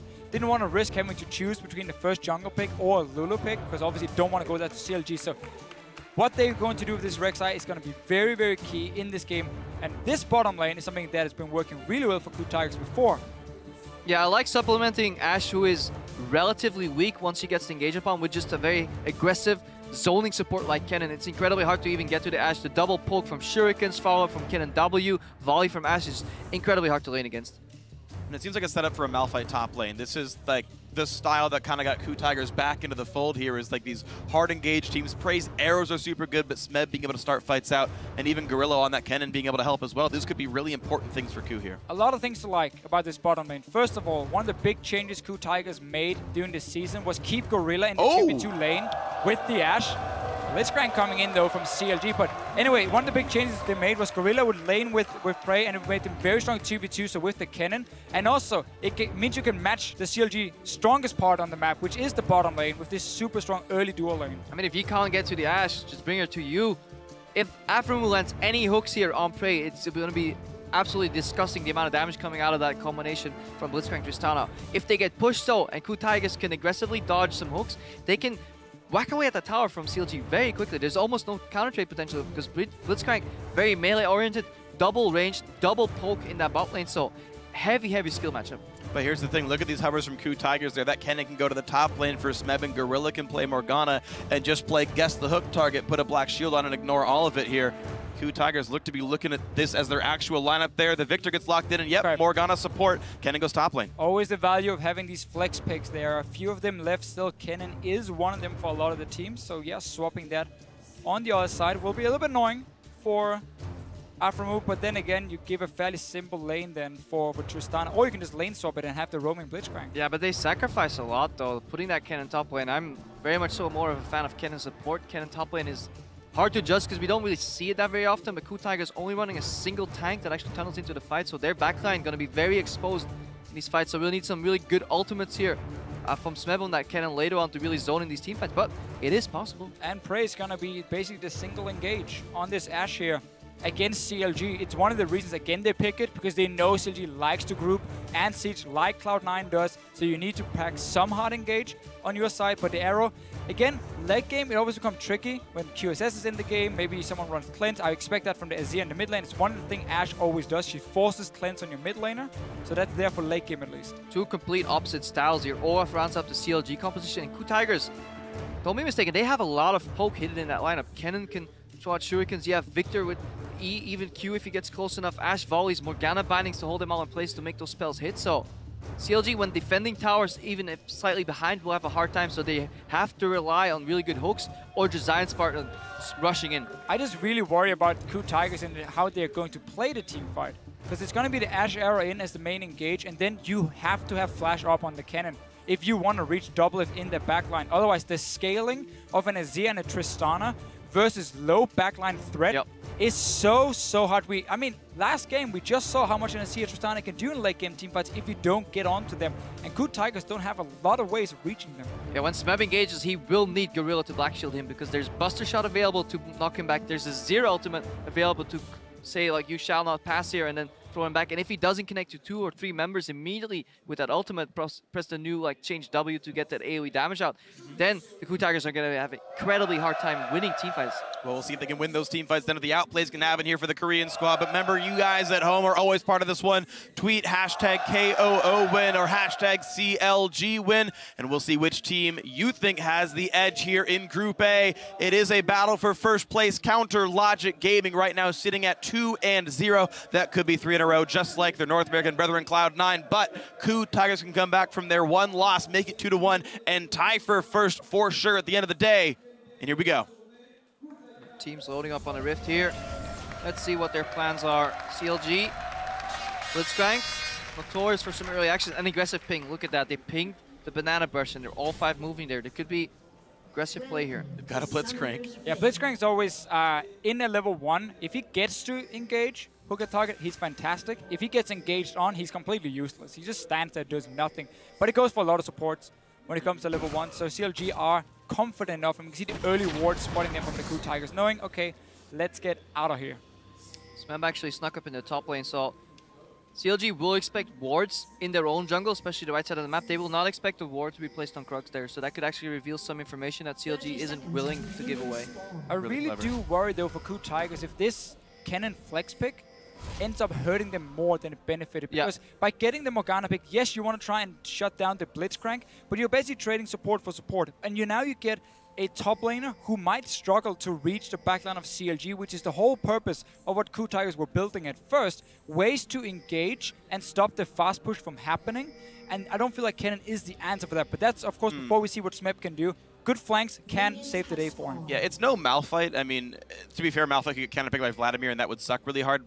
Zion is a good Vladimir player, but I think Kennen is actually pretty good secondary engage following Panera. Look what CLG doing right now. They were going to the top lane, but because Prey and Gorilla expected wards to be placed in standard lane swap position, they went mid and then delayed path to top lane. CLG actually spotted them on a ward that was fading in the mid, and they actually went back to the bot lane here. So not only are they going to get the favorable lane swap that they want, avoid the double range double poke, they will also pick up Grump on the way. So double if, the carry for CLG this tournament so far, set in prime carry position already. And they're not even going to get punished in the jungle either. Smithy and Zion Spartan started on the greedy side of the map in the top lane, away from their dual lane. Still got it. Of course, KOO get to do the same thing here, so it should be a standard trade of jungles. Yeah, and that ward was 3 seconds from fading so close. After he gets level 2, he can start roaming. Yeah, instant, of course, skill of his E, so we can start seeing the power of a Blitzcrank in a lane swap. Also for the KOO Tigers, they didn't make it in time to topside to freeze the wave. So Zion Spartan is reading this and already on the top side being joined by AlphaDraft. So that's going to be fairly strong 2v2. And KOO Tigers needs to send 4 members to stop it. But they're on the wrong side of the map at the moment. Yeah, remember though, Blitzcrank did get changed, so the speed up will actually work against you. Later parts of it, you will get slowed down tremendously. That's where you don't really see W picked up much at all anymore on that Blitzcrank. It actually kind of ruined the champion in a sense. It makes it very much so harder to play. Well, looks like you wanted to play it anyway. And of course, you talked about being on the wrong side of the map. CLG, of course, aware of the jungle start, though similar for KOO Tigers. The secondary pathing for the junglers should be understood, and these guys will know where they're going to expect some teammates soon. Yeah, KOO Tigers taking the long way up towards the top side, playing every single camp between Smeb and Hojin. The reason Smeb doesn't teleport to the bottom lane, it looks like he gets a one-on-one lane, is because Elise hasn't shown herself on the map, so he doesn't know if she's hiding around and can just 2v1 dive her instantly. One of the things Elise brings to the table. KOO know that Xmiffy is not here because there's a global hog shot available for Prey. He used it. They're working with perfect information here. This is a 4v2. That's why CLG is backing off. And look at the trade and resources, though. There's still 2 people down to the bot lane. This Tristana can push. Zion got a bit of experience, already level 2.5. And this is exactly what we saw C9 do in the last game. You sacrifice your own top laner, just put him together with the support, and they can sit and try and get in range from. And they also force a jungle camp for themselves. Can't black shield that. Another thing they force is they force KOO Tigers to have multiple members on top side to deny them farm. So Doublelift gets his solo experience, he gets enough damage with Tristana on these towers early on with his E that it benefits him a lot. Also, Smeb needs level 3 to skill E. Then he could potentially teleport down bot lane because he gets extra resistances and mobility from that. But otherwise, if he without the E, he would instantly get dove here. Doublelift taking out a tower right now. So it's too late for Smeb to counter teleport, something we usually see. Maybe go for the outplay on a 2v1, but he didn't really have the audacity to make that play. So KOO Tigers sharing a lot of experience right now. And KOO Tigers are doing the standard Western lane swap we've seen. All's well. Gets a flash. Flash for flash. But KOO Tigers are like, hey guys, we learned the standard Western lane swap, we can fast push in, and CLG is saying, well, we're going to take it to the next level. We don't care about you getting that top tower. We don't care about our top lane falling a bit behind because we value our AD carry higher, and we saw how far ahead Sneaky got in the last game. And this is what I love about World Championships. You see these kinds of things evolve. This is the second time now C9 did it, CLG did it.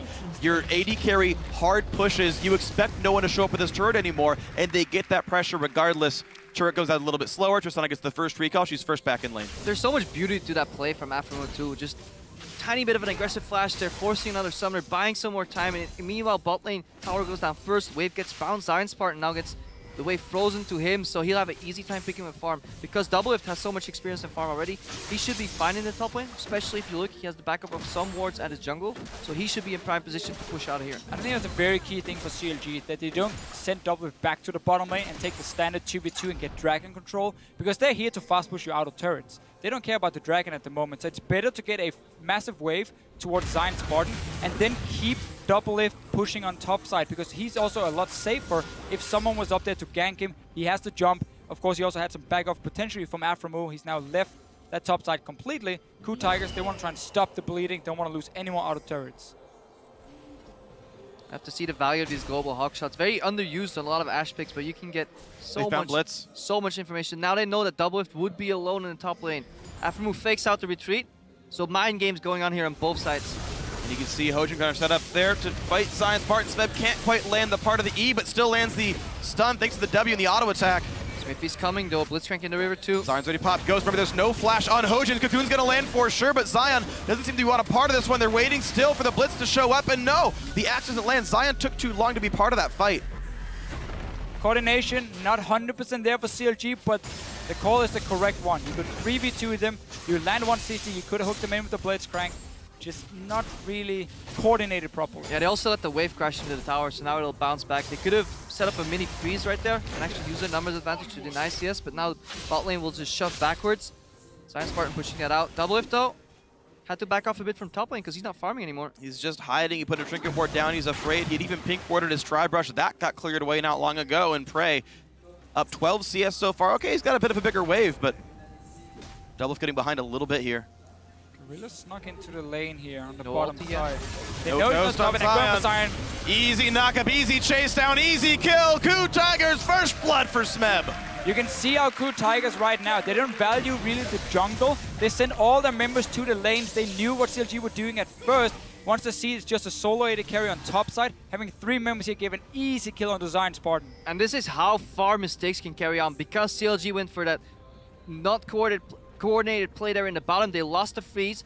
Olaf would start pushing out. Now you have to actually get close to the brush to even get into experience range. Meanwhile, in the top lane, wave manipulation for KOO Tigers means CLG can never keep a wave because Tristana with E will always auto-shove, so they can comfortably keep sending their members to the bottom side of the map. Because Doublelift was actually so scared, he required Afromood to go to the top lane right when Zion Spartan needed him the most. So CLG not putting the right people in the right place, KOO Tigers doing that. And it's so hard for CLG there to make the right call after the mistake at first, because either you call down your jungler and support to be with the Olaf on the bottom side, but you don't know if 2 guys are hiding there, if it's just a complete waste. And then suddenly Doublelift gets zoned away from this wave that was already pushing towards the KOO Tigers. So there was simply no easy call to make for CLG because they didn't have the proper information. They will be able to push down this tower and do a lot of damage to it. Blitzcrank offers quite a lot of zone threat here. But Afro has no flash and no easy way to get away, so he's always got to be a little bit careful around what kind of ganks might come through. KOO already has his first augment, so wave clear is easy for the Victor. You can see he can leave well before Pobelter can. KOO known for this Victor, though, easily his best champion. We'll see if he can make more of an impact later on in the game. One of the players who introduced it to the professional scene really over in the LCK very early on in the springs, but he started playing it.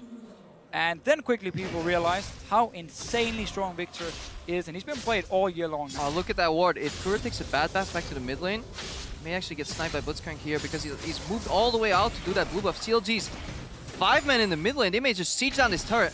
Wow, quick move, arrow sent across the map to go for this one. This is going to be a bit of a fight because here comes the TP from Kennen. Smithy is done. The teleport will complete a pull-in and the knockback from Alistair, but oh no, Pobelter caught up in all of it. KOO gets his first kill of the game, and now the chase on Afro. The under speed is going to happen soon, but he's out. KOO Tigers claim a kill 4v5, and Arrow is split pushing in, or Prey rather is split pushing in the top lane, still taking out a turret. That was risky play from CLG, and they got punished. Well, still, they were timing with the blue buff to group there. Obviously, Smithy takes the arrow, but then I think they could have disengaged, but we saw a missed ulti from Pobelter, and also Afromu pulled in Smeb into his team, so he popped the ulti, and CLG again just almost helping out KOO Tigers a little bit when these fights start. I still think the call for them were fine because they were timing it with that blue buff, so it's a very good fast push on the tower. It's what we see again, push one lane, move down Tristana to mid where Azir has already shoved it in. KOO Tigers with a sizable lead right now, 800 gold up. Hojin, oops. Dragon knocked him out of his tunnel. Ouch. Oh, he's going to be okay, though. All well and good. Blue buff. Smiling. Goes to Pobelter. Yeah, a couple of seconds lost, but... That's when you just go, yeah, I did that. Oops. Unlucky. Oh, the binding across the wall. Pobelter actually losing a lot of health. He's going to get stunned up. This could be really bad. Oh, the flash knockup by Hojin. That was amazing. And a flash by Afro with the hooks. Not going to mean much just yet. Gorilla had aggro. Now KOO does a bind and ignite, but it's not enough damage. The shield's going to be fine. Smithy can't find anything to do. Real Hit by the chaos. A stun again. Oh, Hojin. Korean sniper here. That's 2 sick moves from Hojin. First he cancels the dash from Pobelter mid-air, and then he snipes somebody else. He's playing out of his mind this game. He learned from the Dragon, interrupted him from tunneling over, and then he stopped now the dash from Pobelter at the same time. Beautiful setup, and KOO Tigers right now, they're finding the right kills onto CLG, and they keep punishing them.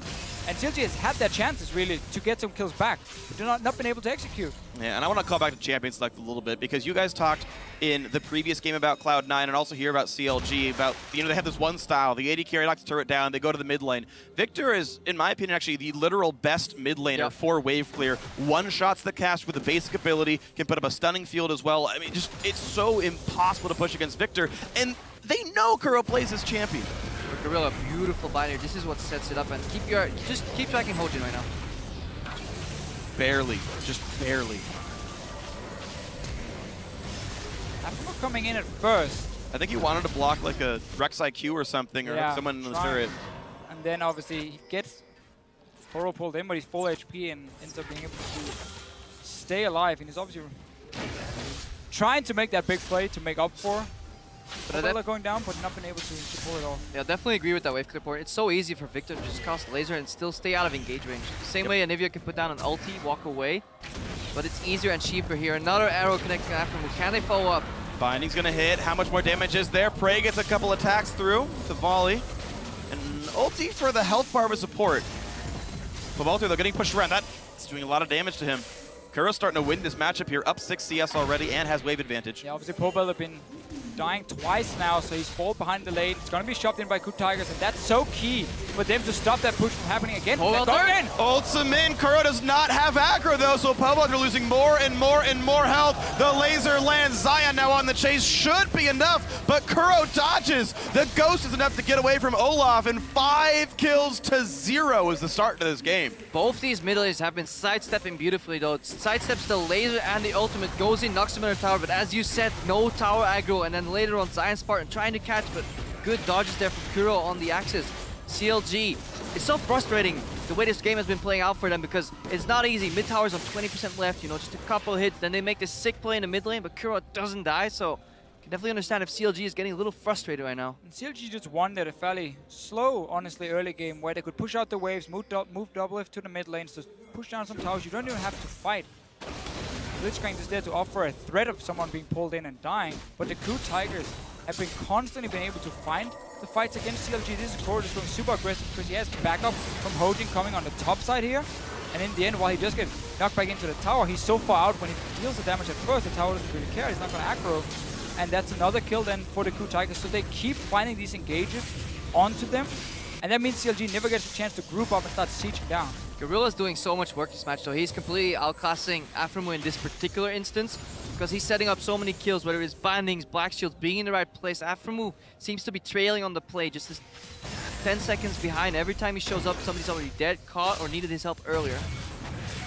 That's a worrying situation now for Counterlogic Gaming. 3,000 gold down, KOO Tigers in control. Dragon actually still not an emphasis for either team so far. One of the later Dragon takes we've seen of this tournament. I like this build as well for KOO. It has been a standard for a while, but then we see a lot of people now start building Morel Nomicon on Victor. I like the cooldown reduction boots. Just start rushing towards your late game items a bit faster and keep that insane wave play going. Tower is still very low from before where CLG were pushing in and ends up dying. Gets that one for themselves. The Dragon, of course, nobody really cares about you. Good old Dragon, but now CLG is moving down towards it. Objectives are more of a means of an end to CLG. If they can deny the vision, then bait, and get a Blitzcrank hook off, they can actually turn these fights around, especially with the zone control they have with Elise Cocoon, Pobelter and stuff. But they definitely have a lot of options. Not if they get found though.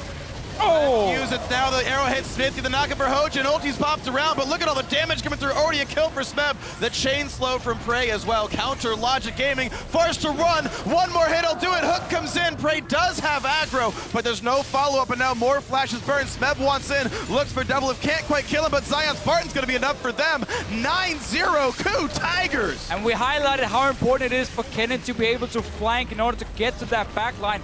Great TP from Smeb.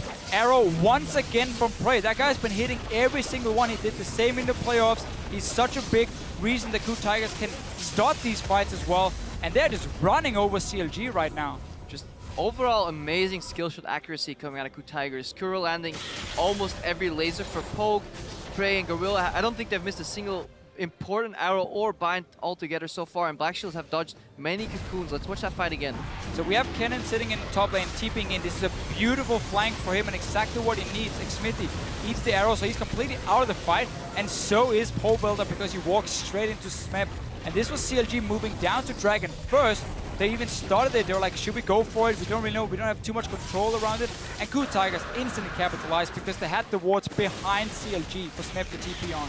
Yeah, wonderful TP right there. At least CLG is able to be tenacious enough to knock down this Dragon on the respawns and after the recalls, but it's getting bad quick for Counterlogic Gaming here. One of the last remaining undefeated teams here at the World Championship, looking at their first loss at the hands of KOO Tigers. The upsets continue at this point. Their composition has a lot of safe carries later on in the game, but they're all single target right now. Doublelift can only take one target down at once. Pobelter and Azir can only take one target down at once, whereas if you look at the KOO Tigers, so much AoE damage on that lineup already. Even their support can just aid in that. with the ultimate. So much hard CC and AoE damage, and if you fall behind against a composition like that, you will get snowballed upon. That's the thing. The problems that were highlighted for KOO Tigers potentially with their comp of reaching Azir, reaching Tristana. Doesn't matter when they get this far ahead and they suddenly control the entire map. So there is a million ways for Smeb to find the flank whenever he has TP ready. Or just for KOO Tigers to catch out targets when they start getting ahead with the amount of single target CC to start it. Because Prey is on fire and we don't get to that point where Doublelift will have his QSS coming in really to stop the engage onto these guys. Xmithy twice in a row has been the unlucky guy who got the arrow in the face. He ends up dying for it. Yeah, still no Merc Treads on him, unfortunately. And also keep in mind, this is not a very tanky Elise. He's gone for Rune Glaive on the champion as well. Just makes the targets even easier. CLG playing a much more individualistic style. Trying to find ways to get themselves through on this one. Right, Zion Spartan for the split push power, less for the team fight. I don't see CLG ever winning a 5-on-5 with these kinds of lineups. Maybe at least his damage means something, but it's all just going poorly. A 7,000 gold lead for KOO Tigers. Their style's working beautifully.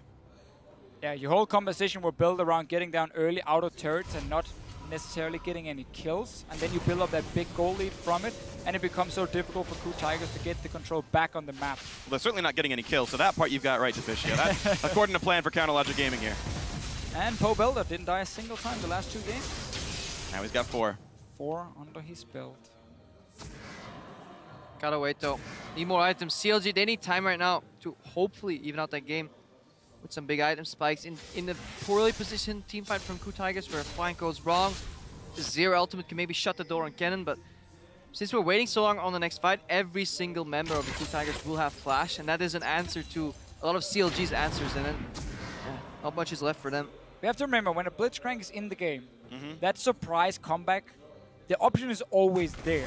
He pulls in like KOO, they instantly one-shot him, and a large part of KOO Tigers' damage is then down. He's 4-0 and 2 at the moment.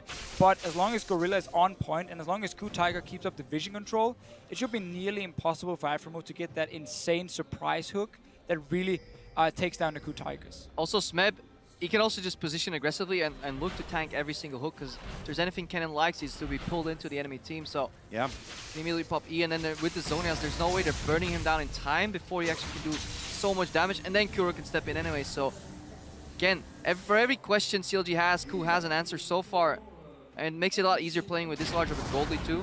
The vision has always been solid from the KOO Tigers.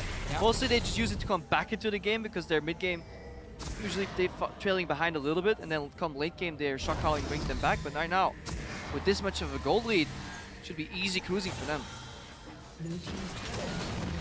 Well, finally, turret does get traded back. Counterlogic Gaming get their third. Doublelift is the split push farmer. That's normal. But guess what? KOO Tigers already with 5 members at bottom lane tier 2. CLG has no hope of defending this one. So add turret number 5 to the game here. They're going to try and trade tier 2 for tier 2 and then see if they can defend their base 4v5. But here comes Hojin. Hojin goes back. Yeah, Double has to run. He realizes he hears the Rek'Sai alarm.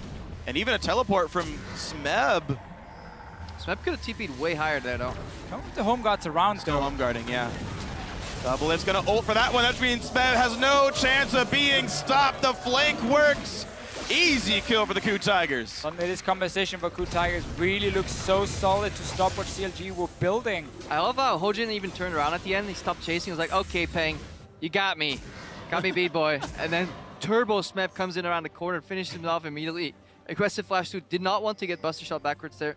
Oh, he burned it on the Rek'Sai. Yeah, that was the thing. already. Said, take it for the team. Doublelift didn't see it coming, and it all went according to plan here for the KOO Tigers. This time, though, Smeb is without any summoner spells, and Afro is here. No E on him either. Will land an easy knock for the minions.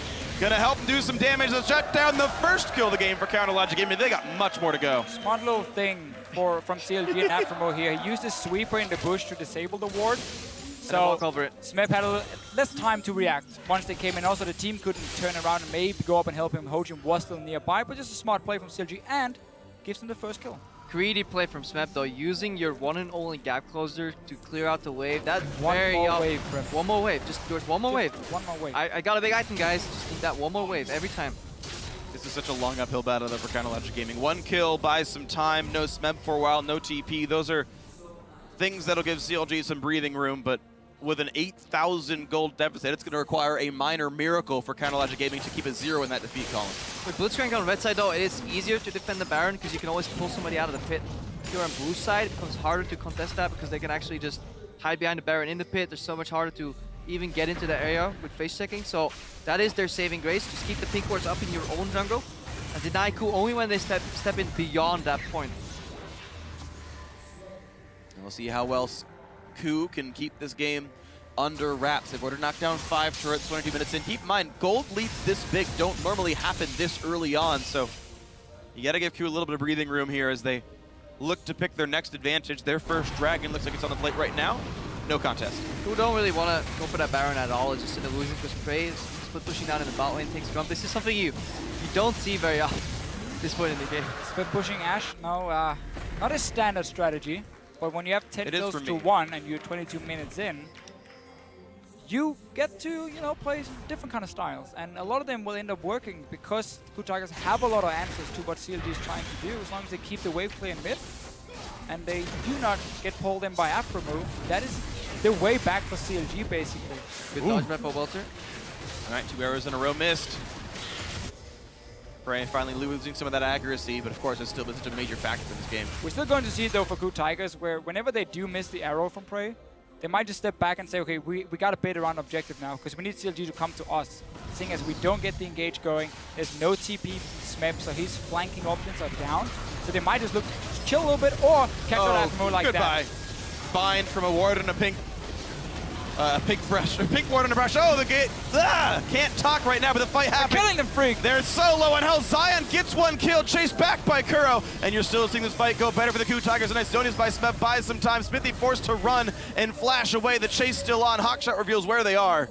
13-2 though, still a better fight for KOO Tigers. Yeah, very chaotic start to that fight, confusing even the best of us. Overall, there, but in the end, what matters is that KOO Tigers only sacrifice their support and take down 3 CLG members. The only carry left here is Doublelift, but their wave clear is down, so they should be able to really take this map in control here. Get some of those pink wards down in the jungle, maybe. Prey can steal the red buff.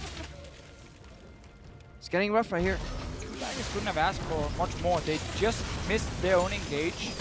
Didn't have TP with Smeb, and then CLG moved forward, got binded, or Afro got binded, and suddenly the fight was on. Perfect for KOO Tigers. They didn't have to wait 2 more minutes, or 1 more minute for the arrow to be ready again. Helps them speed up the game a little bit because they are so strong right now. They want to fight. Oh, flash knockup though. Prey is going to burn his own flash, but Afro should have an easy time. Hook comes in. That should be a kill, but the arrow comes in, and they turn it around. Prey refuses to die. Oh, dear Lord. KOO Tigers are so far ahead. The swag comes up, and you deserve that one. Yeah, that Control 6 is just adding insult to injury. So close for Prey to get down, but he managed to kite out. And I just want to go back to earlier that play. Wait, another bind here from Gorilla. This time, no backup. CLG, they were doing fine as long as they were respecting the boundaries of the river. They kept pushing the waves out, placing the vision out, but never getting close to the river. But then they got antsy. Afro overstepped his boundaries once and got immediately punished there by Gorilla. His bindings overall, combined with just a fantastic build, by the way, I have to point this out. Decrest Morgana, finally we see it. I think this the optimal Morgana support build. I'm very happy to see it, especially when your AD carry is leading the charge as well. Just Prey can single-handedly start carrying these fights 1v5 now. And when your AD carry benefits so much from crits, with the extra damage coming in, with the passive for Prey, and the fact you get so many early towers as well as a support, suddenly you feel like you have a lot of gold, you feel like a carry almost, and then you look at the rest of your team sitting like 2 or 3 items and you realize everything is relative. Everyone's carrying, but keep in mind there's still more happening. KOO forced the escape from Counter Logic Gaming, but Smeb has teleport. He pops it in, he home guards in. He has plenty of damage to kill off one. Walter will try to trade one back. The flash to keep oh my God, Smeb! Oh, this is just brutal for Counter Logic Gaming. 18-2 in kills. It's getting worse and worse. It's an 11,000 gold lead. This is what Tilt is made of. Everything's gone wrong for CLG ever since basically the start of the game, where they had some of these openings to try and get a few kills, but they couldn't capitalize on them, couldn't really execute, and KOO Tigers turned it around and just made it even worse for them. They've been playing such a solid game. CLG, they yield the Baron, try and counter map, cross map them, get a red buff for a Baron. Not the best trade. And these hawk shots overall from Prey have been working out pretty well. Helped a lot in the early game to localizing Smithy. CLG did have a good lane swap start, but eventually Tigers, they prevailed. Let's watch that again. In the bottom left of your screen, Afro move will get popped. Welter stops Smeb here, but he just takes down double. Look at the damage. Destroys him. Oh, the Q barely snuck it just over Poelter's shoulder. And stays And that alive. flash to dodge the Q. I think only an auto attack came through from Poelter. But CLG obviously know everything Cool Tigers can do against them. But you still have to go for these over-aggressive plays to just try and get back into the game. If you just sit back and wait right now, Cool Tigers are taking the rest of the map. And because they are so far ahead, still fairly early on, 27 minutes only, CLG has to just try an all-in play, basically. Well, CLG are all-inning their own jungle a little bit and then realize they have to run away and say, just kidding, you guys own that. Cool Tigers, please enjoy our trees and all the foliage. 1 minute on the next Dragon. I don't know if it's going to even take that long to win this game, though. Hojin takes Cocoon. All as well. Mid lane under fire. Baron buff still on the team. This flex, though, this cannon pick, early pick and flex, expected on support, then switched up from Morgana support, has been working out. The value of Morgana support in this tournament so far has been pretty high. She has had a pretty big impact for support on a lot of these matches. We've seen a lot of team compositions with like single target engage, basically, making this Morgana support so strong with the Black Shield. This one again, we talked about earlier in the game, how it was picked to basically counter this Afro. It meant the cannon had to go top. There were some questions regarding it. At least I had some questions regarding it. But because Cool Tigers got so far ahead, it opened up for Smep to always be able to find ways to engage. The rest of the comp for Cool Tigers is super solid. Engage from your AD carry and wave clear from your mid laner against what CLG has been built. They're going in. Hard engage comes in and already Poelter is dead. Here comes the rest of it. Gorilla taking plenty of damage. They will get one back for CLG, but it's already 3 kills for the Cool Tigers. Kuro into the back line, lands a bunch of the damage. Oh, a nice hook from Afro move, but Kuro doesn't seem to even care. They're all falling down. Oh, the fountain laser doing a little bit too much. Yeah, an ironic control 6 there, but it's not going to be enough. 2 kills for 4. Into the base they go. It's going to be a 29-minute win for Cool Tigers, unless there's some kind of minor miracle from Xmithy. That's not going to happen. There's the stun. Chilling Smite takes the kill. The 3rd of the game for Hojin. More swag spam from Kuro. He knows he's won this game. His only death this one on an amazing Victor battle. Poelter shows up for a little bit more, but it's not going to be enough. Cool Tigers in first place now, tying Counterlogic Gaming over in Group A. And a game really won in the early game where Cool Tigers could execute on every single play, get so many early kills on CLG, and their composition once ahead really stood out. You had enough wave clear to stop the push, you had engage from Ash, you had flank potential from a cannon. So many ways suddenly then to take full control of the map. The thing is, it surprised me that CLG didn't play around Zion Spartan almost at all in the lane swap. When I saw the Olaf, I was like, Olaf will never survive this team fight with a Kennen ambient damage, Victor's ambient damage, Morgana's ambient damage. You can't do this kind of thing as Olaf, but he got no farm, never got in the isolated matchup, and Smeb just crushed him in team fights. I think there's 2 distinct moments in this game that really put CLG far behind. The failed gank, when Olaf had the freeze in the bot lane where he could just farm up, become that monster we expected Zion Spartan to become.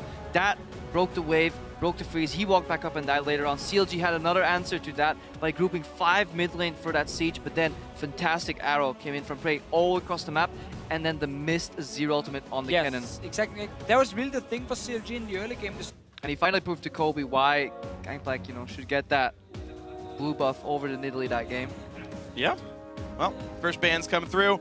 Nidalee gone away. Yeah, Karsa, that's not exactly a surprise here. It's one of his very best champions. Mordekaiser gone away from the Brazilians. Gangplank, blue side banned. That is usually not the case. Interesting. I'm not a fan of blue side banning Gangplank. I feel like that's a pick everyone has to be able to play, and you can blind pick it, honestly. I think you can flex it. You can make a case for doing it, but not as early as second ban. Third ban, perhaps, if the ban phase, plays out differently, but with so many raw OP champions already out, I think it's too early.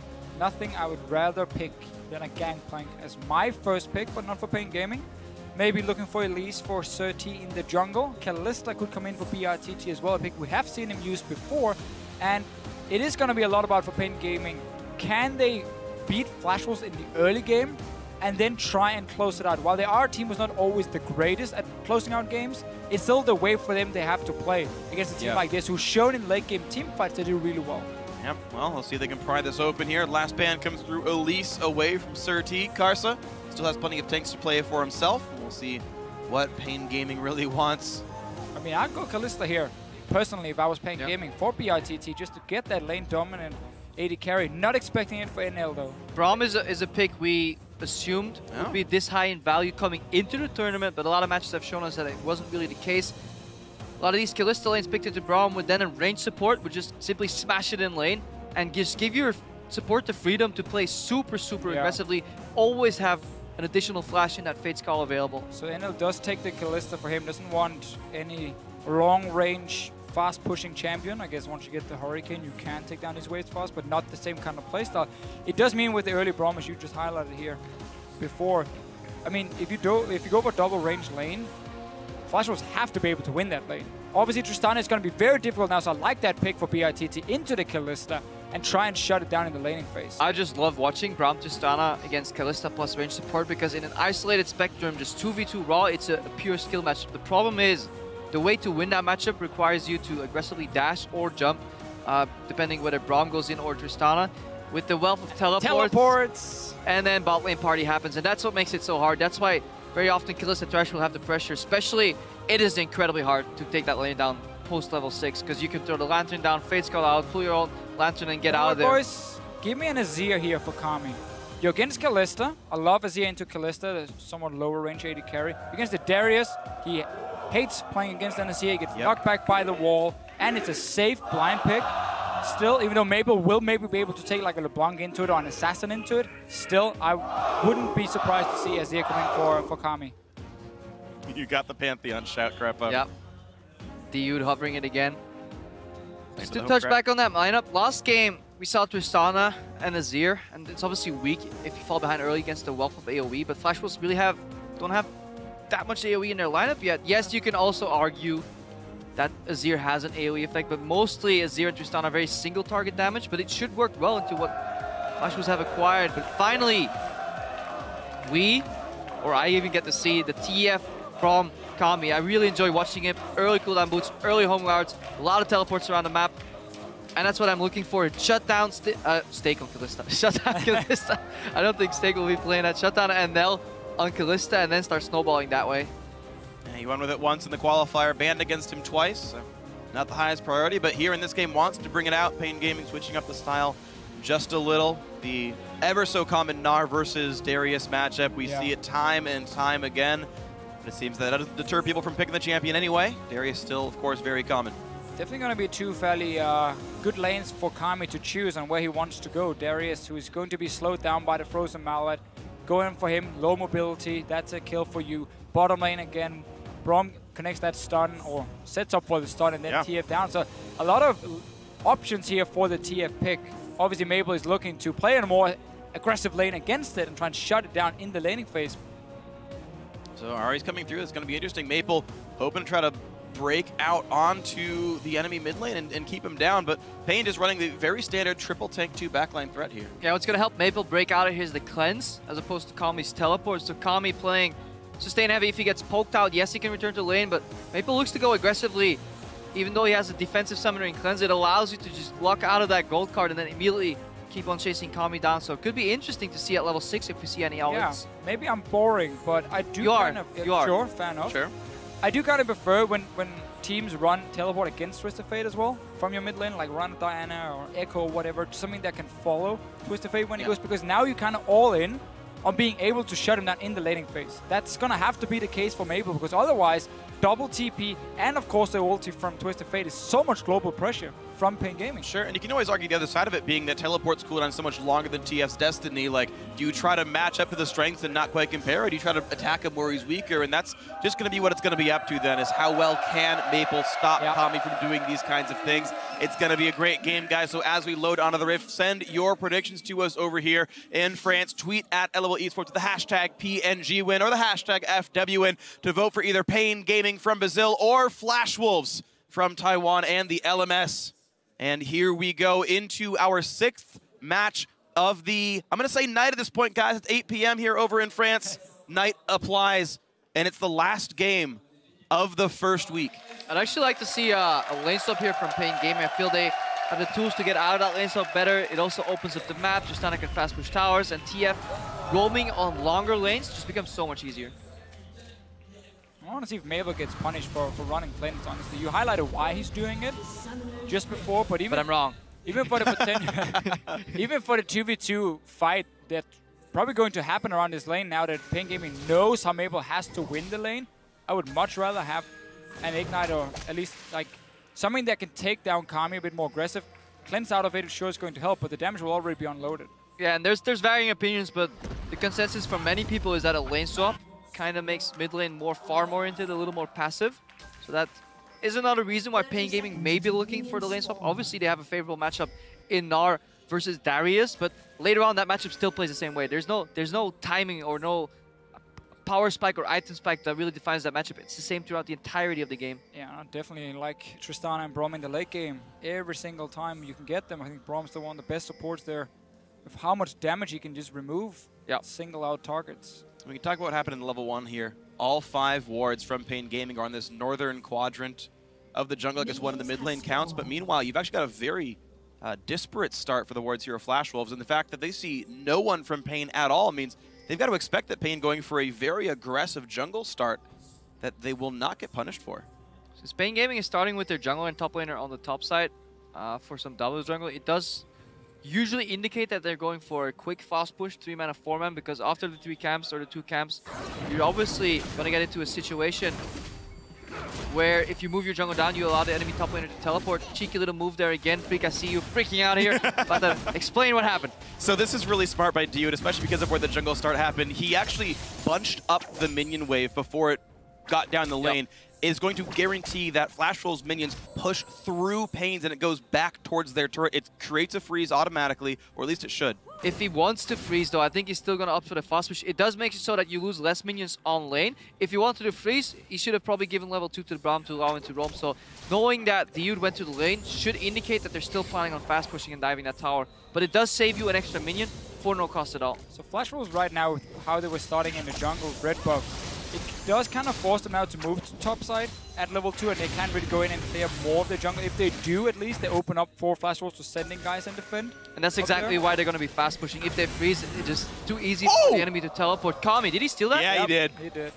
Brazilian faker! Means That a was lot, awesome. though. A lot of experience in the early game he takes away. A lot. Some experience. No, it's pretty significant. It's more than half the camp. He's going to get level 3 first in the wave, has it already. Going to slightly slow down the enemy guys, but you see NL starting to push this out. So both teams are looking to fast push, but there's a big difference here in how early Mylon had to join on the top side. Because they started red buff and walked down to Raves up in that top side jungle, it means simply now he's been sharing experience with BRTT and Dude, where now we see how Flash Wolves are first joining in here with Stake. Yeah, the correct move is then to instantly take that tower down and bounce it back as early as you can, while the opposing team is still actually trying to clear that tower. A little slow here on the side of Pain Gaming. They really want the tower down, and the next wave bounce it, and then they have no answer on the side of Flash Wolves because they're so far behind in tempo. They're behind the play. Power right now. Yeah, Pain will get the same amount of jungle camps. Surti is solo jungling right now and is going to get the same amount. This is a massive problem for Stake, though, because normally you want to be full HP, so once this tower dives, your top laner stays and gets it, and he goes back, oh, he can sit and farm a little bit. But now he's so low, Stake will be forced to recall and return to now top lane, which is the wave that was going to push away from him. So he's going to be behind compared to Mylon. He's already going to struggle a little bit in this matchup. Very common Western lane swap style here. Well executed by Pain Gaming. They started at the top side of the map, leaving them with almost no other plays available. But the one play they had to make, they made it beautifully. And also a mistake by Flash Wolves because of all the damage they took. Their bot lane had to recall to buy before they got met by this Tristana from BRTT, but they didn't finish the turret in time. So the lack in gold, all the money shared the way it is, and it's a surviving turret. You can't make these mistakes at this level right here. It set you so far behind because you didn't gain anything. You don't get any extra experience really on your AD carry because he was still trying to fast push the wave. So you're now in a situation where Stake is in a very, very bad lane up top that's not going to push towards him against a ranged champion, and you didn't get any benefits for your AD carry. Also, you allowed Tristana to push. Once she's pushing, it can be hard to stop her, and that removes a lot of the trading potential you have on the Kalista Thresh lane. You just want to like usually push them in and then poke them out with double ranged autos. And right now, Pain Gaming comfortably in the bottom lane, comfortably in the top lane. Stake gets apprehend, but will still get out-traded. A lot of minions, though, on Mylon. Yeah, you can see the damage going back and forth. The bleed actually makes it really fast to get to Mega Gnar, all those ticks of damage, so we'll feel a little bit thanks to that, but Karsa is coming in. Mega Gnar is on, hops once. Gonna land the stun over the top of the knockup. Gets away cleanly. Good stun. Really Saves the flash. as well for Mylan. So we're getting that Mega now in. And Kaza making the correct play. You gotta make sure Stake can push out the wave as fast as possible and getting bouncing back towards him. So he doesn't stand there and just get poked down. Yeah, you can see that Dude and BRTT really don't want to stay in that lane in the bottom when it's even, because you will just get outweighted, so they just go to Crux. They want to rush to level 6. At level 6, you can blow up Kalista or Thresh. If Kalista isn't level 6 herself, obviously, because Fate's Call can deny that. So go back to the lane right now, and not enough vision for Sword Art and NL to really play aggressively here. So I think Pain Gaming will be happy with this overall. The experience in this lane is equal right now. So you talk about rushing level 6, it's not going to be really any kind of advantage for Pain, even with the Krug and the better lane swap play right here. So you mentioned how long Mylon is in the top lane sharing XP. That makes it different. I mean, where's Stake going? He seems to not want to return to that top lane at all anymore. So panic. He's double jungling with Karsa. Well, he's 6 minutes into the game. He's going to go up and grab the wave though. Once he gets pushed down towards him, he's probably just afraid of potentially a gank coming. There's no river control from Flash Wolves. Pain Gaming right now doing a very good job of 2 pings to basically deny all that vision, making it hard for Stake to go up there and catch the wave in time. I love what Sir T is doing here. He doesn't have to do any camps, just shadow the lane, make it so that Mylan can't get ganked. He's already a full level ahead of Stake here. Stake, who had a phenomenal performance in the tournament so far, underrated coming in.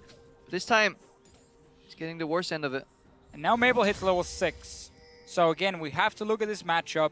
If he's not able to do anything against Kami in the lane, which is so difficult often against Twisted Fate because he can sit so far back and farm, just wild card and then blue card whenever you can, and it's very easy to play safe as a Twisted Fate. Yep. Then you also have teleport.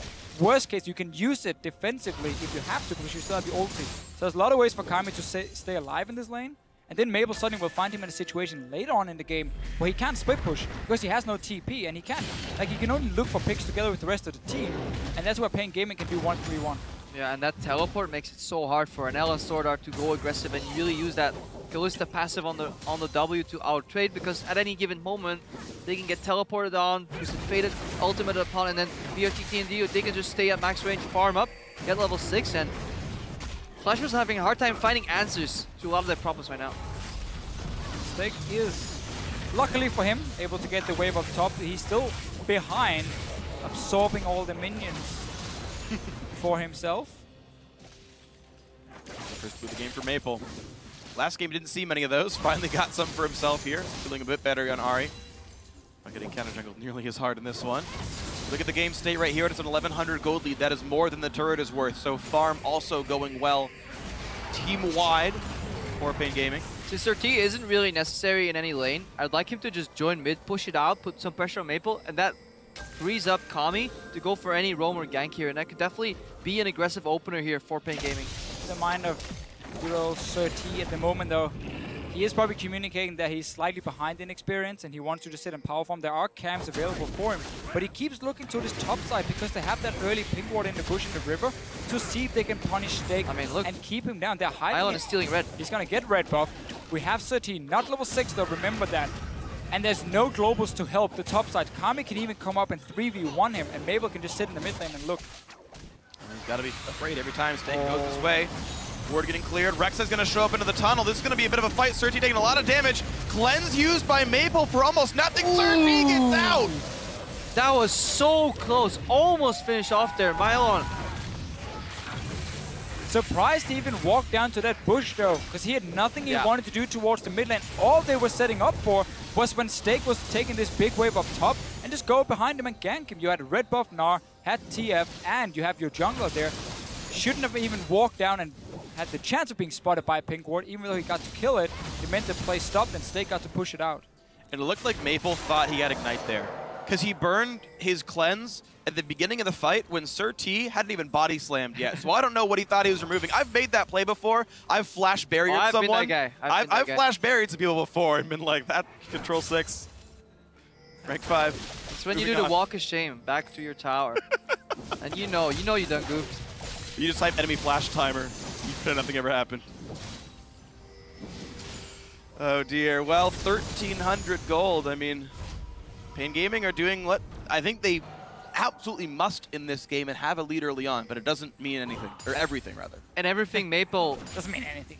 Everything Maple did to win this matchup, pick cleanse, play Ahri, Kind of goes down the drain. His flash is down. Kami still has flash, so it's almost impossible for Kami to die 1v1. And he should be able to play slightly more aggressive due to that fact. Yeah. And maybe find an opening. He still hasn't used his ultimate at all, and he hasn't really needed to, but definitely see a lot of plays come out now. Pushing him, it takes even running mid. It's like, hey, do you want to share this farm right now? Sharing is caring after all, because he's getting so screwed in that matchup up top. 30 CS behind him. It doesn't look like it's going to change anytime soon. Probably because of cleanse. Yep. Still not sold on the cleanse for Maple. Well, it's easy in hindsight. Yeah. Hey, said it earlier. Yeah, true. Want to see him be able to kill that lane and not just sit and farm even, because Pain Gaming later on highlighted before.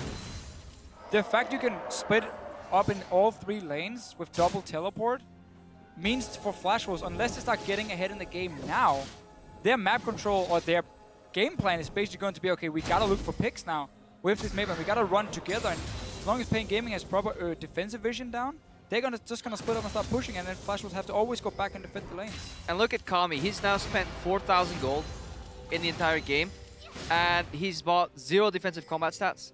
And he even rushed Lucidity boots with home guards with his TF build. So he's not worried at all about Maple's aggression. So looking to really play the map, not the mid lane. I'm just not even sure why you'd run Cleanse to beat up TF. Ignite just is more damage. Gold card stops you going in. Yeah, but you can just dash once it times out, right? Like 3 dashes to 1 stun. Right. Yeah. I mean, there's You're obviously gonna catch him. I mean, that's what he's Maple's decision with it. Maybe it's also for later in the game, he's afraid of being singled out in a team fight by Kami. That's true. And then he gets stuck there and he dies if he's building full blast cannon, as we often expect from an Ahri. So there are reasons for it from him, but it's costing him a lot in the early game, and because the rest of his team, with the way the lane swap went as well, are still behind, except for down the bottom lane where they're 5 CS, 6 CS ahead. We did say gold defensive capabilities on Kami. He does have a whole lot of move speed. Boots too, with plus the Aether Wisp movement speed upgrade. He's sidestepping a lot of these charms and orbs being thrown at him from Maple, so that's probably his playstyle. You can always see his pacing in the lane is different here. Karsa gets a couple of stacks, but he has to disengage. Kami, at the start of the game, was leaning back, and Maple couldn't really touch it, but right now it's becoming more of a skill matchup where he tries to dodge aggressively. And Pain is just so happy to continue to farm, because you're ahead in the top lane. You're Tristana. We always know her mid-game with the 1 item spike is not the greatest, so just continue to farm her up. You don't have to risk any early fights against the Kalista.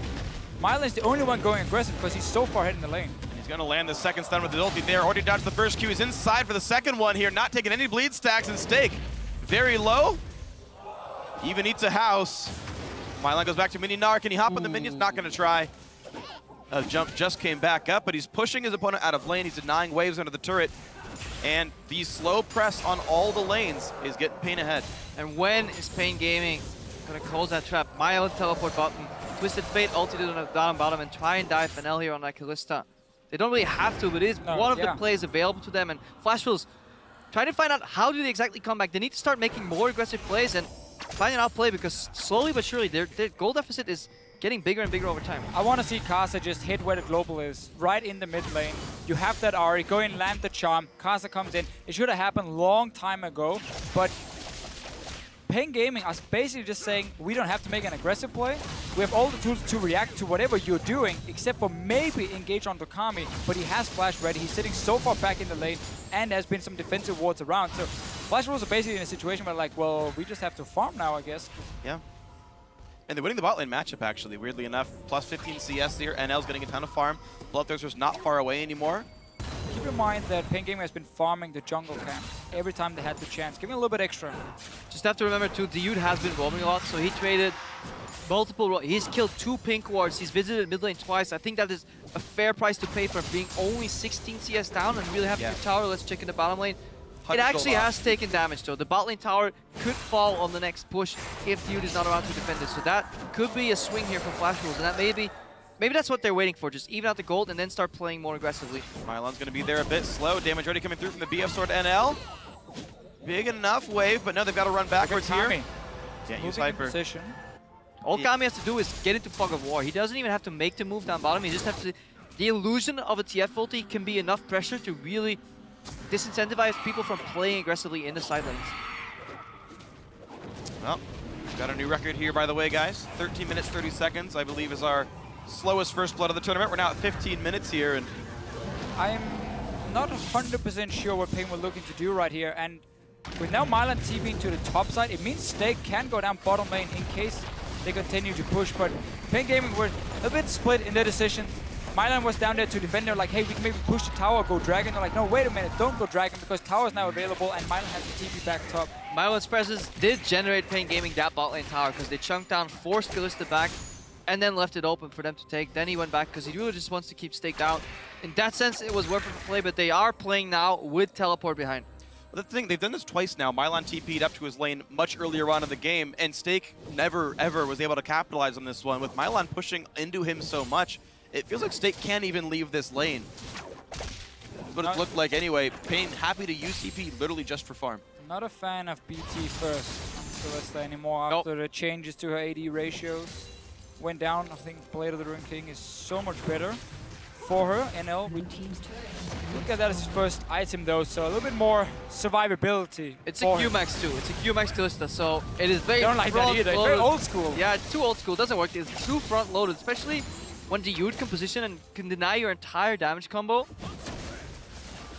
Pain got the inside track in the mid lane, but without the teleport and without their Gnar being anywhere nearby, they were a bit too afraid to push for this one. Turret finally takes some more damage. Dragon was the pickup here for Flash Wolves. They traded mid lane turret for that. But you can basically see what's happening. Pain Gaming didn't have to make any aggressive plays, but just because Flash Wolves knows they can never gank anywhere outside of mid lane potentially, but that has been warded every time, and Kamisar has been standing so far back, was not calling wildcard because he's throwing them out. But Flash Wolves are basically just stuck in a situation where only thing you can do is try and group and then create that one pick. Pain Gaming, wildcard team after all. Yeah. Kami is truly an international wildcard. I guess it fits in on a lot of ways then. Flash was though disappointing. They came in with this mentality, it seems, in this game to really not make any plays. This is the first real play we maybe have seen him, some aggressive vision. Overall playing incredibly scared, and if you allow Twisted Fate and a couple of teleports to change your mindset, to alter your mindset into a passive farm mode, then the damage is already kind of done. You can even make a play, get punished by TF ulti, then make another play where you can't commit using the fact that you have stronger lanes and maybe get ahead that way. But if you're playing this incredibly scared against the Kami that hasn't really stepped into any of the brushes so far to even threaten you with ulti, feel Flash Wolves, they may have to play a little harder. Well, unfortunately, Flash Wolves were happy to take their time and lick their wounds and make a comeback up against KOO Tigers with a more poke-oriented team. This one, of course, is not that. Yeah, Pain Gaming, as far as teams that qualified for Worlds, had the slowest average game time for wins. I mean, it was over 40 minutes for them to close games out. And they didn't even lose any games in their qualifier. They were just dominating people. And that's the scary thing, because this is exactly what Pain wanted, a slower early game. They can now use the globals as well. They're going for Stake. And they're going to go for it. Here we go. Stake might be what's for dinner. The whole team comes in, flashes the wall to get out, and Mylan whiffs the hop. Flashes, gets first blood. Karsa's next. No one's in range for him. Stakes were made. Stakes were made. It was actually really close to getting that lantern there from Sword Art. So bold flash there by Mylan. He wanted Stake because he could have opted to go for Karsa there instead, but gets the first blood. Sends a message too at the same time. So Stake very far behind right now, and this is kind of like the reputation he had coming into the tournament. You know, just gets behind and top absorbs. But this really was just a matter of time for Pain Gaming. I feel like we keep looking at it, how Flash Wolves cannot make plays because of double teleport. Mabel was in top lane pushing that out, so obviously they know, well, we can just go on the bot side. There's no chance of the Ahri being there. And right now, all they have to do is stay alive in this mid lane, and they've been winning out big time. Dude loses flash, and he whiffs the ultimate. There comes the engage. Karsa picks up the kill on a Dude, and L's going to try to throw in Sword Art right into range. Body slam away just in time for Sir T. Will dodge away from Flay. 3 turrets to 1, though. Pain Gaming have capitalized on that first kill. We'll see if anything can come back now for Flash Wolves. The Summoner Teleport used by Twisted Fate. And this is what we were talking about earlier. You just force the play, force TF to use his Destiny, then make another play when Destiny is on cooldown. At least Teleport takes some channel time, 3 to 4 seconds to really complete. That is maybe what Flash Wolves have to do. If they did this more in the entire early game with Kalista ultis and potential outplays, they could have had a better early game. They sat back way too much. And right here for Flash Wolves, I don't think their solution is to go back to mid lane when TF just teleported in, where he can wave play and team can defend it. What you needed to do here is you need to take your team, when you know the other team is just use cooldown, some of them is back in base, get into the jungle. Get in there, deny some vision, because you have an Ahri. She's so fantastic if the enemy has to walk in blind, get a charm in the face, but instead you value pushing in another wave in mid, and then you don't gain anything. Yeah, this is one of those plays that just loses you the tempo, the momentum. Call it whatever you want. If you base the members that need to base, if you put some vision, you can start making picks. Flash Wolves in their win played around their composition strengths, using the poke to their advantage. Right now, I don't think they even know what the identity of their team comp is, and they're failing to identify that, let alone play around it. They have like the solo queue all-star team, though. Everyone loves playing these champions. You've seen these time and again. But yeah, what's the dedicated synergy here? BRTT is pretty much safe in the back line. Only Ahri can expect to reach that Tristana. TF's going to be safe, throwing out low cooldown cards. Lichbane's already done. Zonius is next. We might never see Pain Gaming even go into a 5 versus 5 team fight. Sure. They're going to look to just pick off a target instead with the double global for themselves. Maple is in the top lane, but again, he's now stuck here. So down on the bottom side, Stake is now stuck as well, fighting a matchup he's not going to win. A matchup he's been losing all game long, so slowly again, Pain Gaming can chip away some damage on these towers. And there's no response from Flash Wolves unless they catch out a guy who's then out of position. Actually, interesting that Mylon did go for Black Cleaver over Frozen Mallet here in this matchup. So far, whenever we've seen Gnar, I think we've seen more Frozen Mallets overall just to keep that distance against Stake. Maybe this indicates that he's not even... Close. He doesn't even want to kite Stake anymore, just wants to straight up kill him because he's so far ahead of the curve. And he has the backup. He does have the backup. If later on, though, Pain Gaming can't close, Stake has the opportunity to duel Mylon at least. Oh yeah, Mylon going to be definitely more of a damage threat this way. Stake able to run away for this one. Karso looking for the knockup, would have to flash to do it. Does not go for that one against BRTT. I do like the pink ward that was just placed by Flash Wolves here, trying to, again, when we see just up here on top of your screen next to the Flash Wolves logo, basically, you're trying to have some blind spots where Pain Gaming would normally be moving around in the jungle because they want to always send guys down so they can be close to Mylon when he's pushing all the way up to the tier 2 tower, and then maybe a charm or hook or whatever is coming in and catching a guy, and that's the way again to create a kill and then get a tower. Definitely agree. If you're playing any sort of pick compositions, Fog of War is your friend. If you look at EDG, they do it fantastically well, especially in their series against IG, and in their regionals, they just use those pink wars, hide a couple of members there, and even if they know, they could be anywhere. And that is the advantage of Fog of War and just good vision control. The problem is, Pain Gaming knows exactly where it is, and they're not afraid of sitting down the river and just zoning Flash Wolves away. Look for Maple and what position he can get when the fight breaks out. If he reaches the backline instantly, he can still take them down. He has Death Gap completed, so he's very farmed. Fight will break out. Mylon is coming in. He's got the TP on towards the side. Surti comes in the knock it. Oh, Maple's gone. And now the fight continues. Sword Art pulled back. Surti's got to run. Ignites on him. And the Gragas will survive. NL's the Beautiful next one. play. Easy pickup. Karsa had gotten the kill on a Surti in the back lines, but Kami going in. He's got his number. Yep, there we go. Complete slaughter here from Pain Gaming. Aggressive move before Flash Wolves can even get their full lineup to the Dragon area. They just immediately aggress and take out one of the carries, and then at that point the fight's already over. Again, you play Ahri, you play the pick composition. When you have to run down and the other team have full vision of you, the pick potential is gone. It's not there because they can see everything. All you have to do is dodge around that single target CC that's flying out, and then Pain Gaming is more than fine. They were happy just engaging onto it. Mylon came in, he had Mega Gnar popping about a second later. Yep. And too easy for Pain Gaming really to clean up the fight. This Kalista pick is by no means paying off, also because NL is building his wrong. And he has like no real spike in this game. Well, the last 2 years of the World Championship, it took to the very last day of the group stage for a wildcard team to get their first and only win of the World Championship. Here we're just in the first half of the groups, and Pain Gaming looking sizably ahead here over the Flash Wolves. Team that had just yesterday taken down the #1 team in this group right now, the KOO Tigers. This group is actually looking much closer than we may have expected coming in. The one weakness, though, is Pain Gaming's tendency to play incredibly small games. If they ever, make a mistake and don't really water Baron enough, Flash Wolves do have the potential to sneak it and finish it off with Kalista. Have to be careful for that. Right now, they're denying vision, so they're actually playing to their strengths, which is picking off with Fog of War.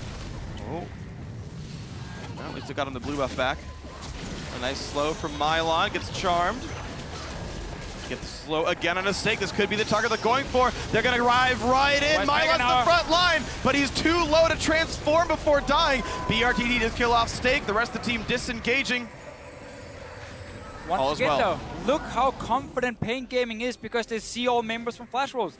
Nobody's gonna die in the backline, so BITT just walks forward, he picks whatever target he wants, so he is there trying to single out targets as well, and Mylon didn't get Mega Null while he was on top of 5 members, but at least he pulled, or he was part of the fight starting, and Pain Gaming just constantly can pick whatever target they want and take down Flash Wolves. All they have to do, all they can do really, is just run. Well, they're gonna try to defend right now. Hook on a BRTT! Oh, the shield's in front, but it's not enough! NL gets the kill, and Flash Wolves strike back and save the turret. Bit too overconfident right there. You can expect that Thresher really, really nicely clipped next to the minions right there. But BRTT should never get caught, and DU could have positioned slightly better with that Unbreakable, but... Nice little hook though from Sword Art. Really good hook. Just so close to the minions that you think you are just hiding behind it, and then you get pulled in anyway and ends up dying. Bend the hook. Bend it, man. Watch that again. UTT off on the very bottom. So he's actually just in front of him and just barely tags the corner of his model. But you can definitely see what he's thinking to himself. Oh, I'm so close to me, I just gotta move a step further and I'm behind it. And then the hook flies out and gets 1 kill for Flash Wolves. Didn't manage to get anything else. 1 TP is available for Pain Gaming. And as you said before here, Quick Shot, it's very important now that they start making more plays. We've seen a few team fights coming in from them. And that's what they need to keep doing. See if they can find the way in. They've got Ahri, they've got Thresh, and they've even got Darius teleport plays to maybe get these fights started. But Pain Gaming have so far been running him around the map, up a turret and up 2 kills, up 3,000 gold. That's the road ahead for Pain Gaming here. Flash Wolves, though, they came back from behind before.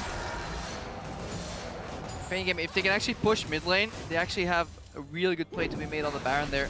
Triple pink ward set up already, but Maple's hovering around the mid lane. Kami wants to put pressure now. If they can lock them into the 1-3-1, it's so hard to get out of that pit, out of that lock, especially when you have a couple teleports and globals available. So, let's see if that works out. I think you're gonna see the entire river being watered up by Pain Gaming, so Maple can never sneak in behind anyone. Maybe a play he can make. It's risky, but as he goes up towards the top side of the map, and then when Kami is pushing it in, you try and jump him and get the kill. Problem is, again, Flash wasn't available this time, but getting up there and not being spotted by the wards is the problem, because once he shows on top side, Pain Gaming can just make a play on the other side of the map. And Pain are already set up for this one. They've got 2 wards on that eastern jungle. Mylon's set up to continue pushing every single wave and whittle down this bottom turret. The move towards him will be spotted, so Mylon should be safe pretty much at all times. There's the ulti by TF to make sure. I'm not a big fan of what Kami did in the last minute. He went top to push out. Now, 2 guys on bot side. Yeah, he went top to push out 1 wave. There's too many wards there in the area, so Pain Gaming not confident. He went top to get 1 wave, base, block mid, ultied right now, ultied back top. He could have just stayed top. He had plenty of vision to keep split pushing, and Pain Gaming, they completely sacked their vision control. So I think we're starting to discover here why Pain Gaming's game times go so long, because they make maybe the right decision 2 or 3 times in a row, but then they add a mistake to that. And if you really want to close out games efficiently, it has to be 4, 5, 6 right decisions in a row, and then you punish your opponents. Luckily for Pain Gaming, because Flash Wolves have been forced so far back on the map, the passive mistake they're making right now hasn't really resulted in anything for Flash Wolves, but they might get a kill on Pretty active mistake. Yeah, Mylon in the front of the team, thankfully blocked out by a shield. Diud now, the man hooked in, line and sinker. Down he goes. Maple takes him out, 5-4. Kill's getting closer. I mean, go back 3 minutes. The entire setup that we were talking about, 3 pink wards in the river, 1-3-1 split push available. What happened? It all fell apart. Now suddenly, Mylon, why was he even there? There's absolutely no reason that I can fathom why your top laner should be there at this point in the game. And look at Flash Wolves, immediately into the jungle they go, over towards the Baron area. Scuttle Crab's gonna despawn. They've actually killed every single ward here. There's no vision left. They're baiting instead of starting it. They have to, because there's 2 teleports available. They know they will get collapsed upon. They see Ahri. This may be good though. There's a mini now, by the way. Ward over the wall, and stay in commit though if you are the Flash Kami cancels the teleport. So shorter TP cooldown for this Twisted Fate, but both are down right now. I mean, 1 bait generating 2 teleports. I think you can be happy with that. Oh, not a perfect amount of vision here. They're rotating back to Dragon area. Dragon's about to spawn, I believe, yeah. And Mylon went top lane without teleport. When the Dragon timer is there on the scoreboard, you press tab and you know it's going to be up already. Pain realized, oh, too late, we can't get it. That's our mistake. They didn't keep tabs on the Dragon spawner. Didn't keep tabs on it. Much like the Lions. too soon. I was like, do I make that reference in my position? Oh, Nope. What a reckless jump Well, there. but that was good by Pain Gaming, though. They ran up to the top lane. They did group up. They realized, hey, whoa, okay, we can go top turret then instead. Yeah. You still saw Mylan head down to the river to realize late. You see the hesitation. They're not planning ahead. They're planning in the moment. And when you plan in the moment, very often a team that is more strategically adept will just outmaneuver you. You often lose yourself in the moment. Jesus Christ. So worth the dough for Pain for getting that top tower. Problem for them now is they just need to get more pink wards around this Baron. They had a single one. They had multiple before, but then they moved away from it, gave it over to Flash Wolves, bought them a little bit more time. Pain Gaming, in their mind, is not in a hurry. No, never are. But they're up 5,000 gold. Flash Wolves do have the Dragon lead. LMS teams actually love to snowball Dragon. Flash Wolves are no exception here. They're a bit used to this kind of scenario. Two but Dragons at 31 minutes. That's I mean, slow snowball. But based on Pain's average game time, we're going to see Dragon 5 anyway. That is the problem, though, when you have slow games.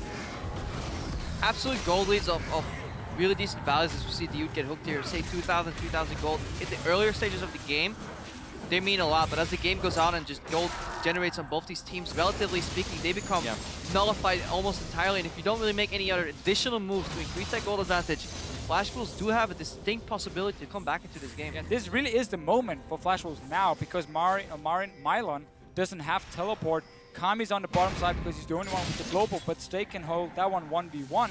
So you have to take full river control now from Flash Wolves' side. Problem is, they haven't prepared for this themselves, so they have no additional pink wards to place at the Baron to force a potential fight, force Pain Gaming to come and face check you. So Pain Gaming can just sit back now and say, okay, we're just going to clear the waves, and then we're just going to wait for our cooldowns. Our TPs are going to be up in 2 minutes, and then we can go back to playing 1-3-1. And the way this Baron dance is playing out is something you see of mostly amateur teams trying to make it into LCS or inexperienced LCS teams. They're a step behind. They don't get perfect de-warding of the area, and then very often the team can sneak in a ward, just like the ward that Karsa actually just cleared, and that one ward just tells the entire story. Did they move into pit? No. Then they have to be in any of these bushes. Do we need to check that? No, because they're just baiting. And you waste an entire team time with just one ward, and you really have to make sure that you have perfect vision control if you want to go for these baits. And Flash Wolves knew the TP was down, because them baiting the Baron 5 minutes ago, or 4 minutes ago, was what forced the teleport.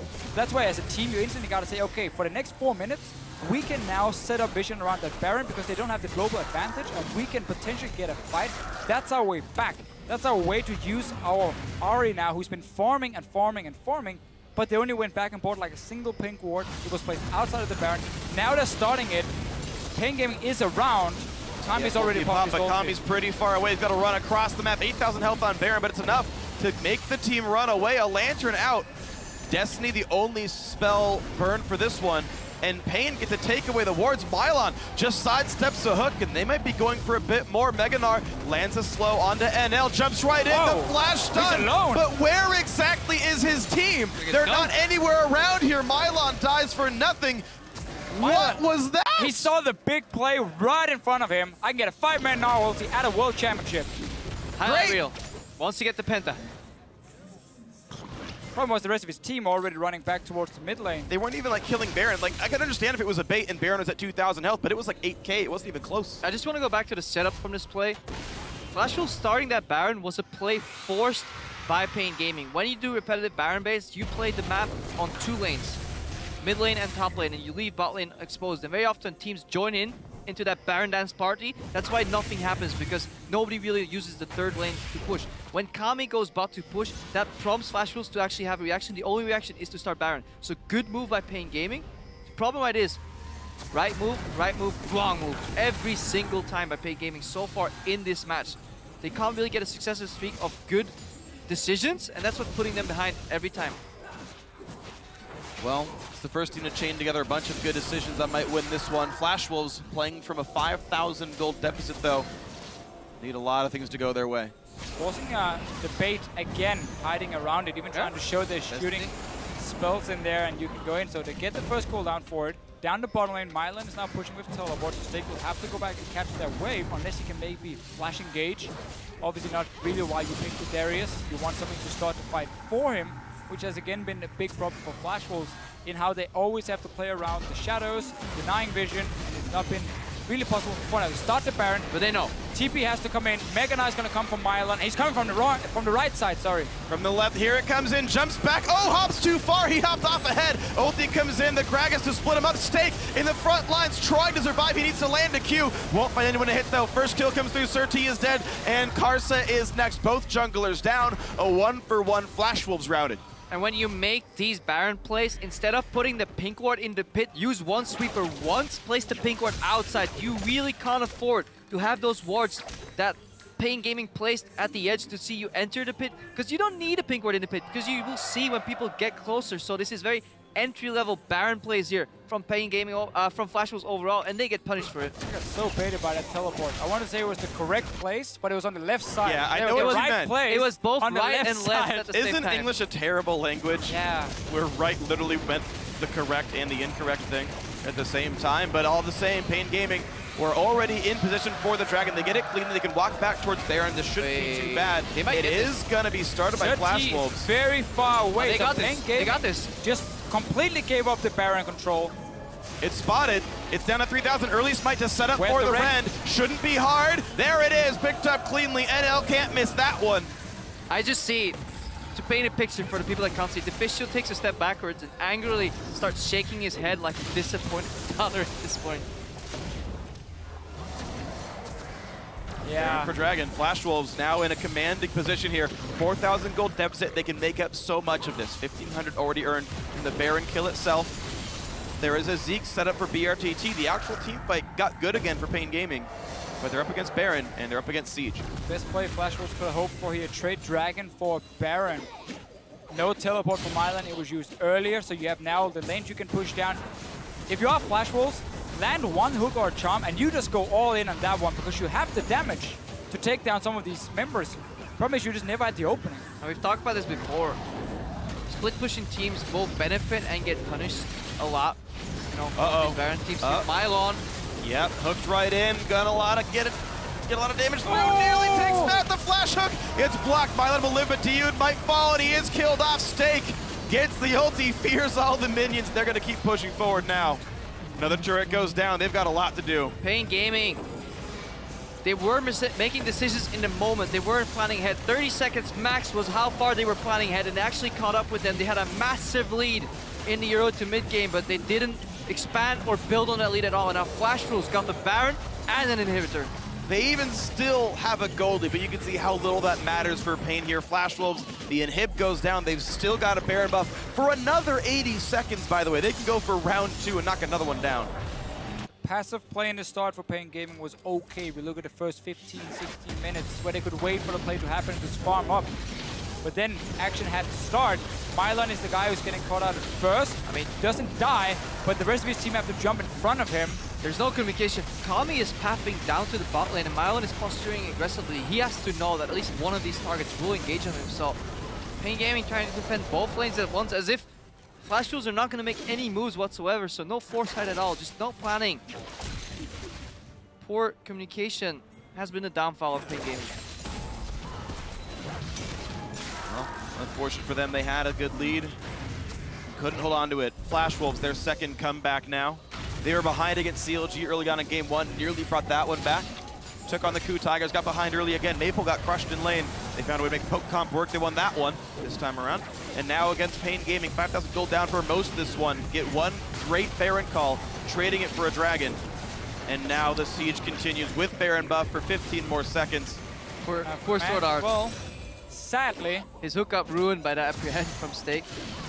But Flash was so confident that even when Unbreakable is up, they're choosing to charm the support. Mylon needs another hook, has Mega Nardo. He's nearly got Mega Nardo. Well, Flash was just gonna wait now. He's gonna go. Pen's Gets the stun. NL cleanses out, and the front line is in front. Stake gets the kill, but he's gonna drop, and now Kami gets one in. BRTT saved the back line. Baron buff ends, and it's a 2-for-1. Very good engage though coming from Pain Gaming. They know they have super minions coming on the top side, so they had to do something. Flash was wanted to back away and wait for those super minions and then move in and take the tower. Instead though, Mylon gets in there. 3-man ulti, I believe, this time around. Kami still has some form of wave clear, but it's still too much of a threat. Maple could make the play, and so back they go. Turret goes down. And so many mistakes on both these sides, because Flash Wolves, with any bit of patience, they could have waited for this to happen 30 seconds later. That fight would have never happened. There's no reason to really put a Nard in Mega Nard this early. Just wait for the minions to push in bot lane, get another tower. Let's watch that again. Mylon on 80%. You don't want to hook that guy. You see how the rest of the team is like, no, just back That's guys. way too you far don't have up. to go for any moves forward. He has USS, so 2-man engage from Mylon to start it at least. Stake goes in, does drop after getting the kill. A long axe from him. Casa goes down as well, and it means Pain Gaming can go back and defend the Nexus turrets. Didn't know you could fade away dunk. That seems really hard to do physically, but Through the axe forward. he threw it forward. Okay. depends, I guess, on what part of the animation you fade, because earlier we saw somebody flash out of game mechanics, of course. Yeah. So any melee ability that's like literally melee, if they don't go into fog, it'll complete. But if they do, like if they flash from a brush or over a wall you haven't warded, then it will cancel. That's how that stuff pretty much always works. Yeah. Yeah, we saw the opposite happen earlier. I think when he flashed off mid dunk animation, he flashed over roll into fog. Yeah. I was more making a like physics joke that human beings couldn't do that, but Stake is no Have you never watched Space Jam? I was gonna make the reference actually to Space Jam, but you cut me off for like talking about mechanics, but that, you know. Baited and outsmarted. Clearly. That's sad, I got outsmarted by Greppo. That must hurt. It does. It's okay, I'll regain my pride with some jokes later on. Right now though, Pain Gaming still up 2,000, like they are refusing to say die. The problem is their base is in shambles and Flash Wolves have all the control. Yeah, suddenly your double teleport adds very little value when you're standing down towards your own base.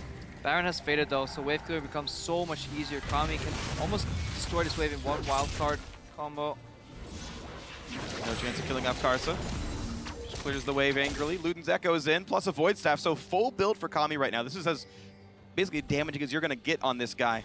And all the gold that he could use to earn, you can see he's up 100 CS over some of his teammates there. That's going to mean nothing, and some of this gold he's going to lie to you on Pain.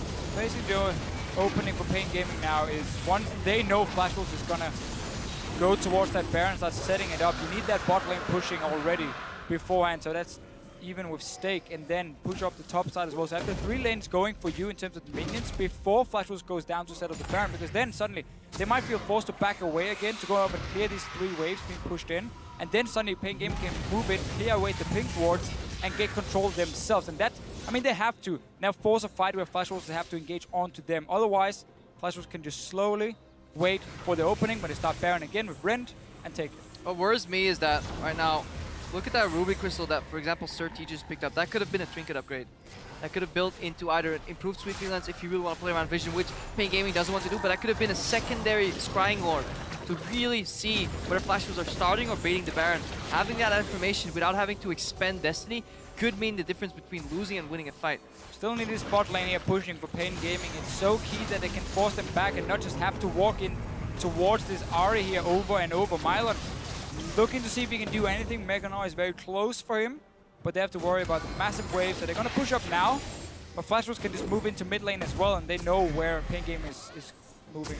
Someone's still got to go take control of the bot lane. Of course, they've got 2 teleport users, so either one can go do it, but Kami, again, has no more income to put to use here. It probably should be Mylon, but with the setup around Baron, Flash Wolves are nearby. Karsa chunked a little bit. I do like this though from Pain Gaming, how aggressively they pushed up mid so they can move in and sit up near the Baron. Starting it is very risky though, because Flash Wolves, they are still nearby. Right on the front line, hooks into you, Charm hits him as well, the tank doing his job. Sir T hooked in, and they get the first kill. Karsa goes down, but they trade back onto Sir T. Mylon only hits Sword Art with the Meganar. BRTT into the back line, gets the first kill, pushes back Stake, and here comes the rest of the push. Stake has very little left to do, can't get the kill. A triple for BRTT, and Kami maybe gets the last one, an ace.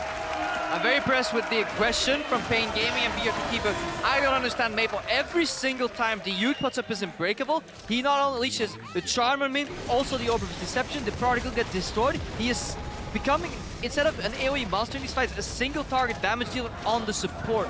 Really big misplay by Flash Wolves, but credit to Pain Gaming because they're looking to close out. And would you believe it, every single team in this group has a win, and every single team in this group has a loss. They're only 1 game away from first place right now, and Pain Gaming take a win over the Flash Wolves.